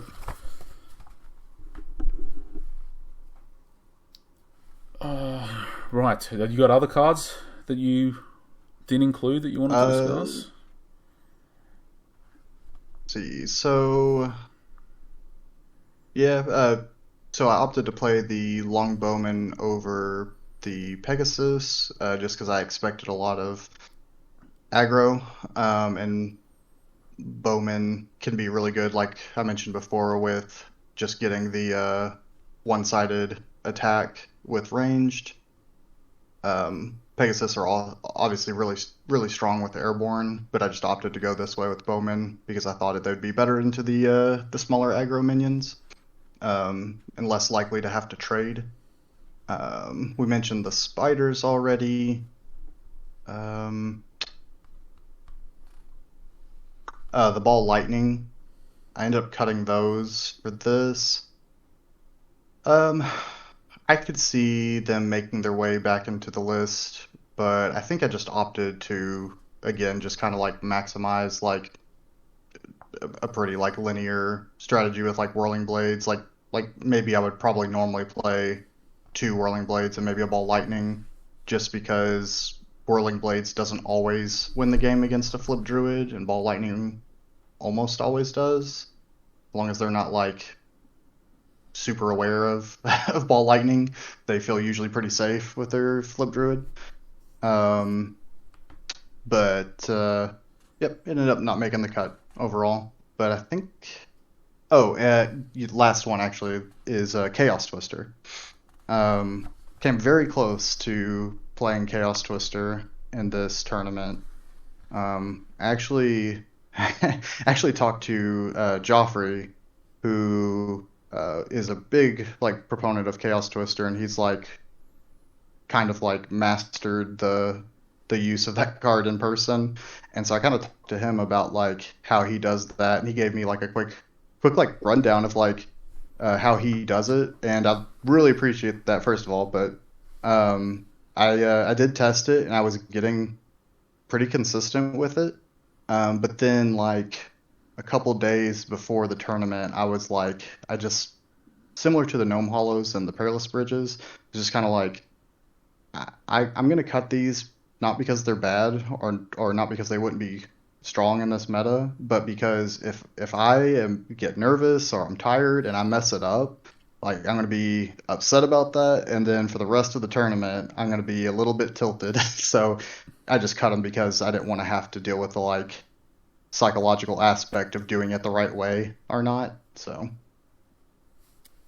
Yeah, That's a great goal. fair enough. And not being tilted matters a lot for Yeah. being able to. Because again, what you want to be doing when you're playing is you want to be thinking about winning the game and how how you need to win, and again planning multiple turns ahead and so on and so forth. And if you're tilted, that's just not where your headspace is at, right? You're right. you're thinking about that chaos twister you messed up previous game or something like that, right? Like it's just. So it isn't like that's just a factor, and it's I don't know. There's a lot there just about mental strength and missing that chaos twister and not being tilted and so on and so forth. But it's just whatever. It's I can totally get it, and that again, it's just a call. I would say that chaos twister has always been banned where we are, so we've literally never even seen the card played in real life before. Yeah. But in theory, it will be allowed. Sealed a while ago, and it was like can I play this, or are we just banning it in sealed too? And I ended up just being like, I'm just not going to play it. We'll just keep it banned in sealed as well. Don't even worry about it. But in theory, it'll be allowed in our Crossroads event. As far as I know, we have no ban list, just like you didn't. And I have. I've been an advocate that Chaos Twister is somewhere between the best card and one of the best cards in the game, if you can hit it with 100% accuracy. And oh yeah, it's insane if you can hit it like even just 90% of the time. It's just absurdly powerful. And presumably it is possible, because I know people that are capable of doing things way more difficult than blowing a card off the back of their hand. Yeah, and Joffrey. I think I'm saying that right. It's either Jeffrey or Joffrey. I've heard people refer to him either way, so I apologize if I'm saying it wrong. But Joffrey has a pretty good system for it, and from what I've heard, he's pretty consistent with it. So it makes sense that he would be playing it. Yeah, okay. I think if Jared and I are preparing for a tournament, I don't think I could bring myself to spend 200 hours of my life practicing blowing a card off my hand. Pretty much, like. Especially when the payoff for that locally would be that the card is banned for every tournament we ever play in just about anyway. So like the return on investment for your card blowing skills is pretty low for us, basically. So yeah, I just can't. I can't see us playing that one, unfortunately. But or fortunately, so much hate for the card. It's like Jared's most hated card in the game. So. Yeah, it's super swingy, right? It's like either it's one of the best cards in the game because it hits, or you almost auto lose because you played a card and it didn't do anything. I think it's the nature of it, right, for you, Jared? And that's the ultimate dice draw. Yeah. Right, so on my list, I've got a couple things here. One of them, I'll just say it. I think I understand the reason, but I'll say it just because I think it's something that other people may be thinking. So, Philosopher's Stone. Yep, mostly like the core, like theoretically could be a stone, but the threshold from the core is more important on average than being able to play 2 spells cheaper. Though, I will say, like, playing a Philosopher's Stone makes Gigantism plus Grapple Shot like a lot more potent earlier. So it is a consideration, and I have tried it in the list before. But just overall, it feels like I just would rather have the threshold. Yeah, I think the main thing is with this particular list, you've just got way too many threshold symbols all over the place.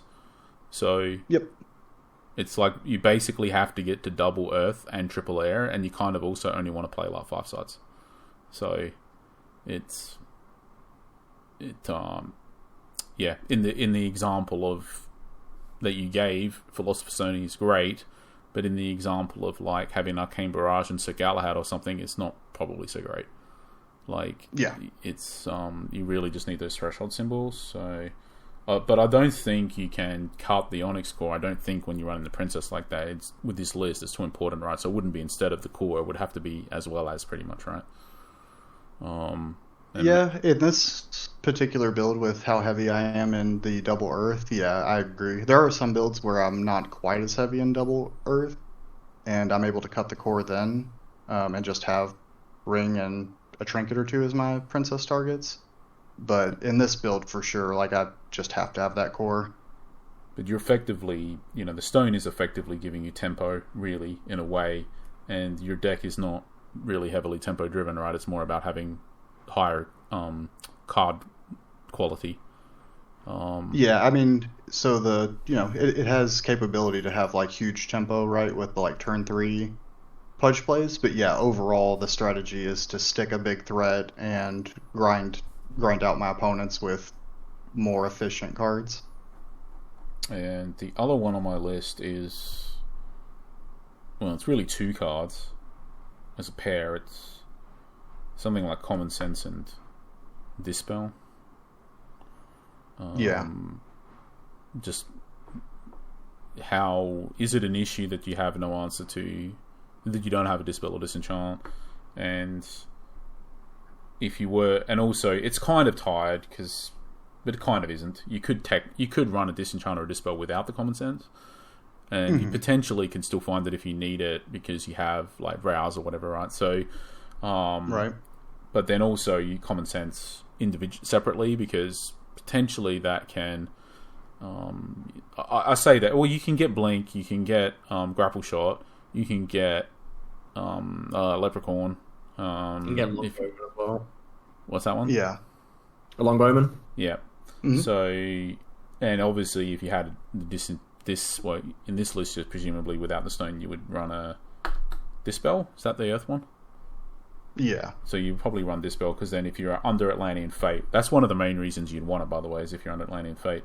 So if you can cast the Common Sense, then you have the Earth Threshold, so you can also cast a Dispel, and you don't have Philosopher's Stone anyway to be able to yield the discount if they're separate elements. So I guess you can tackle them off separately if you want, or together. Are they something that floats in and out of the list? Are they never in the list?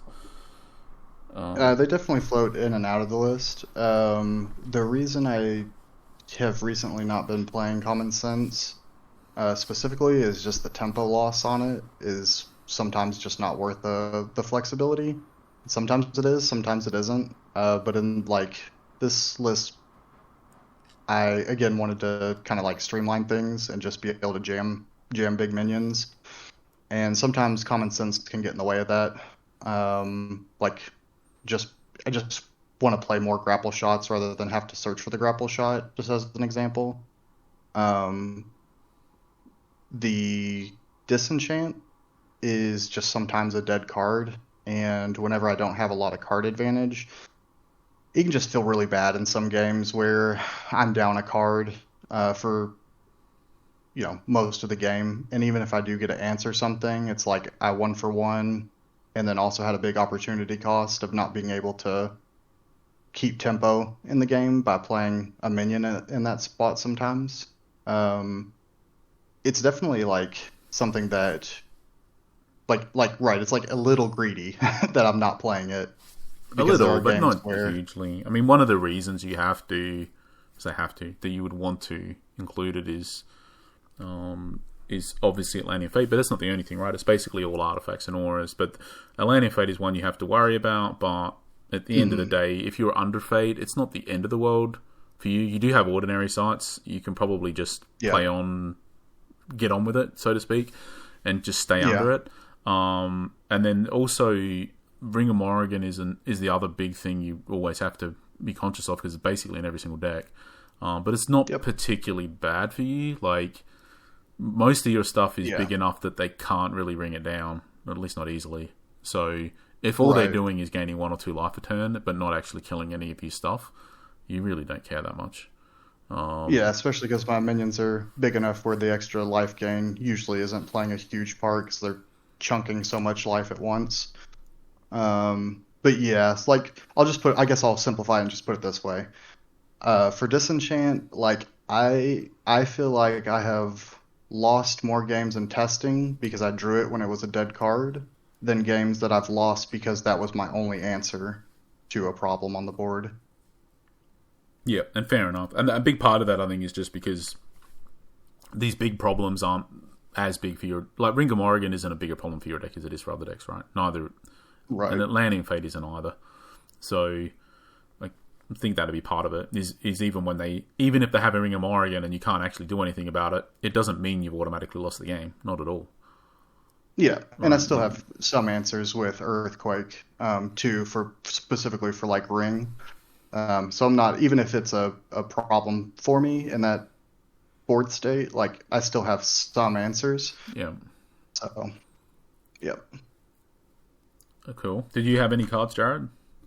I think, well, a couple of them is like, Headless Haunt is, pretty staple in most Avatar of Air lists, but you generally don't need it in this one because you already got, like, the Earth Fatties. I'm assuming that's probably the reason why, right? It's probably a question people are going to have, I think. Yeah.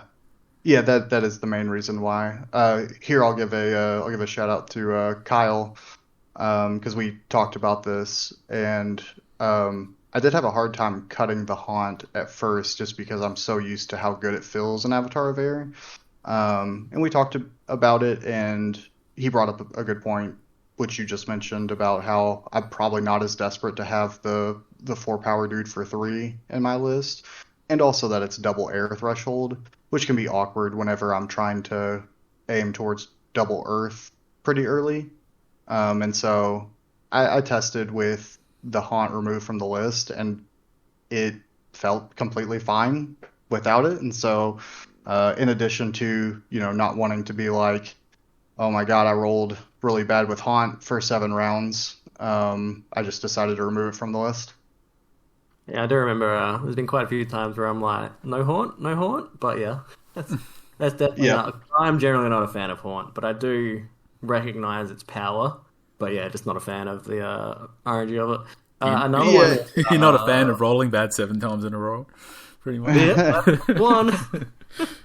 Well, again, it can tilt you, right? So that's you don't really want something to break your mental space. One last note on Haunt, though, whereas, like, it still is I still think it is a really good card, and especially in, like, builds that are trying to one-shot just because the protection that he has, right? It's like, put him in the void, and even if you get unlucky for a couple turns, he's eventually going to land somewhere, unless you're really unlucky.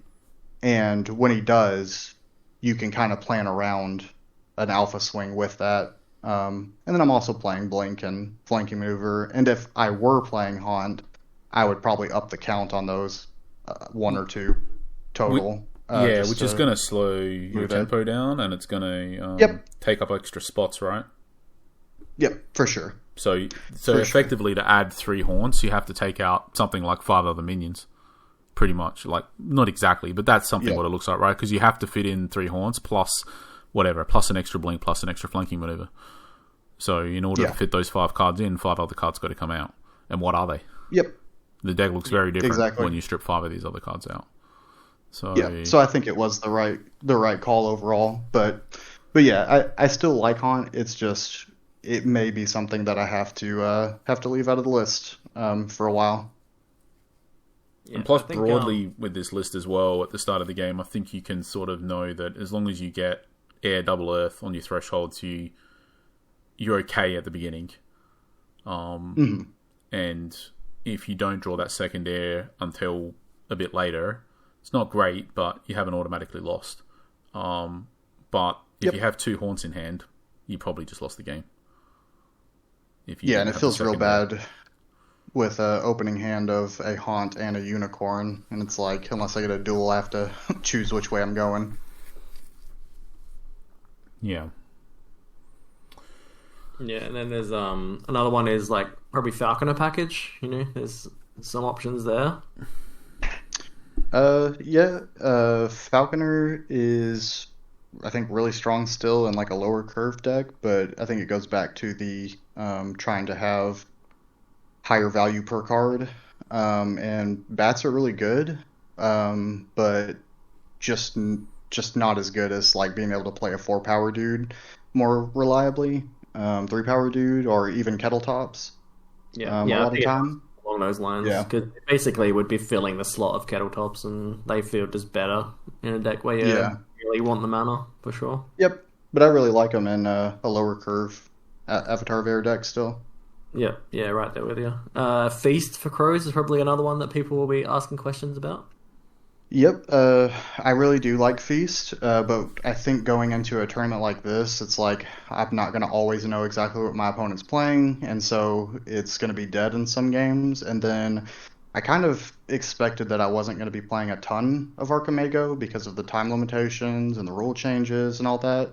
And that's really where I want the Feast anyways, is just, strip Divine Healing or whatever immediate kill spell ends the game for me. Yep. So, yep, it just didn't make the list because there are too many unknowns, and yep. It obviously Yeah, has cool. pretty good synergy with Lookout. Yep. Yes, yep. Another one that you've talked about a couple of times but haven't really gone in deep on it is Phase Assassin.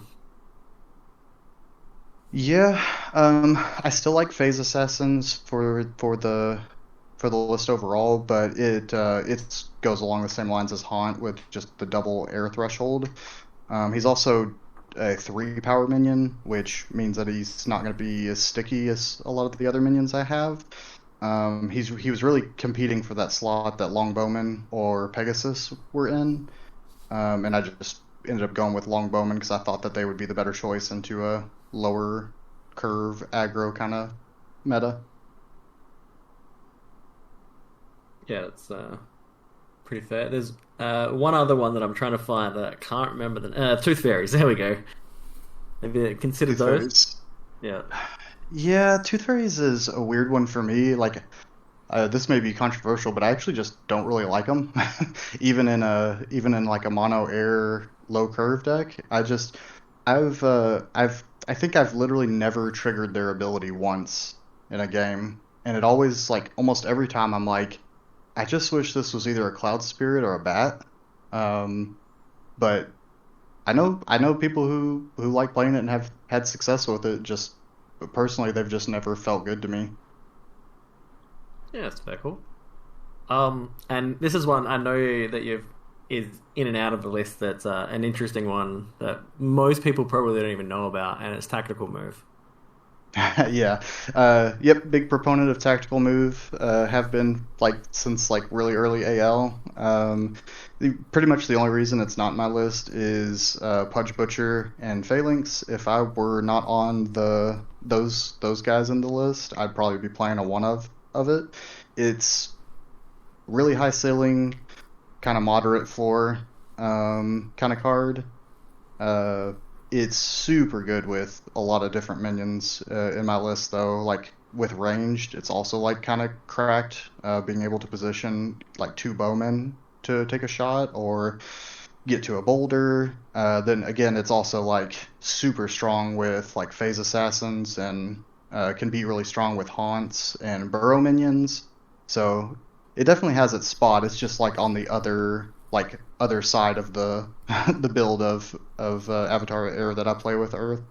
So Yeah, yeah. it just doesn't work well. Yeah, I think that's the build you were on when we played in the finals. Like what was the big one at the end of the year? Yeah, Big league? championship. Yeah. Yeah. Yep. And I think it's a really strong card. I think if I go back to that kind of play style, I'll end up playing it again. If I go to that kind of play style in Gothic, I think it's instead going to be Second Wind. But yeah, Yeah, I as soon as I saw that card, I definitely thought of you. yep, yep. I think it's going to be pretty good if cards like Phase Assassin are in a good position. Yeah, absolutely. It's also going to be very good in Sorcerer, I think, for that exact reason. Yep. Yep, splitting up the movement is like surprisingly pretty strong the more you kind of think about it. Like, I think my first knee-jerk reaction was like, this card is kind of meh. And then like the more I thought about it, I was like, actually being able to split up that move over 2 interactions like actually makes a pretty huge deal. So Yeah, especially since you can do it over multiple turns as well, is pretty important. And the yeah, difference between, like, you know, spending 2 for a tactical move like it's up on the screen and playing 1 on one turn and 1 on another turn is very different. yeah, yep. And I still think tactical move could be playable in the future too, but it's more going to be. I think that goes back to like some of the game plan I had before, where it was one shots that were based on playing like several minions, like Haunt Yeah. in the Void, Phase in the Void, Cave Trolls Buried, or Hounds or whatever, and then either coming up, attacking, and then playing it to put them back into safety so you can't remove them, or just lining it up for one big swing. Yeah, Yeah. great point. It's another one of those cards about, you know, how do you beat Archimego, basically, right? It's in that list of Yep. type of Yeah. space that you should be thinking in about. Yeah, like all of these cards individually are just sort of cards that can help you beat that matchup, basically. So, and again, it's not another one when people are thinking about how do you beat it. I'm sure this is just not the space where they're thinking, pretty much. Yeah, it's Yeah. certainly what I can think of. Which was a big reason why I brought up the question, you know, because I know you like it, and I thought you might like an opportunity to glaze it a little. Yeah, and Glaze I will, because that is I really do like that card. It just doesn't work well with Phalanx and Pudge, unfortunately. Yeah, fair enough. And synergy across all of your cards generally matters, right? So, like, you've got to. Yep. It's a big part of it. So, well, all right. So, I think we need to work towards wrapping it up. We can move into the final thoughts phase.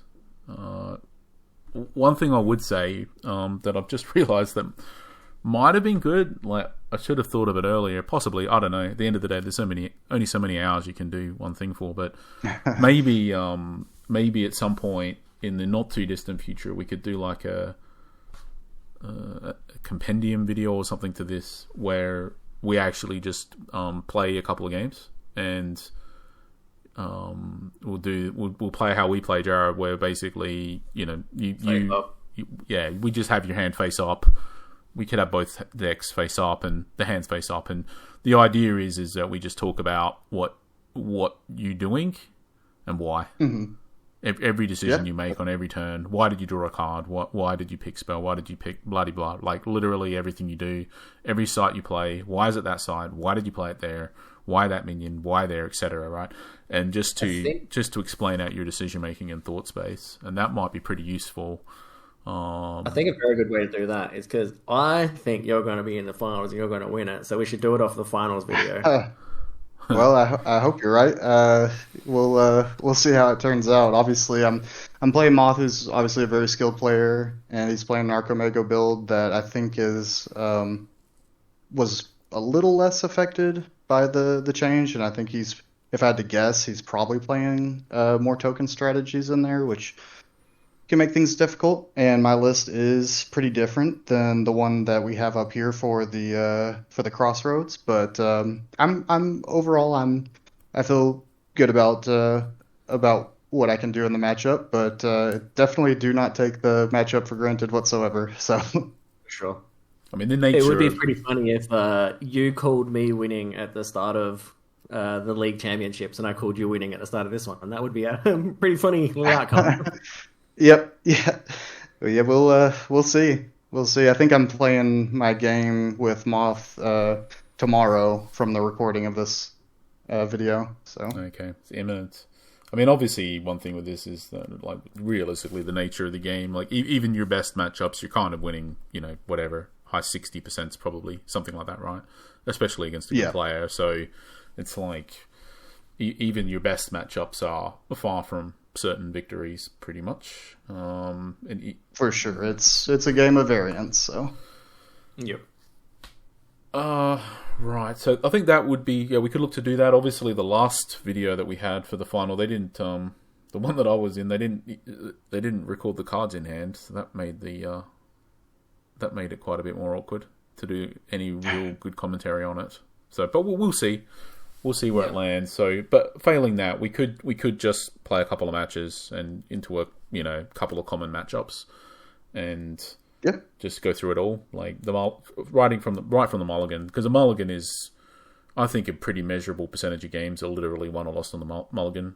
It wouldn't be zero. It'd be quite the number, and just getting that all the decision making right from that point would be good.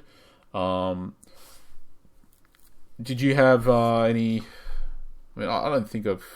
Do you have any closing thoughts? Anything you wanted to say about the deck or Gencon or anything that we discussed? Yeah, I mean, overall, Gencon was just a really awesome experience. Probably going to try to make it out there next year if possible. The prizing was super generous and super cool. I feel like I was pretty lucky with the prizing this year because the towers also being prizing is pretty sweet whenever you're playing Avatar of Air. So that was pretty cool. Overall, like the rules updates were a buff to my deck, and since I have already been kind of on this game plan for a while, I feel like I had a little bit of a leg up against a lot of the people who've started picking it up now, just because I'm so used to the kinds of lines of play that you need to have for that kind of burst window play. So we'll see if that translates to making it to the finals and hopefully taking it down. But yeah.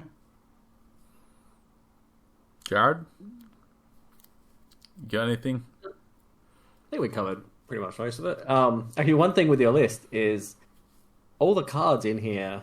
They're put in as foil. How close to finishing your foil deck IRL are you? That list is 100% accurate. It is. You don't have a full. blink? Is that what it is? Okay. I was wondering why the blink and the shield maidens were non-foils and everything else was foil. Oh, it should be foil on the list. They're foil on the list. I think if you zoom in a little bit, they should be foil, maybe. Oh, they are. That's weird. Yeah. It's just my zoom level. Yeah. Oh, okay. Yeah, it's completely foiled now. So yeah, okay. Is that the other reason why you don't want to play Philo?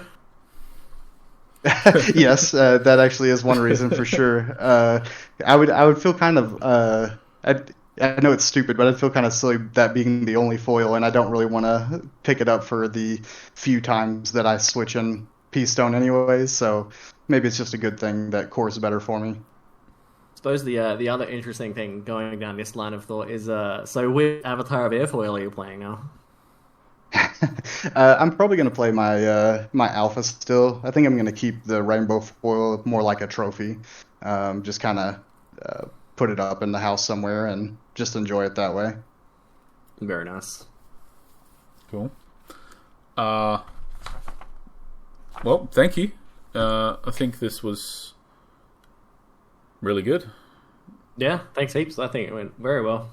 Thank you all for letting me talk about the deck. It was a lot of fun. And hopefully, maybe we'll play the game at some point, or maybe have another chat again at some point. So I think it's really good, and I hope you win the online league. And and congratulations already for the Gen Con. Well, for the third, not technically win, but basically, right. I think at the end of the day, you basically got to be happy if you got one of those foil. Rainbow foil for avatars, sure. right? I imagine you would got to be happy with that outcome, pretty much. I suppose that's one thing to ask though is what was the difference between first and second through seventh in prizes? Yeah. So honestly, it was honestly pretty flat overall. The only thing that first place got over the top 7 was they got 2 Dragon Lords instead of 1. Okay. Yeah, which is. Yeah, pretty flat, but obviously with how difficult it is to get, probably not probably not quite as flat as what it might have been. But yeah, it felt flat that day, but yeah, in retrospect now, looking at it, not as flat. Pretty funny. Yeah. Okay. So what did you get besides the rainbow foil? Then did you say at the beginning? I'm not even sure. I may not have. I got the rainbow foil Avatar of Air. So you get a regional tower for participating. For us in the US, that was a lone tower. And That's then everybody, for right? making Everybody. yes, yeah, everybody in the crossroad gets their regional tower. Is that foil and then or non-foil? It's foil, yeah, and they're pretty sweet looking. For top 4, you get a playset. Well, not a playset. You get one of each of the towers. So I have 2 lone towers, 1 gothic and 1 dark now. For the alt arts by Atlas Thorn. Yeah, they're very looking. Yeah, and then got a Dragon Lord. I actually made these pretty cool threshold coins, so unofficial prize, but he passed those out too. And then, a print of the Lone Tower signed and numbered by Atlas Thorn. And I was lucky enough to get number 50 out of 50, so that was kind of cool. Oh, that is pretty cool. Very That art's pretty. I like the art on the. Well, I like all of his altars art, but are they the only official cards that he's done? I think. I think so. Yeah, I think so. I wonder if he'll have anything in Gothic or not. Because a lot of those altars look pretty good that he does. Like, they're very good. Oh yeah. Yeah, they're. Yeah, I'm a big fan. Yeah. Right. Yeah. I think we can wrap it up. So, thanks, and we'll maybe do those games, and I will. Yeah, I think we should, right? I think that makes sense. Yeah. So we'll either do the finals commentary, or we'll play some games. So there will be a follow up to this one. It just may be a bit of time. That's all. So. Yep. Sounds good to me. I'll really release this before the league's over anyway. It'll be pretty harsh on you. I'll definitely wait. I will definitely hold that off. So, alrighty. Sounds good. All right. Thanks, Casey, and best of luck. Thanks, Jared, as always, and thank you, everybody, for watching, and we'll catch you for the next video. Bye, Cool. everybody. Thanks, guys.